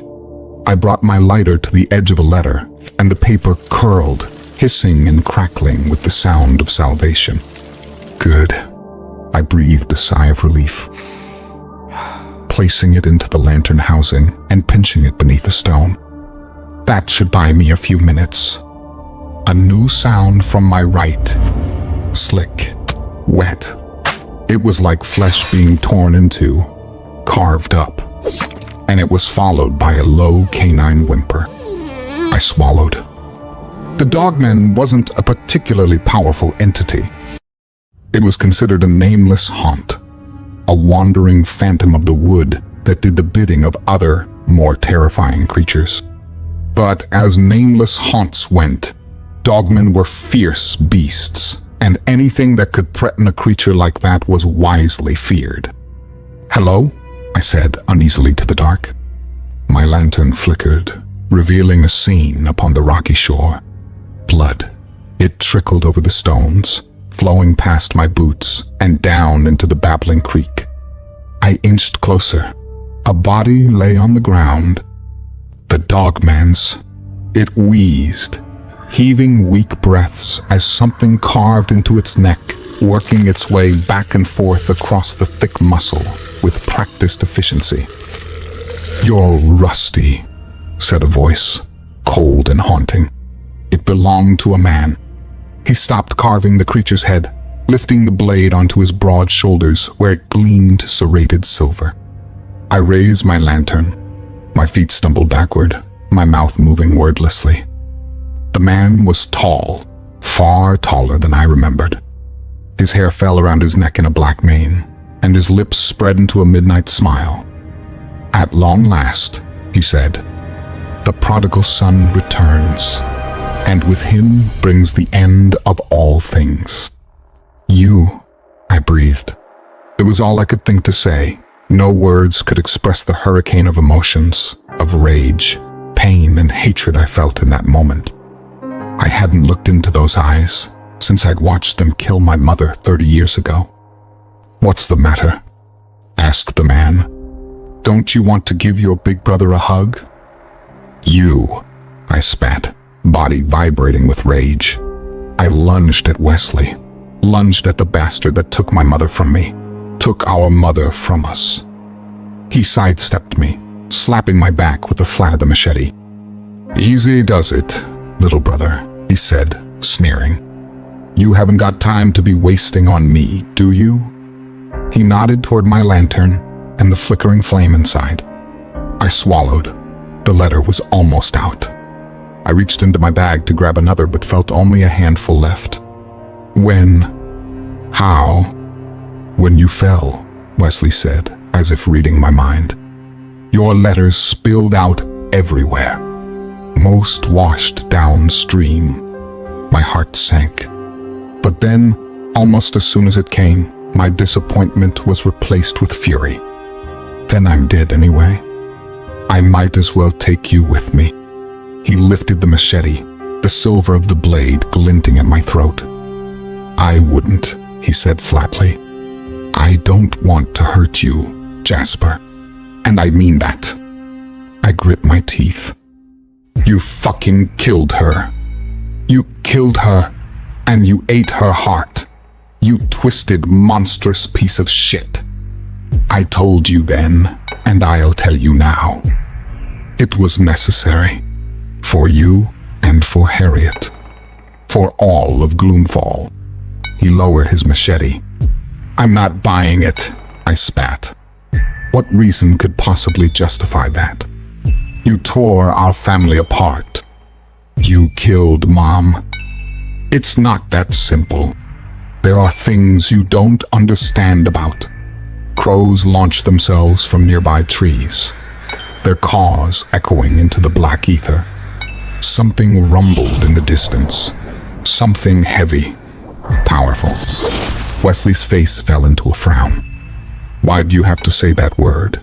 You need to leave, Jasper. Now. Run. And keep running along the coast. And don't stop." "How?" "I don't have enough letters," I said, gazing toward the now rising sound of approaching thunder. Whatever was out there was closing in. "Forget the letters," snapped Wesley. He jabbed his machete toward the water, toward the lighthouse, toward home. "Follow the river. I'll buy you what time I can." Questions passed my mind, questions like how and why, but instead I nodded lamely. I might have hated Wesley, and I might have wanted to kill him slowly someday myself. But the fact remained that my sister was in danger. She was the entire reason I'd come here. "Harriet, don't think this is finished," I growled, backing away.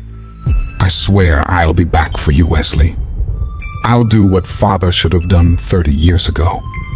Wesley sighed, paying me a final, mournful look. "I know." He darted off. He dashed across the pebbled beach, moving at almost inhuman speed toward the approaching rumbling. I made for the creek. I moved with more confidence now. I don't know if it was the fact I was overflowing with adrenaline, or if it was the fact that I had so few letters that I couldn't afford to make another misstep. I don't know. All I know is I clambered across the rocky shoreline like I was born for it.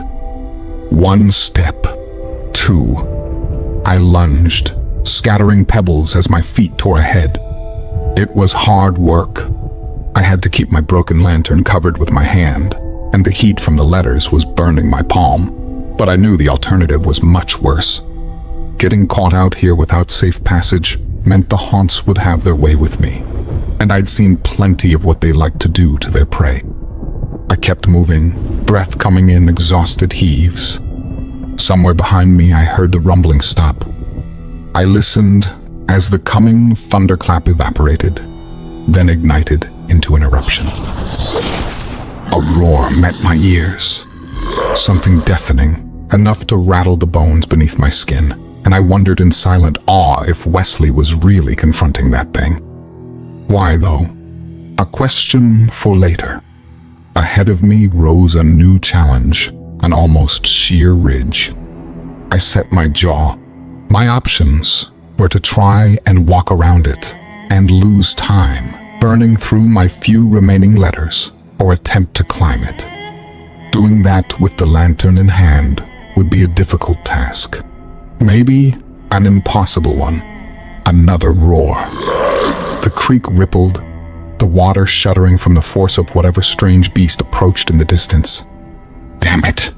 I didn't have the luxury of considering my options. I had to make a choice. The wall. It was the fastest way, assuming I could manage it. I lit a fresh letter, then put the handle of my lantern in my teeth and got to climbing. It wasn't a particularly tall ridge, but it was steep. I'd need both hands for this. I gripped the rocky outcroppings, struggling to find purchase in the darkness. Slowly, I inched my way up. At halfway up the face, my teeth began to ache with the weight of the lantern. It banged against the front of the rock wall, the letter inside flickering desperately as it tried to hold its flame. My heart fluttered. Come on, just a little further. I made it. I was up. I set the lantern down on the ledge, then pulled myself over. I took a brief moment to catch my breath, then lifted my light and carried on. This new area was familiar. Even in the dim glow, I recognized aspects of my surroundings, like an old elm tree, or that overgrown fence running along the shoreline. I'd been here before, many times in the past. Where was it, though? The beast roared again. This time, the force was cataclysmic. Trees lurched. They bent forward, keeling beneath the might of the resultant shockwave. A blast of wind tore past me. Twigs and stones whipped about in the hurricane current, cutting into my arms, my face. I shut my eyes, grimacing in the face of gale. Then it dissipated. The wind faded, and once I heard the pebbles begin to scatter back to the ground, I opened my eyes. Darkness. I'd lost my light. No, I hissed. The force of the monster's roar had blown the letter away. I reached into my bag for another, desperately bringing my lighter to it, but something lunged at me from the direction of the overgrown fence. I fell, wrestling as it clawed at me, its skin peeling with every swipe. It smelled of rot, decay. Hungry, it groaned. So hungry. I grunted, trying to kick it off me, but like all haunts, its strength far outstripped its size. Jagged teeth tore into my shoulder. I cried out. The creature began chewing, ripping, and on instinct I grabbed the first thing I could, a stone from the shore, and bashed the monster across the head with it. It rolled off of me. I gasped, feeling warm blood leaking through my shirt. Not good. I reached into my bag for another letter to burn, but my bag wasn't there. It slipped off my shoulder when I fell. I dropped to my knees, feeling around the stones hastily. Where was it? I couldn't see a damn thing. More movement. It came from the trees. Slow, shambling. From it came voices, a legion of them, rasping, hungry. Judging from the necrotic ache in my shoulder, I could guess these things were probably cold risen. A sort of resurrected dead. In this number, that meant I had to be close to the graveyard, and that meant I had to be close to home. I bolted. I abandoned the lantern, abandoned the bag of letters, and navigated using the sound of the creek alone. Trees shifted in the phantom wood beside me. Branches snapped. More haunts would be recognizing a traveler without safe passage. They'd be closing in, and they'd be doing it much faster than the cold risen could. Damn. Screeching. Howling. Groaning. Cackling. All of it met my ears, a cornucopia of nightmares converging on me in the dark. Footsteps. Pause. An army of haunts pounded behind me, closing in. Faster. My lungs burned. My heart felt like it'd explode from the effort, but I knew I couldn't let up even a second. I was probably already dead as it was. At least I'll make you work for it, I grunted. I rounded a bend, and then I saw it up ahead in the distance. A sweeping, ethereal glow. Gloomfall Lighthouse. Harriet, I shouted, tearing up the bank. Harriet, give me a hand, would you? I didn't even know if she was still alive. The cottage lights were dark. The land seemed silent, almost forgotten. I kept running, even as I heard the hiss and whispering of a dozen creatures gaining on me. Almost there, something sharp caught my shoulder.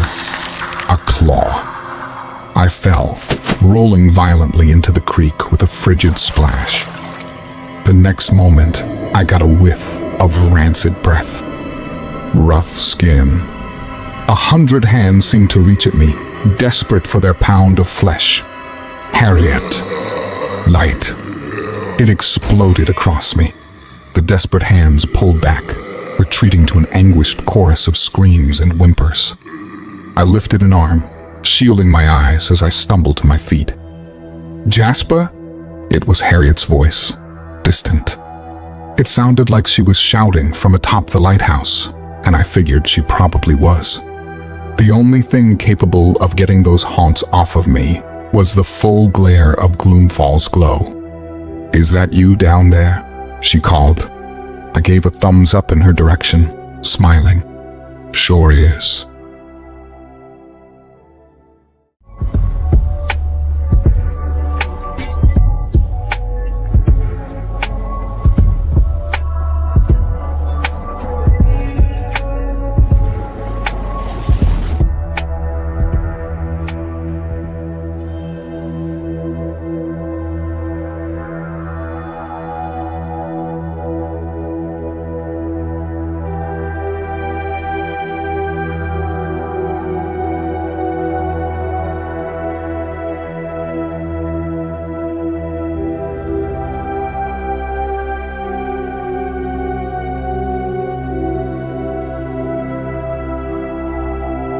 Good to hear your voice again, Harry.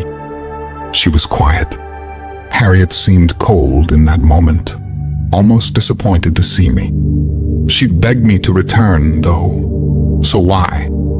There's somebody here you should meet, she said. Who? A half-beat of silence. Then another voice. This one soft, hazy, almost inaudible against the electric hum of the lighthouse's artificial sun. Me, it said.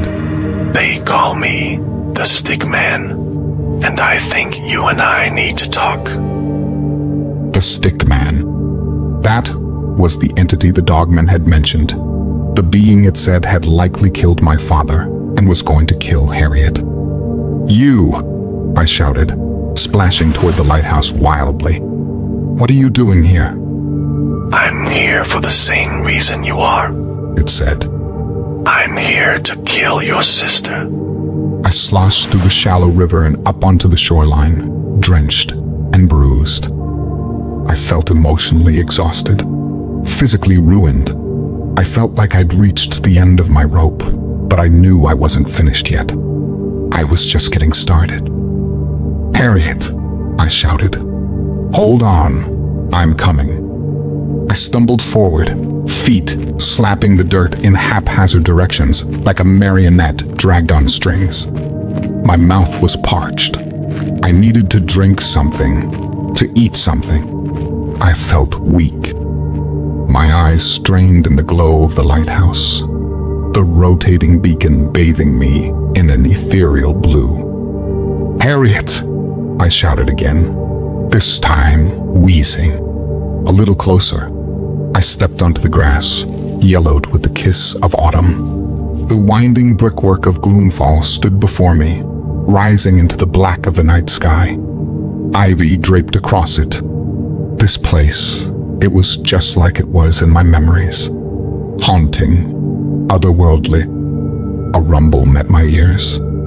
A gentle thump-thump of footsteps racing down old wood stairs, and a moment later, the door of the lighthouse swung open. Candlelight spilled onto the courtyard. There, framed in the doorway, stood Harriet. She was fine, alive, healthy. Thank God, I muttered, suddenly feeling the full weight of my exhaustion. My chest still burned from my sprint. It came in heaves. I fell to the grass, my hands clutching at clumps of the dried mess. Why was my head spinning? Fainting. I was fainting. Harriet ran over to me, and I think she called my name. She looked like a picture-perfect memory, like everything else here, untouched by the grip of time. She wore blue jeans, a grubby red t-shirt, and her dark hair had been pulled back into a tight ponytail. "Jasper," she dropped to her knees in front of me, frantically checking my face for any wounds, looking over my body for any traces of heavy bleeding. "I thought you were dead." "Makes two of us," I said, my own voice distant. The world flickered. It dimmed. I was losing my grip on staying awake, staying conscious. I needed a break. Just a short rest would do. I made it, Harriet. I came back. "I know," she said, and in the back of her voice was something else. A tone, something uncomfortable and disarming. Regret? Guilt? "I'm sorry, Jasper. I'm so sorry." "Sorry?" I repeated, head spinning. A reply. I don't know what she said in response. Couldn't quite make it out because the grass, harsh as it was, felt so nice against my cheek. The cold ground. A place to rest. A place to sleep. A smile crept across my face as my body entered its own involuntary shutdown sequence. And just before the light went out in my head, a thought struck me. If the stickman was here, then why hadn't he killed Harriet? Then, as if in answer, a tall shadow stretched over us, looming over Harriet's kneeling body like a crooked creature with two long limbs and an ill-fitting top hat. It had no face, no features. It tilted its head toward me, and a voice rang out in my mind. The last voice I heard before my world faded to black. "Finally, we can begin." "You're up." Harriet stood over me, a warm rag in her hand. She pressed it to my forehead. "What happened?" I muttered, blinking. It looked like we were inside the family cottage, a stout wooden cabin that sat atop a hill beside the lighthouse. The stickman is here," Harriet finished for me. "Always." "Here," I shook my head, mind still trying to catch up to the situation. I glanced around. I couldn't see anything beside the softly crackling stove in the corner of the room, my old childhood bedroom. "Where?" "Outside," she said, lips pulled into a tight frown. "Standing watch." "For what?" "For her." Harriet spoke the words with an edge, a sort of bitterness I didn't remember her having. She looked stressed. Her blue eyes, normally bright, were dull and gray. "The decrepit one?" I asked, wondering if she was referring to the hag that roamed the Phantom Wood. We'd long known she had ambitions for Gloomfall. She wanted to take the lighthouse for herself, though for what end, none of us knew. Harriet placed her hands on her hips. Questions? Really?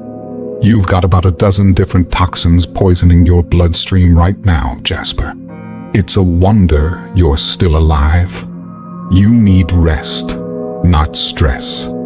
I'm pretty sure I watched every last haunt in the Phantom Wood chase you onto the property. More than a few got a swing at you too. I winced. That explained the throbbing pain in my side, as well as the awful nightmares I'd had. My letters of safe passage got blown away, I said sheepishly. You don't say. She dabbed at a wound in my shoulder. Harriet had always been a prodigy when it came to medicine, to alchemy, to potions in general. I'd seen her nurse Dad back from the brink of death more times than I could count. Harry, I said softly, about Dad. The corner of her mouth twitched. She dabbed the ointment more forcefully into my shoulder, and I clenched my jaw against the alcohol sting. Let's not talk about Dad, okay? Not right now. I nodded. Yeah, sure, of course. Whatever you need. I'd never been close with our father, mostly owing to the fact that he blamed me for our mother's death. He always said I should have shouted, screamed. He said I should have done anything to stop Jasper from killing Mom, from eating her. The stick man, I said quickly, trying to push the memory from my mind. He said he came here to kill you, that I did too. What did he? I don't know. I don't know a damn thing about anything anymore, Jasper. And it's making me scared and frustrated and angry and her voice trailed off. It became a series of choking sobs, and Harriet turned her back to me, balling up her fists. She was never one for these kinds of displays. She'd always been the stronger of the two of us, the more resilient. It's why she stayed behind in Gloomfall while I fled.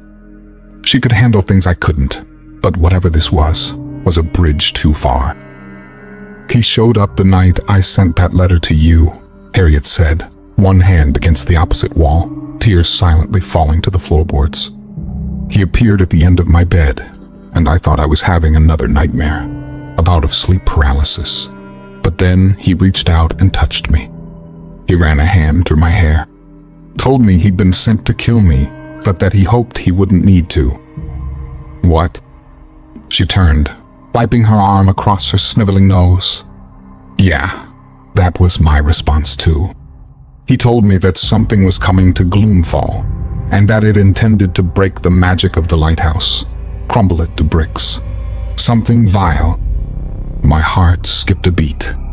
Wesley, was the stick man talking about our brother? Harriet, I said quickly. On the way here, back in the wood, I saw Wesley, Harriet said before I could finish. I blinked at her, trying to catch up to the situation. How did you know that? She sighed, her fingers gripping the edge of the windowsill as more silent tears fell down her face. There's a lot you've missed in the years you've been gone. Too much.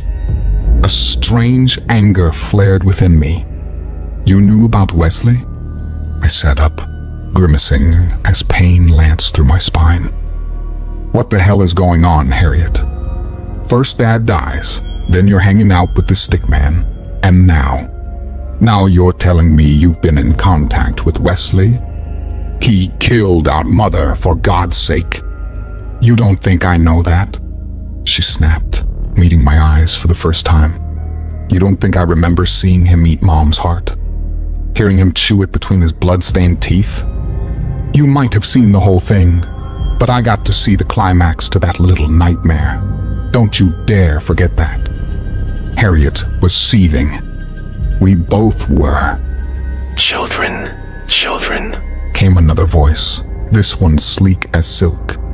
It drifted from the window, and a moment later, a tall shadow craned its head into the room. its featureless face gazing at us beneath a flickering top hat. Do I sense an air of hostility in the room?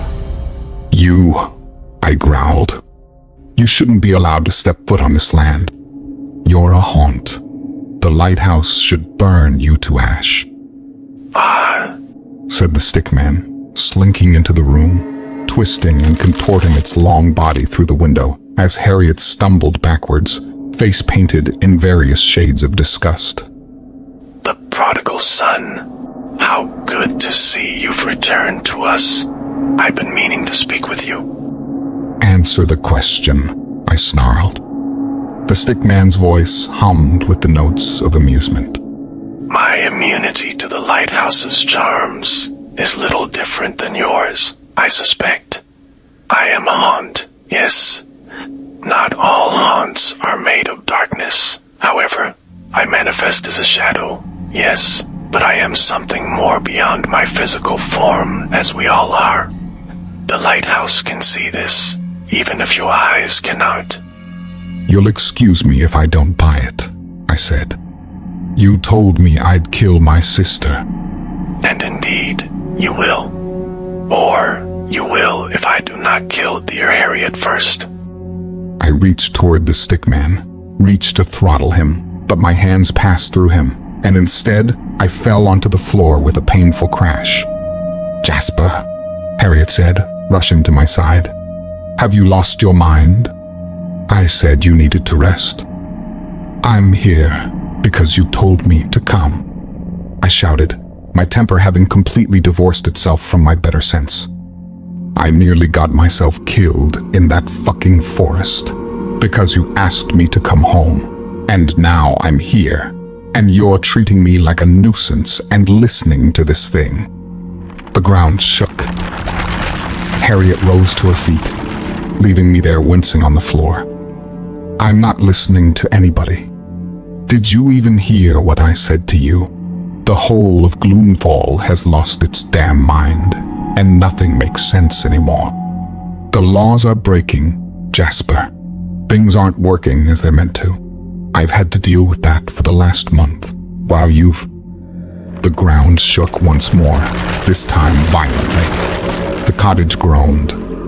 A rush of wind tore through the window, rattling the shutters and extinguishing the candles. Darkness took us. Gooseflesh covered my skin. Harriet, I breathed. You okay? I'm fine, she said curtly, though there was an edge of terror in her voice. What is it? She asked, though not to me. It is her, said the stick man. Who? I hissed. You've crossed her path once already, he said. Out there, in the bleak of the wood. She found you. Your brother came to your aid then, though I am certain he was unsuccessful in defeating her. Who is she? She is the storm that shatters, the scion of calamity that will untether the strings that bind this place. The beast in the dark. Look now. Do you see it? I struggled to my feet, ignoring the pain rioting through my limbs. I felt blindly in the dark, finding the wall, then dragging myself up to lean against the window. The shutters slammed furiously. I squinted into the raging gale. Far away, sitting atop the rolling waves of the phantom wood, swirled a sea of clouds, pulsing with veins of red lightning. My jaw fell open. Harriet appeared at my side, and I could tell from her sharp gasp that this was new to her too. It's growing, she said, frightened. It's larger than before. Yes, replied the stick man. And it'll continue to grow, continue to feed until it swallows us all. How do we stop it? I croaked. I'm uncertain if you can, muttered the stick man. It would require the destruction of the creature that breathes life into that thunder. Your brother tried, and he failed. Wesley tried? I asked. Harriet's fist slammed against the wall. Enough with the cryptic bullshit. Just tell us who's behind the storm, and we'll deal with it. This is what our family does. We kill monsters, said the stick man. And therein lies life's cruel poetry, for this monster is already quite dead. As a matter of fact, you buried it yourselves. He lifted a long arm, pointing a hooked finger out toward a stone rising from the yellowed grass outside. It stood in the shadow of the lighthouse, lit up in flashes of far-off lightning. No, Harriet said, stumbling backward.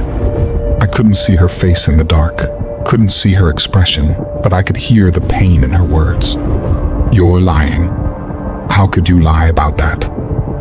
Something you both should know, said the stick man, lifting a leg through the open window. Is that I never lie.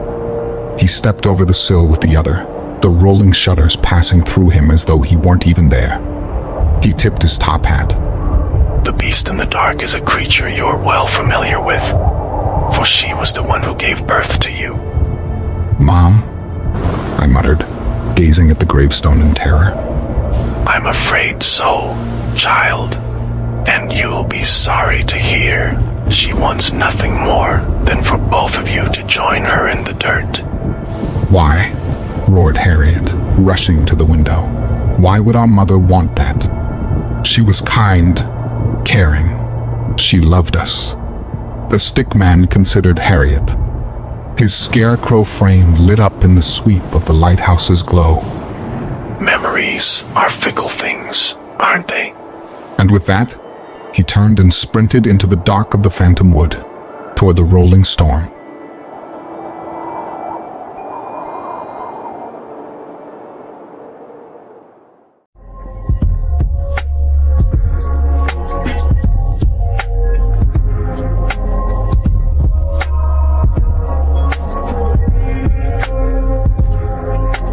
I used to love my job. I was a watchman at a wind farm. All I had to do was make rounds a few times a night to make sure no one was messing with the wind turbines. I would read a lot of books. And eventually, if I got bored, I'd bring my portable DVD player and watch movies all night. The only thing that broke up the time was the patrols. I'd arrive every night around 9 p.m. and get relieved by the day shift at 9 a.m. There wasn't much to it. I'd pull up beside the watchman I was relieving. We'd exchange pleasantries. He'd tell me if anything went on during the day, and then he'd be on his way. I don't remember him ever telling me anything more than seeing some deer, or maybe a bear. There were a dozen windmills stretched out over 5 miles, each connected by a dirt road. When I first started working for this company, I would get out and check the locks on the access door to each windmill. After 5 years, I'd drive by and barely glance at the things. Most times, I'd still be watching my movie or show while I'm driving. Not a lot of traffic on that dirt road. I drove into a ditch only once, but I got the car out with minimal difficulty. The worst part about that was the embarrassment. One evening, I was in a hurry and running late. I jumped in the car and flew to the worksite with something nagging in the back of my mind. I made it just in time, got my report, and settled into my routine. I did my first round with no problem. Twilight had just faded, leaving the world diving into nighttime darkness. Clouds had been forming all evening, and I saw a flock of turkeys cross my path near one of the fields. That meant it was going to storm. My first round through was a breeze. Nothing was happening. I didn't even see animals that I'd usually see, except for the turkeys. Maybe since it was going to storm, the other animals were battening down the hatches and settling in wherever they were. The drive around the 5-mile dirt road circle took around 30 minutes. They don't like us going very fast, and technically, we're supposed to check the door on each wind turbine. I and the other drivers have it timed so that it looks like we checked. I got back to the main building a little after 9:30. I pulled out my portable DVD player and started watching Die Hard. Of course, I fell asleep. I woke to credits rolling. Shit, I said, remembering my missed round. I threw the car in gear and flew off towards the wind turbines. It was right then that I remembered what I had forgotten. A flashing light announced, "Low fuel." I cursed myself for forgetting to fill up yesterday on the way home. This is my second round, I thought. I should have enough to make it through the rest of the night and get to a gas station. This was the thought I clung to the rest of the night. My second round was uneventful. My eyes were constantly drawn to the fuel gauge, but there was nothing I could do about it. Once you're in for the night, you had to stay. If they caught you driving off the job, you're fired. I didn't want to lose such a gravy job, so I stayed put. Although there were a couple of times I considered a quick 2-mile trip to the gas station. The problem was my boss. He was a bit of a prick and liked to pull surprise inspections at all hours of the night. He liked to pretend he was being a nice guy, showing up to see if I needed anything, but I knew why he was really there. If he showed up tonight, I would ask for a couple of gallons of gas. Maybe that would solve my problem and keep him from inspecting as often. Partway through my second movie, Die Hard 2, of course, I went for my next round. It had just started to rain, making my windows fog up and my defroster wasn't working the best. By the time I went for my fourth round, the weather had made a decision to switch from mildly annoying rain to grab the animals and head for the arcs. It was raining so hard, I could barely see in front of me. I drove at crawling speed. The rain had worn ruts in the road. In some of the lower depressions, there were puddles across the entire road. I was glad I was driving a Jeep. I got right in the middle of one of the giant puddles when my engine gave out. I cranked and cranked, but it was no use. I was out of gas. I was never gonna live this down. I could hear it now. 5 years from now, the other guy would be telling the story about the moron who ran out of gas in the middle of a rainstorm. So now I had a decision to make. Do I stay in the car and ride out the storm, or do I walk back to the main building and wait for the day shift to arrive? I checked my watch. Nearly 8 hours until my relief arrived. The way it was raining there was no way I was walking back. If there had been an emergency gas can full of fuel, I might have considered it, but the can hadn't had any gas in it for a long time. Yet another wonderful present from my idiot boss. He said it was a waste of gas to have it sit around and grow old. I guess the concept of emergency never crossed his mind. I didn't want to drain my battery, so I didn't watch any more movies. I sat and listened to the rain pound the roof of my car like someone was dropping marbles from the sky. That's when my mind started playing tricks on me. I guess it was as bored as I was, and decided to have a little fun.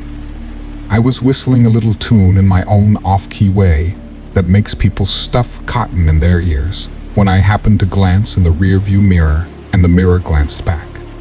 I swore I saw a set of eyes looking in the back window. I whipped around so fast my neck cracked, but nothing was there. I hit the door lock button just to be sure, as if that would help in the middle of nowhere in a downpour. My whistling grew louder and more off-key as I did all I could to avoid looking in the mirror.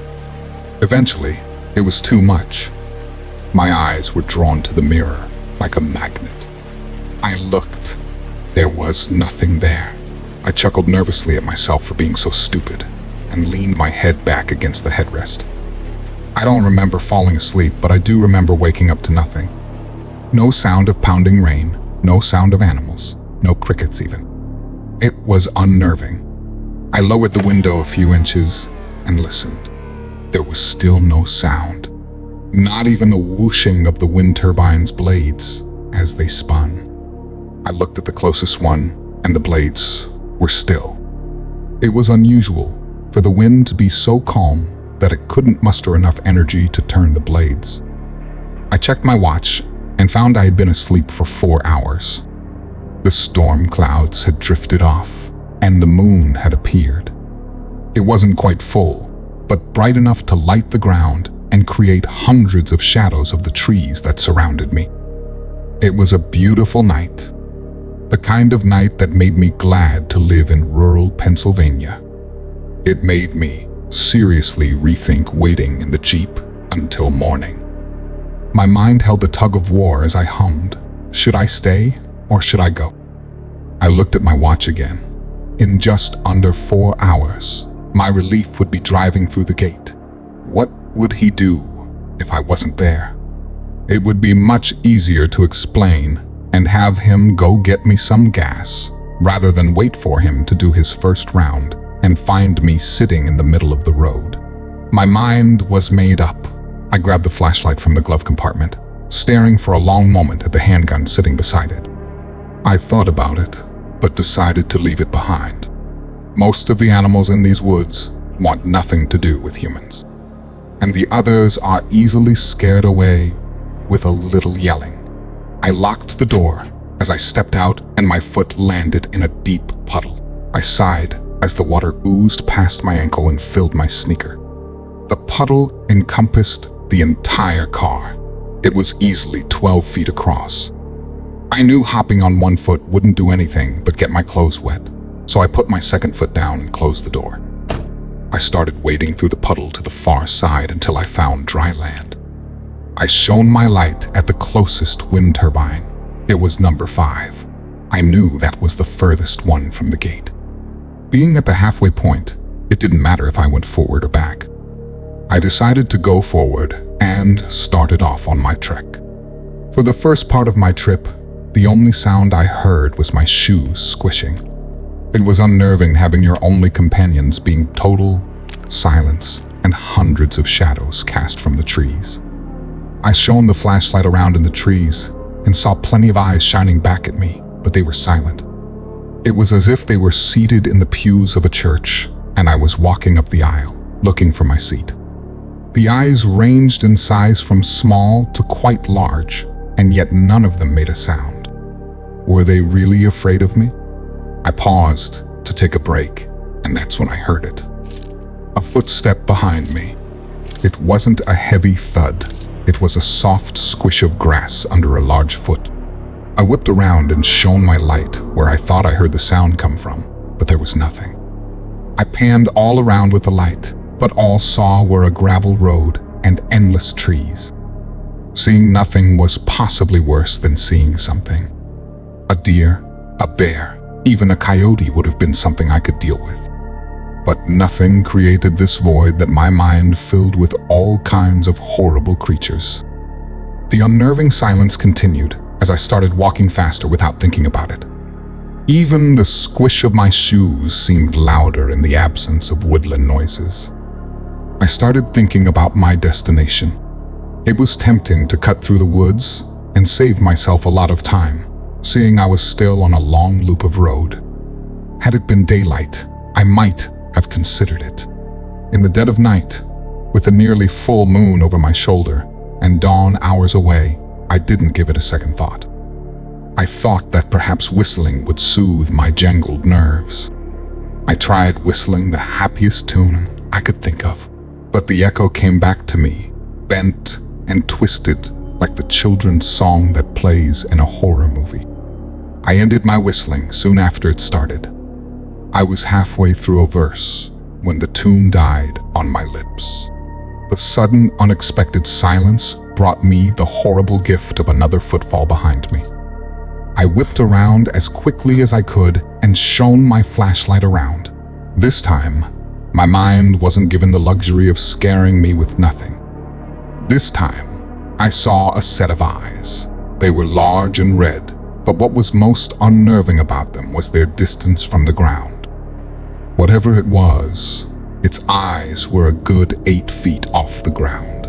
It was 40 or 50 yards away and hiding behind a tree, but those eyes will haunt me for the rest of my life. Unfortunately, I didn't know how long that would be, especially with such a monstrously large creature obviously stalking me. I'd love to say that I carefully weighed my options and came to a sensible solution to what this creature was and how to deal with it. I didn't. I ran like the devil himself was chasing me. It surprised me that I kept hold of my flashlight. I found speed I never knew I had. Desperation will do that. My mind raced faster than my feet, but there was no solution it could come up with. I could hear the footfalls behind me coming closer. It was going to catch me. It was only a matter of when. As my mind grasped at any and every straw, my salvation rose in front of me like a lighthouse to a lost fisherman. One of the wind turbines loomed in front of me. I knew the code to get inside in case I ever had an emergency and would need to shut one down. I didn't think I could run any faster, but hearing the footsteps behind me and seeing my salvation in front of me, I felt like the Roadrunner cartoon when he put on a burst of speed and disappeared in a cloud of smoke. Of course, that was all in my mind. Reality dashed my illusion as the sounds of massive feet grew even closer. It no longer cared about stealth. I could hear it on the gravel road now. My curiosity wanted to turn and at least identify my pursuer, but I forced myself to focus on what was in front of me. Stumbling because I wasn't focused or because of seeing the creature that would be my doom would be catastrophic. The 400-foot-tall monolith loomed large in front of me. I envisioned where the keypad was, knowing I had one shot to type in the code before my untimely death. As salvation drew near, panic set in. I became obsessed with the notion that I would be caught at any moment. I have no idea what possessed me to do it other than sheer terror and desperation. I took the only thing I had available to me, my flashlight, and threw it backward. By some miracle, I heard a muffled thud and a slight groan. The sounds came from much closer than I wanted, but I still refused to look back. I reached the door to the turbine, punched in the code, and yanked the door open, straining my arms because of its weight. I was no sooner inside than I pulled the door shut. Just before it latched, a set of massive fingers appeared in the doorway. I pulled with everything I had, feeling muscles strained to the point of breaking. The door somehow continued its momentum toward closing. The giant fingers were slammed between the door and the frame. They disappeared, and I heard an inhuman howling from the other side as I shut and locked the door. I collapsed to the floor, gasping for air as my mind kept replaying the image of the fingers appearing in the doorway. Like a frozen playback, I saw with startling clarity the fingers were the size of bratwursts covered in brown hair with claws sticking out of them. I lay on the floor panting, searching for any options, but finding none. For the moment, I felt safe, but how long would that last? How would anyone find me in here? Would they even look, or would they think I was lost in the woods? And the biggest question, what the hell was that thing? I didn't want to speculate because the possible answers were too terrible to comprehend, especially with whatever it was still outside somewhere close. Just as I began to feel my adrenaline abate, there was a pounding at the door. It reverberated through the giant hollow tube that was now my salvation and my prison. I jumped up, not knowing what to do. My only escape route led into the claws of a monster. I looked all around for any help, but finding none, I resigned myself to wait for my inevitable demise. I could see the door vibrate with every impact. I knew it was made of sturdy metal, but even metal has its breaking point. As I searched the small room that was a mere 10 feet across, my eyes were drawn upward. There, attached to the side, was a ladder. It stretched upward into infinity. There seemed to be no end. Thankfully, there were lights along the side every few feet, but that was little comfort. I wondered about my choices. Wait here for the door to collapse, or climb an impossible climb straight up, with no rest points, no timeouts, and no do-overs. If I climbed, it would be all or nothing. Failing halfway up just meant I would need to climb the whole way back down to my current hopeless situation. I had no idea if I had the strength or stamina for such a climb, but another round of pounding at the door made my mind up for me. I stepped onto the ladder tentatively, as if waiting for the rung to give out under my foot. After a moment, I stepped onto the second one, then the third. The fourth rung brought near disaster. I slipped and fell back to the floor, landing in a puddle. This painfully reminded me that my shoes were soaking wet.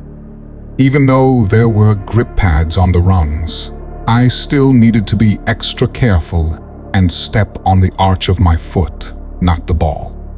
I got up and checked for injuries. I was sure there would be a bruise or two, but other than that, the only thing that was hurt was my pride. The thumping on the door refocused my priorities.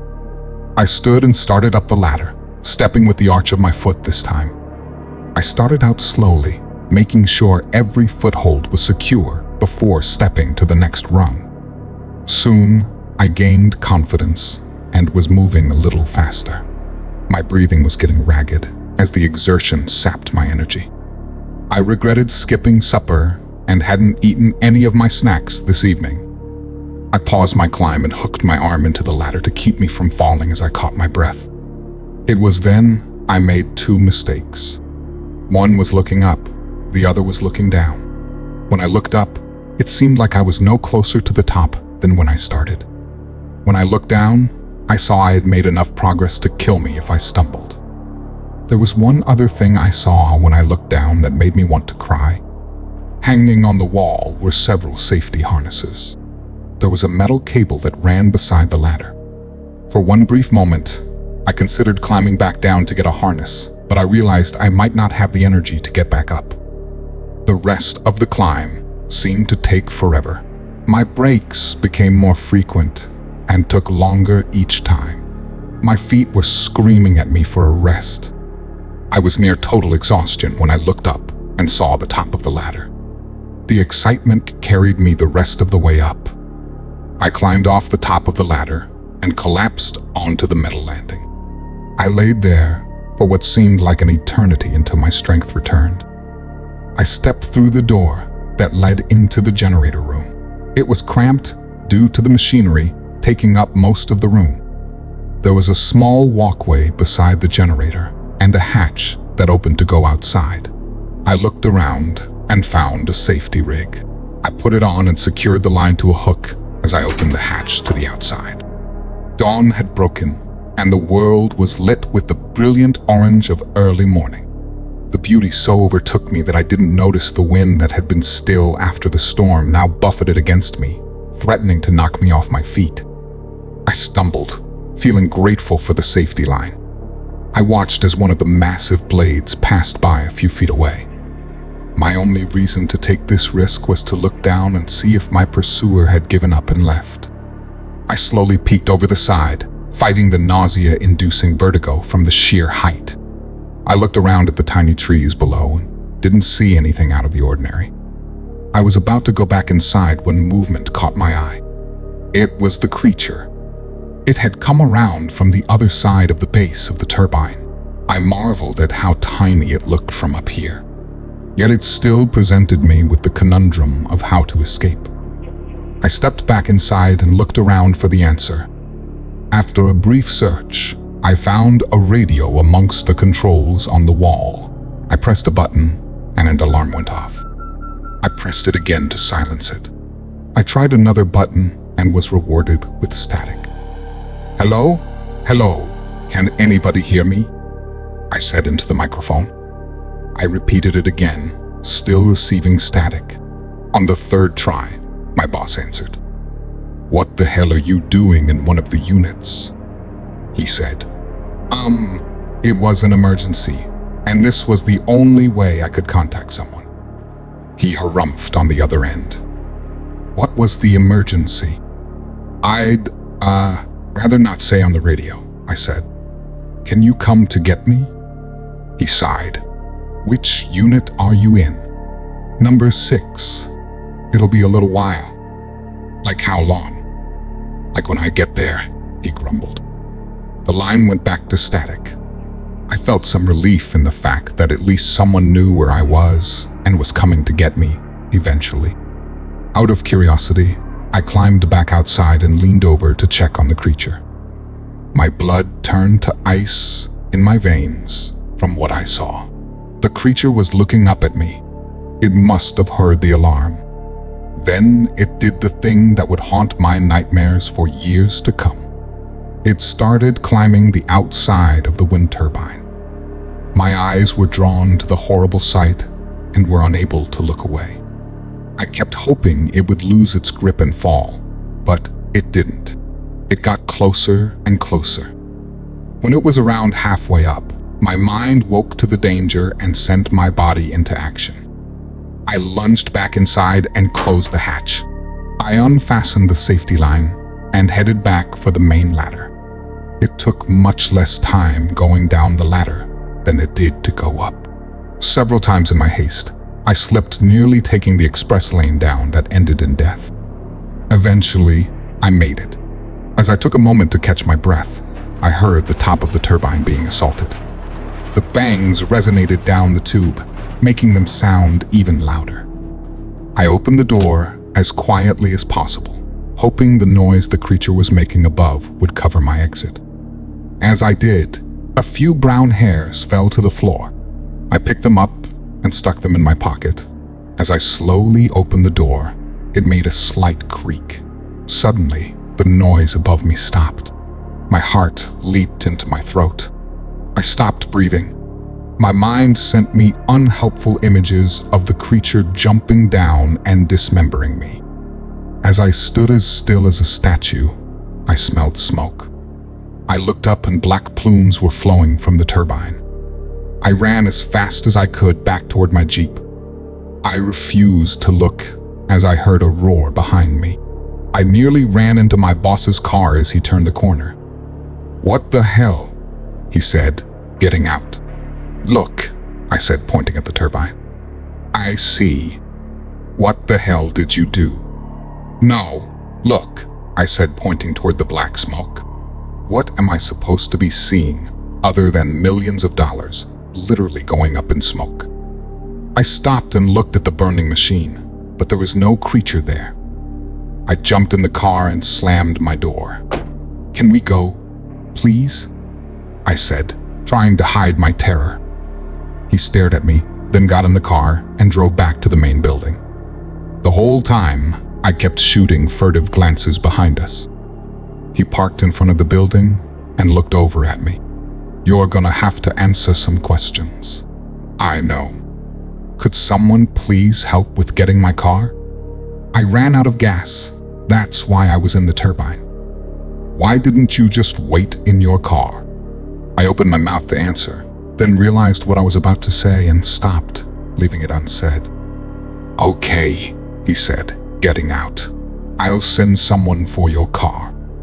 I followed him inside and lay on the couch in the break room. A short while later, a coworker woke me. "Here are the keys to your car. It's parked out front," he said. "And the boss wants to see you." I took the keys and stood. I looked right toward the boss's office, then looked left toward the exit. It only took a moment of decision to turn left and walk out the door. I never returned, but the memory of that night has never left me, and it never will. The following day, I read in the paper about the turbine fire and how they found a carcass of a bear that must have gotten trapped in the blaze. But I knew better. I knew the company would come after me for the destruction of their expensive turbine. I also knew if I told the truth, they'd haul me away in a rubber truck. Either way, I was about to disappear, and my story would never be told. I found a group that specialized in unexplained phenomena. I walked into their office with a bag in my pocket that had 3 brown hairs in it. I knew they'd want to hear my story. If you enjoyed this video, don't forget to like and subscribe to Descent into the Unknown for more terrifying stories.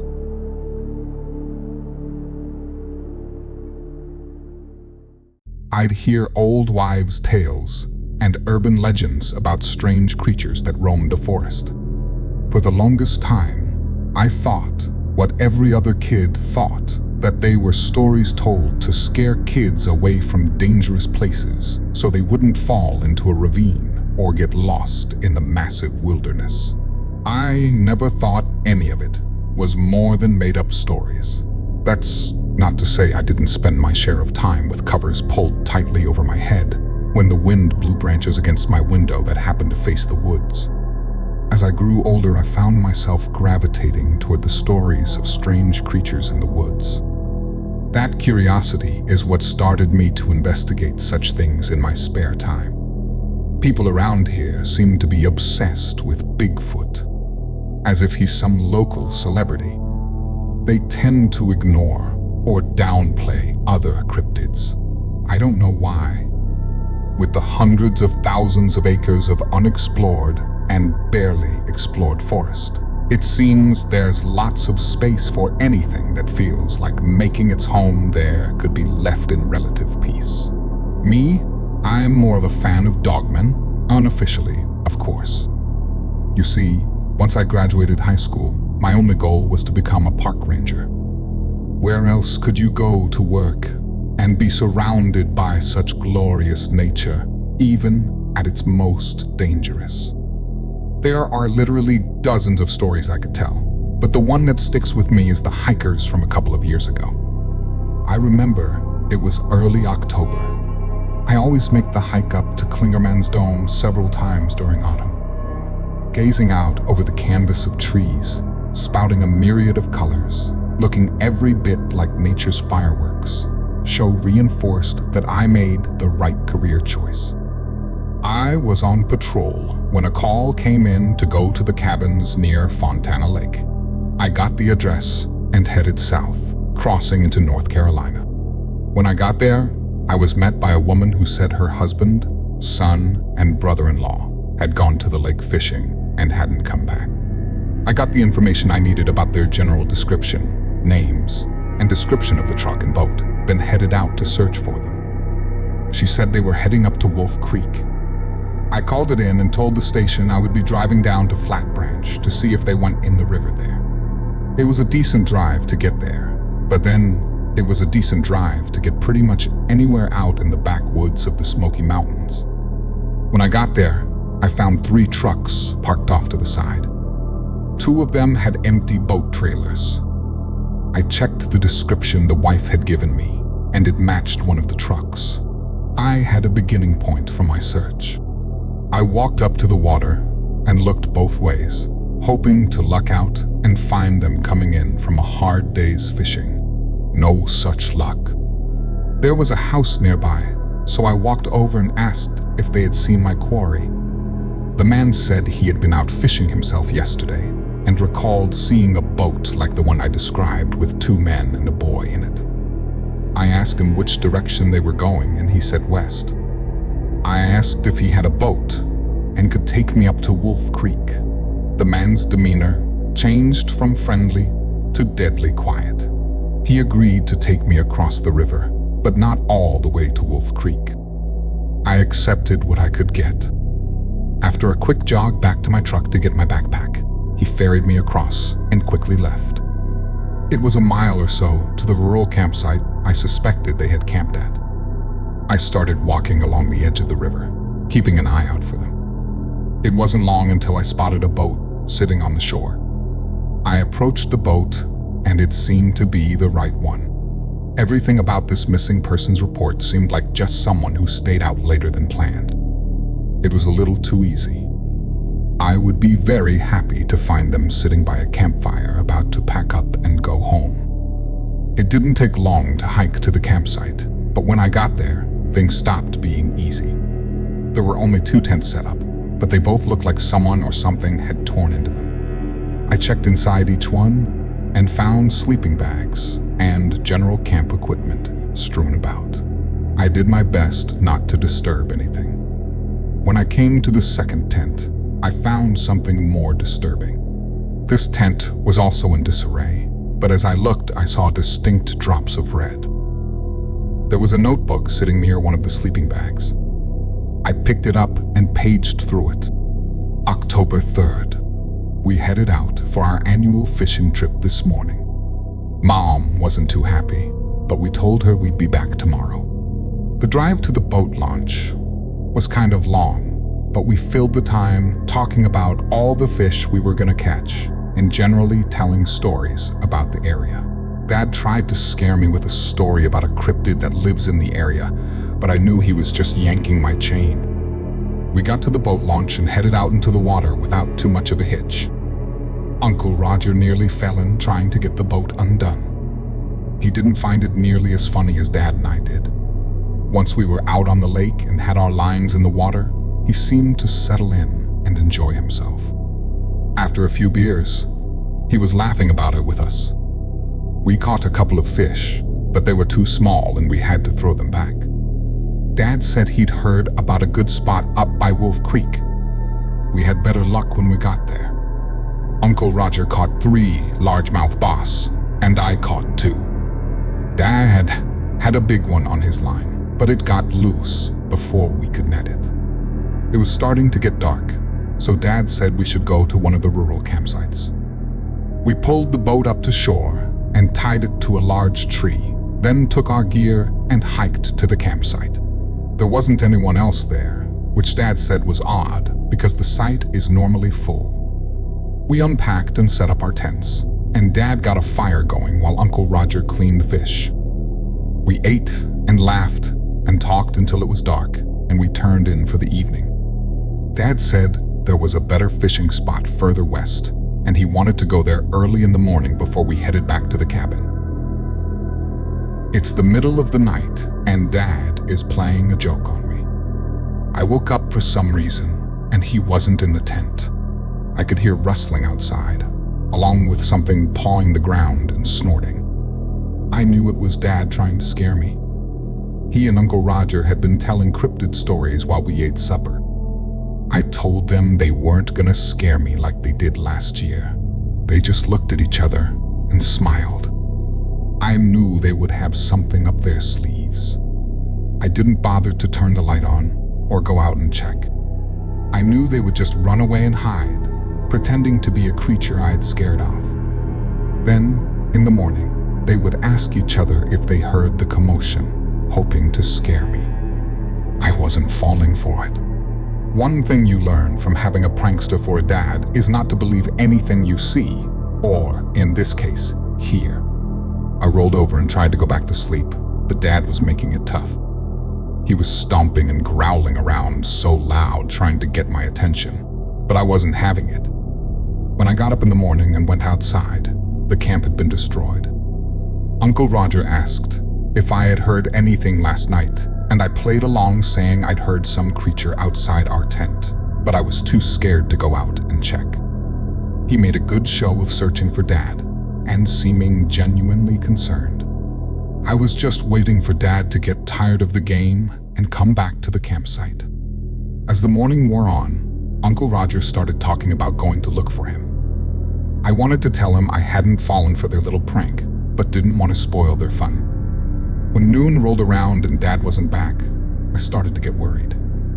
Maybe he had fallen and hit his head on a rock or something. Uncle Roger was beside himself. He told me he would have already gone looking for Dad, but didn't want to leave me alone at the camp. We decided to go look for him. Uncle Roger found what looked like a scuffle, and we headed off in that direction. He told me to stay right with him as we struggled through the forest, looking for any sign of Dad. I was starting to doubt that this was a prank. I was getting worried about Dad. The further we went, the more I realized how wrong I'd been. I wanted Dad to jump out and scare me just so I'd know he was okay. We walked around for hours, searching for him, but we couldn't find him. I was beyond worried now, and I could tell Uncle Roger was too, but he didn't let on. He just kept saying Dad was probably already back at the campsite now. When the sun started sinking low in the sky, we gave up our search and headed back. Twice, we lost our way and had to double back to get to the site.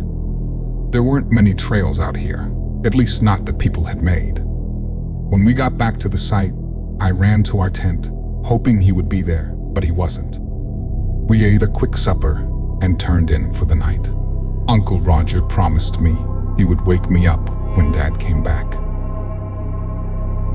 October 4th, Uncle Roger never woke me. Dad didn't come back.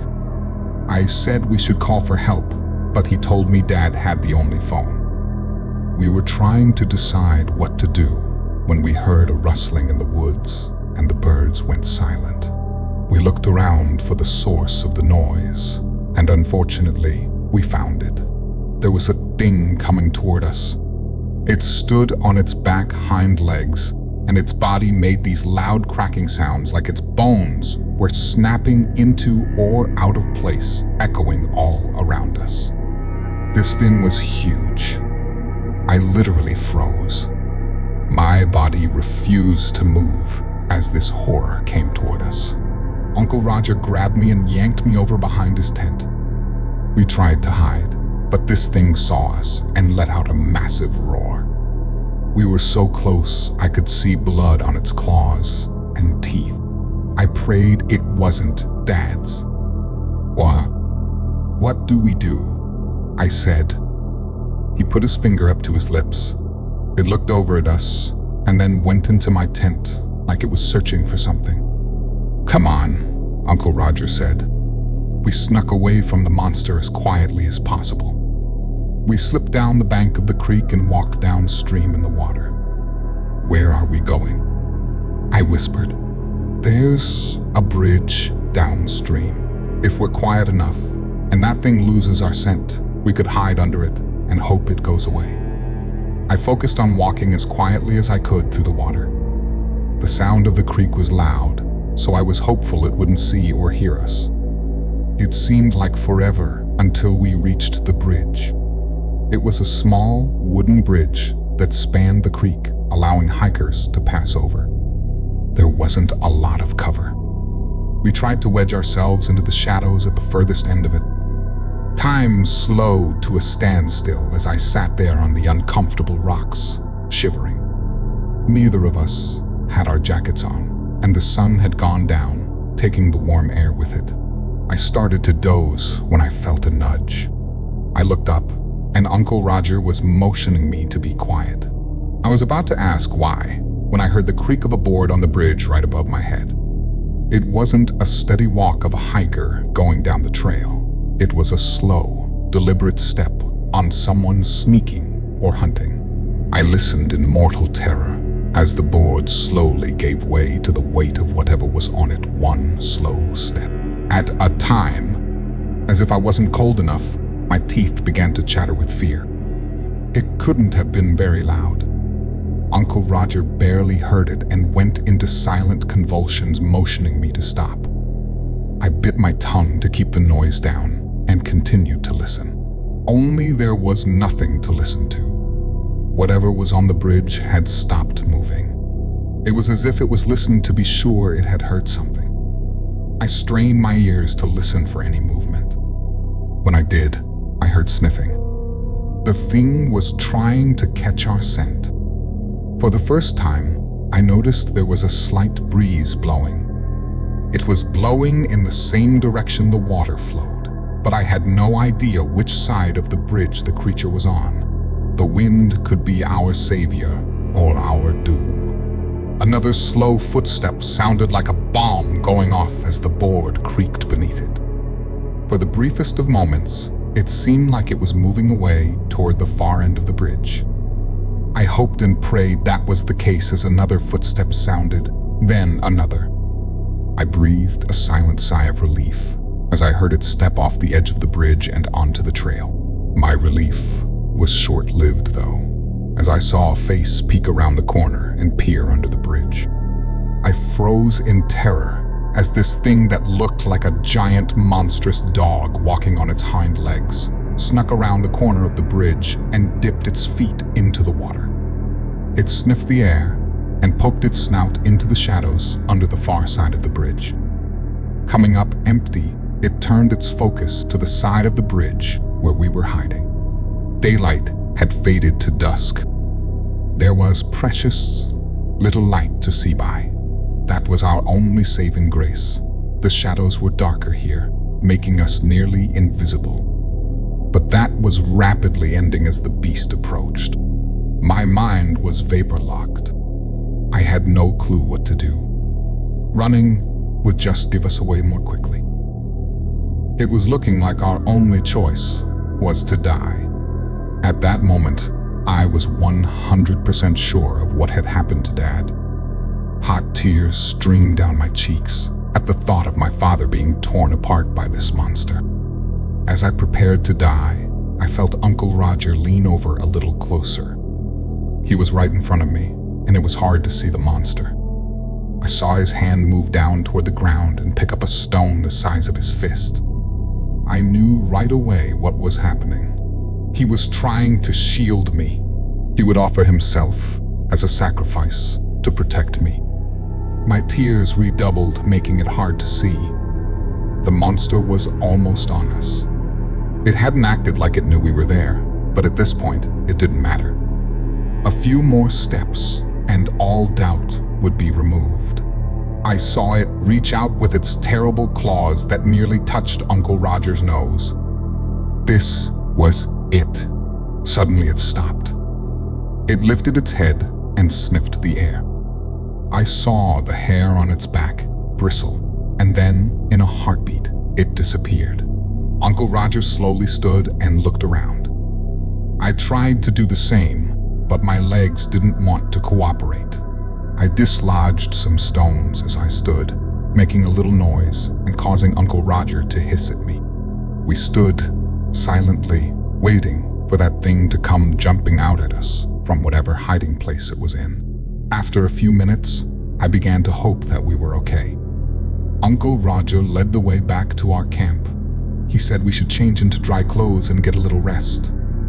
It felt so good to be warm again. I snuggled up in my sleeping bag and wrote this message so that if we don't make it, someone would know what happened. I hope my dad was as lucky as we were. I read through the entire message, then went back and reread the description of the creature. If it was what I thought it was amazing they were still alive.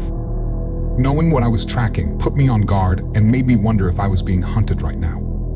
If it had intentionally left things lay so it could ensnare another victim. I didn't have much hope of finding them, but I would look anyway. I started with the tracks in the camp, specifically the ones around the tents. It seemed like the boy and his uncle had gone towards the creek. The creature's tracks went that way too. It followed them to the creek, where its tracks seemed to wander around as if it had lost its prey. I saw where they went into the water to throw off its scent. Smart move. I followed the meandering tracks until they came to a small bridge that forded the creek. Tracks went over the bridge, then through the creek underneath it. That didn't make sense unless they were hiding in the shadows. The creature's tracks made a sudden turn and went toward the trail, then up a hill, almost like something spooked it. If it was what I thought, I couldn't imagine anything spooking it. I followed the creature tracks up over the hill, then they doubled back and followed the creek from the top of the ridge. I noticed there was a good view of the creek. It didn't make sense to be going this way until I found myself back in the camp. It had put them right back in its sights. I was confused for a while. I couldn't find a second set of tracks where they left the second time. If the creature had slaughtered them at the campsite, there would be a lot more blood, but there wasn't. In fact, I couldn't find any proof they'd come back. Then it hit me. I went back and looked at the tracks again. There were a few here and there that were doubled. The boy and his uncle must have come back here after the bridge, then left again the same way as before. The disturbing thing was, I still hadn't seen any tracks of the father. I circled around the camp slowly, looking for anything I might have missed. Eventually, I found a set of adult tracks leaving a tent and going to the edge of the trees. They stopped facing a tree. There was a dark spot on the bark a couple of feet up. This had the earmarks of a late-night bathroom break. But the confusing thing was the tracks never returned. like he had stopped there to relieve himself and then just disappeared. I searched all around the tree when I made a startling discovery. There were flecks of blood farther up on the bark. I circled out further from the tree and found my terrible discovery. Tracks of the creature with drops of blood beside it. My marrow turned to ice at the implication. I followed my new trail, hoping I wouldn't find what my mind was telling me I would. I tried to report to the station on my radio, but strangely, all I got in response was static. I knew there were areas out here that didn't get good reception, but I didn't think this was one of them, right near a posted campsite, just off a trail. I decided I would try again later. I adjusted my backpack and started off after my prey. As a precaution, I pulled out my sidearm and made sure it was loaded. It seemed like a silly thing to do, but when dealing with a dangerous alpha predator, it's best to make sure you're ready to shoot. My hand shook a little when I put my gun back in its holster. I knew this was dangerous. I knew it would be just as easy to go back to the station and let search and rescue take care of it. But I also knew that there was a man who was in the clutches of a deadly creature, and he was losing blood. I didn't have time to waste. I followed the tracks as best I could through the brush and fallen trees. I would lose the trail sometimes only to pick it up again when I found a few more drops of blood. The tracks ran along the base of the hill, heading west until it came to a stop. It was right in front of a mountain. I looked all around, but the trail had disappeared. Finally, in desperation, I looked up and noticed a cave partway up the mountain. I thought about going up there, but was unsure. That could be the home of this creature, or it could be the home of a dozen other animals, none of which would appreciate me storming into their living room unannounced. After another thorough look around the area, I decided it was likely where my prey had gone. Clouds had been rolling in all day, and now decided they were done playing nice. The rain began slowly enough, but was soon coming down in sheets. The cave was looking better as I covered my eyes and tried to see where I was going. It was raining so hard I couldn't see the cave anymore. I just kept pressing forward in what I hoped was a straight line over fallen trees, through brush and rapidly rising streams. I finally looked up and saw I was at the base of the mountain. My direction was off by a little bit, and I had ended up a few dozen yards to the right of it, but it was no matter. I started climbing the mountain, being extra careful of my footing, especially in this torrential downpour. After a few slips, including one that had me nearly tumbling off the mountain, I made it to the mouth of the cave. I slipped inside and enjoyed a moment without water dumping on me. I looked down, and the water dripping off of me made a little puddle like I had brought my own rain cloud into the cave with me. I shook off as much water as I could, as quietly as possible. The rain pouring down outside made loud splashes inside the cave. It would have been difficult to hear anything else, but I still wanted to be sure. I unbuckled and sat the backpack down just inside the mouth of the cave. The rain had made it gain extra weight, and I didn't know if I would have to move fast. I opened my pack and got out my bottle of water and drank. It had been a while since I had drank anything, and I chugged half of it down. I closed it and saved the other half for if I got out of here alive. With that happy thought rattling around in my brain, I stowed the water bottle back in my pack and pulled out a small flashlight. I turned it on while pointing it at the floor. The bright beam illuminated the cave. It was large, as caves go. I could stand up in it and not reach the ceiling. There were many boulders and stones. It wasn't a smooth floor. The walls were rough. There weren't any cave drawings in here. I walked slowly. Each step felt like I was closer to my doom. I pulled out my gun and held it tightly, the sense of foreboding thick in the air. Two thoughts impressed themselves on me. Firing a gun in here would probably deafen me. And the stench was horrific. It smelled like an open sewer in the middle of August. As I crept deeper into the cave, The sounds of the rain diminished, replaced by an eerie silence. I could hear the steps of my feet, my breathing, and my heart pounding. As I was seriously considering turning around and leaving, when I saw something ahead of me move. It was big, at least as big as me. I dove against the wall for some cover, forgetting that I was holding a bright light in my hand, so it didn't matter if I tried to hide as long as the light was on. I pointed it at the floor but didn't turn it off. I heard a shuffling sound getting closer. I was tempted to turn off the light, but giving the edge to this creature was not a good idea. It already had the home field advantage.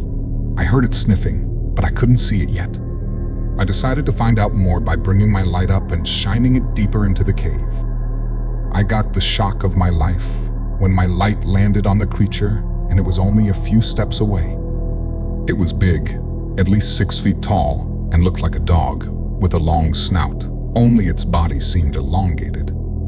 It stood on its hind legs and had hands attached to muscular arms. Overall, it looked like a nightmare. It recoiled from the light and let out a growl. It was all I could do to keep from soiling myself. Without thinking, I pointed my gun and fired. The sound was deafening. My ears instantly started ringing. The creature roared at me, then turned and ran deeper into the cave. It had roared a mere few feet from me, yet I barely heard it. I stumbled and had to take a minute to steady myself. Then I started following it deeper into the cave.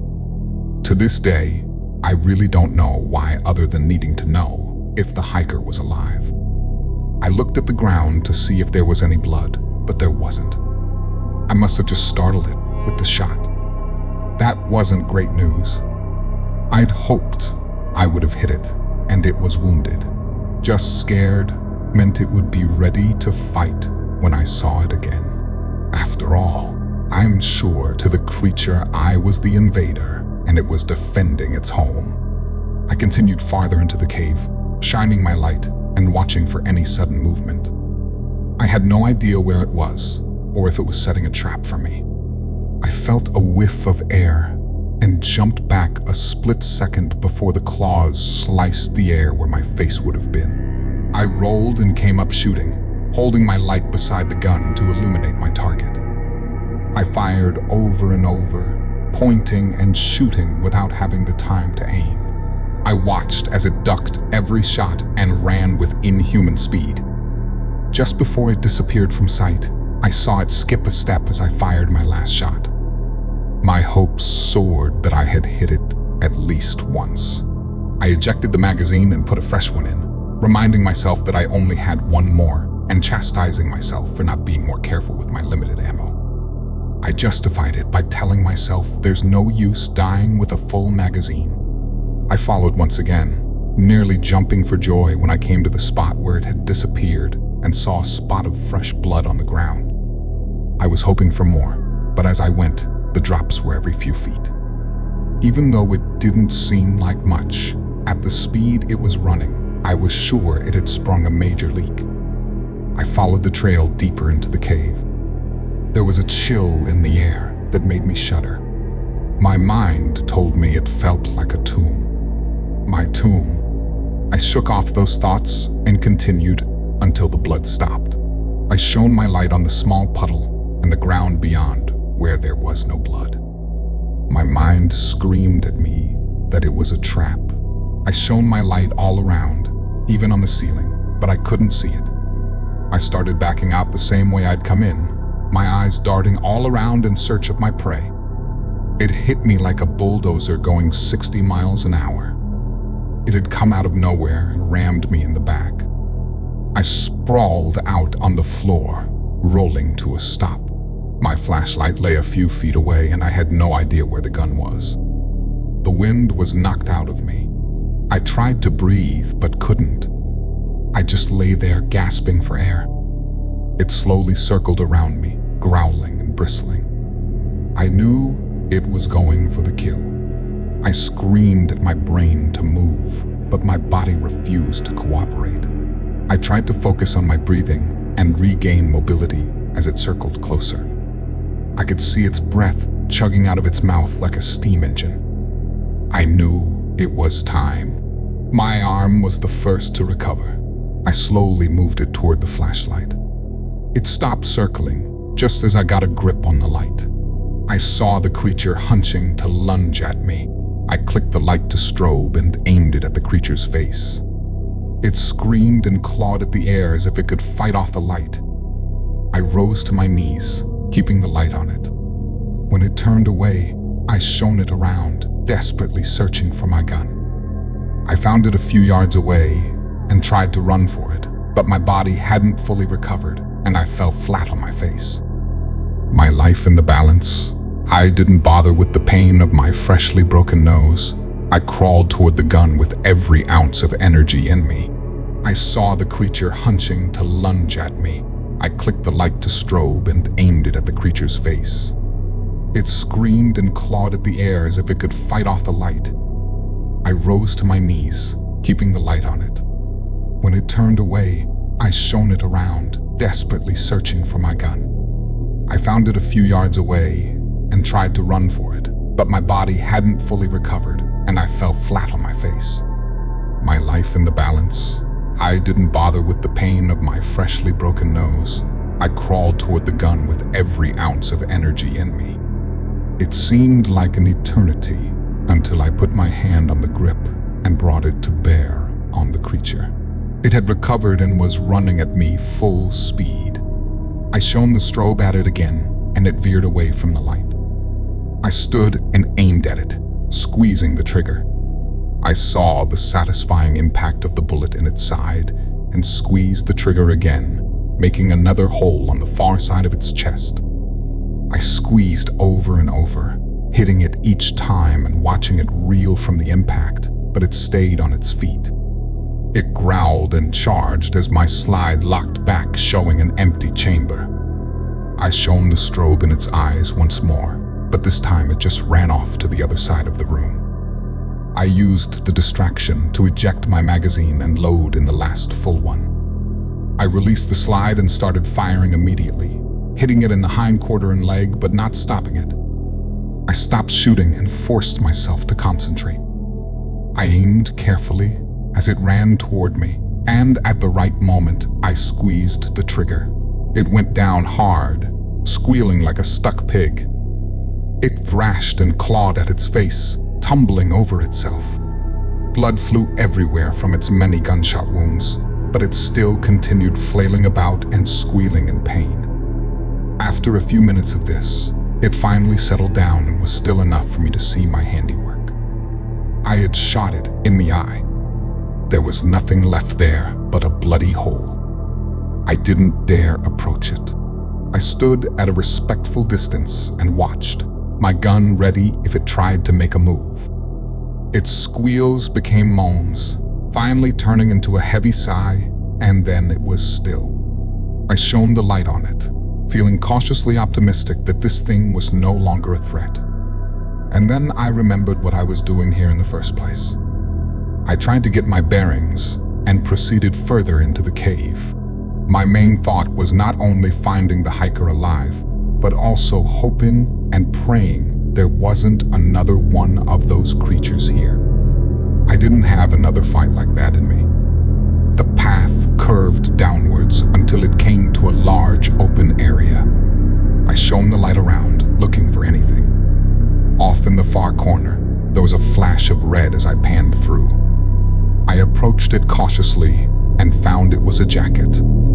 Inside the jacket was a piece of meat that used to be a human being.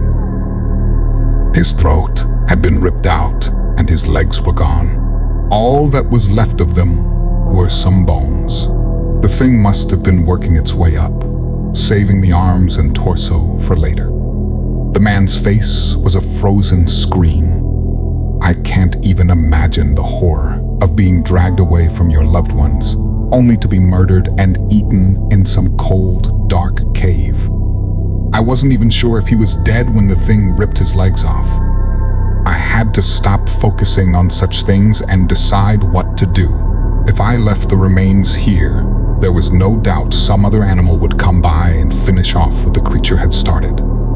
I needed to try to get him to his family for closure and a proper burial. I bent down, trying to figure out how to carry him. A fireman's carry was out. There were no legs for counterbalance. In the end, I picked him up by his arms and flung them over my shoulder, holding onto them and turning his body into some macabre backpack. I started back out of the cave, hoping I'd be able to carry him all the way back to the campsite and finally back to my truck. As I trudged back through the cave, I came to the section where our fight had taken place. Shell casings and blood was strewn about the ground. I wondered to myself how I had avoided getting hit by a stray ricochet when I looked over to where the creature lay. Only it wasn't there. I shone my light all around, frantically whipping around, but it was gone. I found the spot where it had laid still, and I thought it had died. There was a large pool of blood there, but no body. I pulled my gun out of my holster, ejected the magazine, and checked to see how many rounds I had left.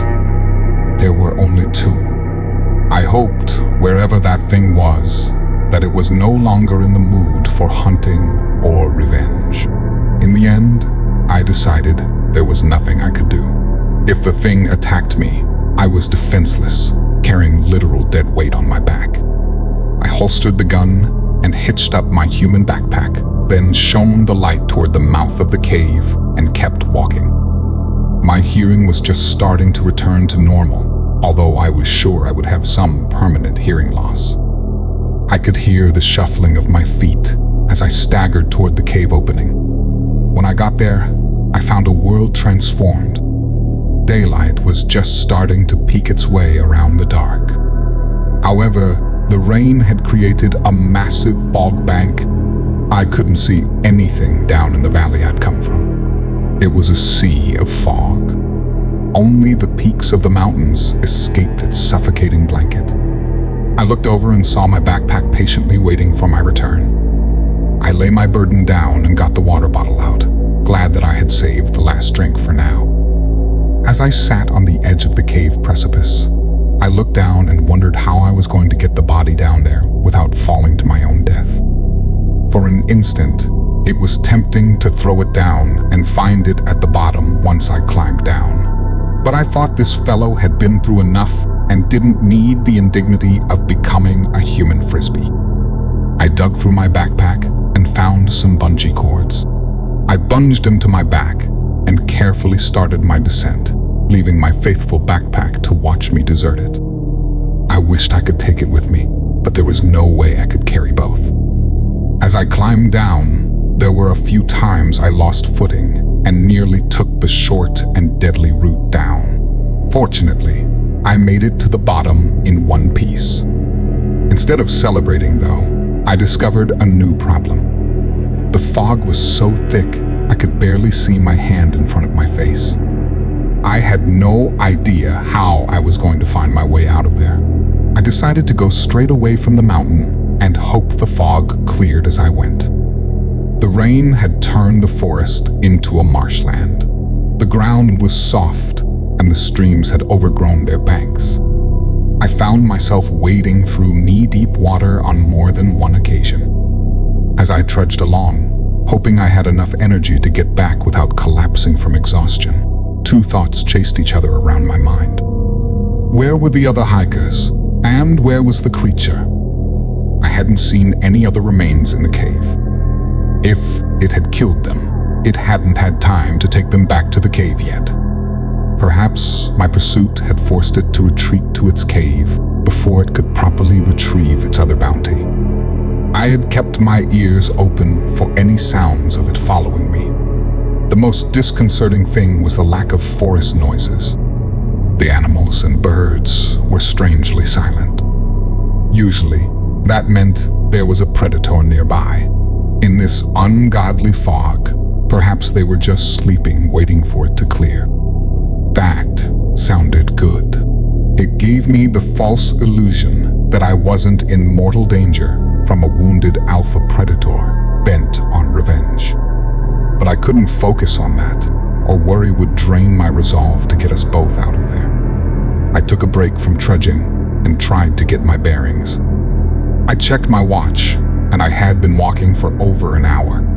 It was late morning, and the sun should have been high in the sky. But the oppressive fog continued to smother it.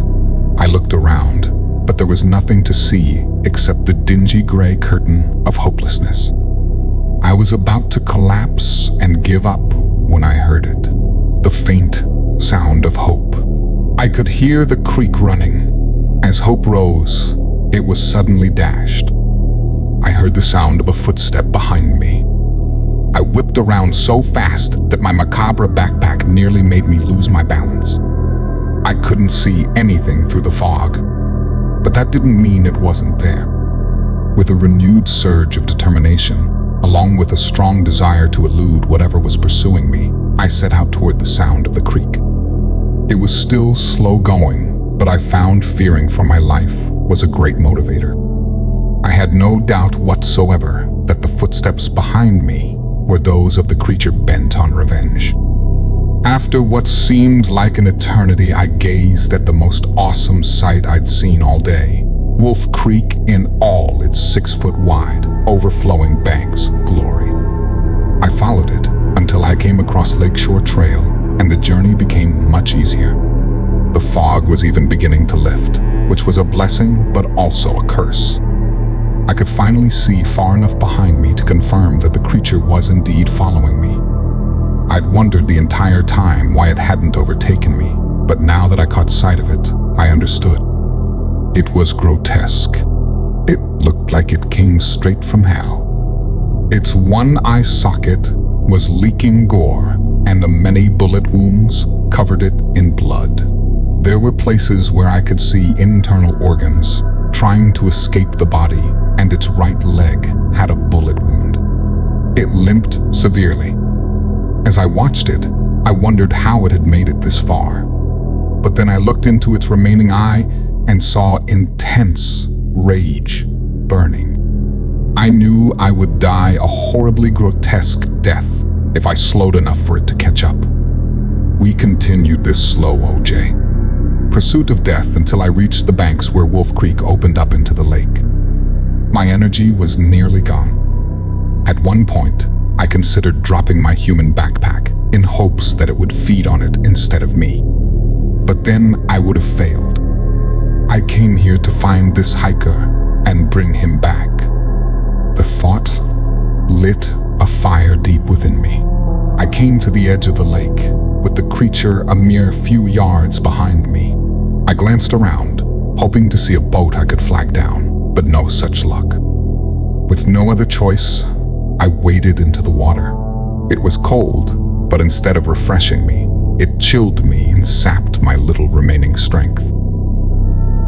The creature entered the water behind me and seemed to be gaining. It got deeper to the point where I was no longer able to walk and had to start swimming. The far side of the lake looked like it was miles away, even though I knew it was much less than that. I swam for all I was worth, knowing at any moment I would be pulled under by the creature. My passenger strapped to my back wasn't helping either. The literal definition of dead weight. Every minute I had to fight off the urge to dump him. When I reached the other side, I was exhausted. I lay there on the shore, waiting for the creature to disembowel me, but unable to move to defend myself in any way. With great effort, I turned to look back and see when my doom would come. To my great surprise, I saw it staring at me from the far beach. I guess it couldn't swim. I chuckled to myself as I lay there, gathering strength for the continued journey back to the truck. Eventually, I got there. As I opened the door, for a fleeting moment, I considered putting the hiker in the passenger seat. But then I looked at the wet, gore-soaked torso and reconsidered gently laying him in the truck bed. The drive back was long, and I continually had to shake myself to stay awake. But eventually, I made it to the cabin. I stumbled up to the door and knocked once. "Oh my God," the woman said when she saw me. "Are you all right?" I hung my head. "No, but I will be after around 3 days of sleep."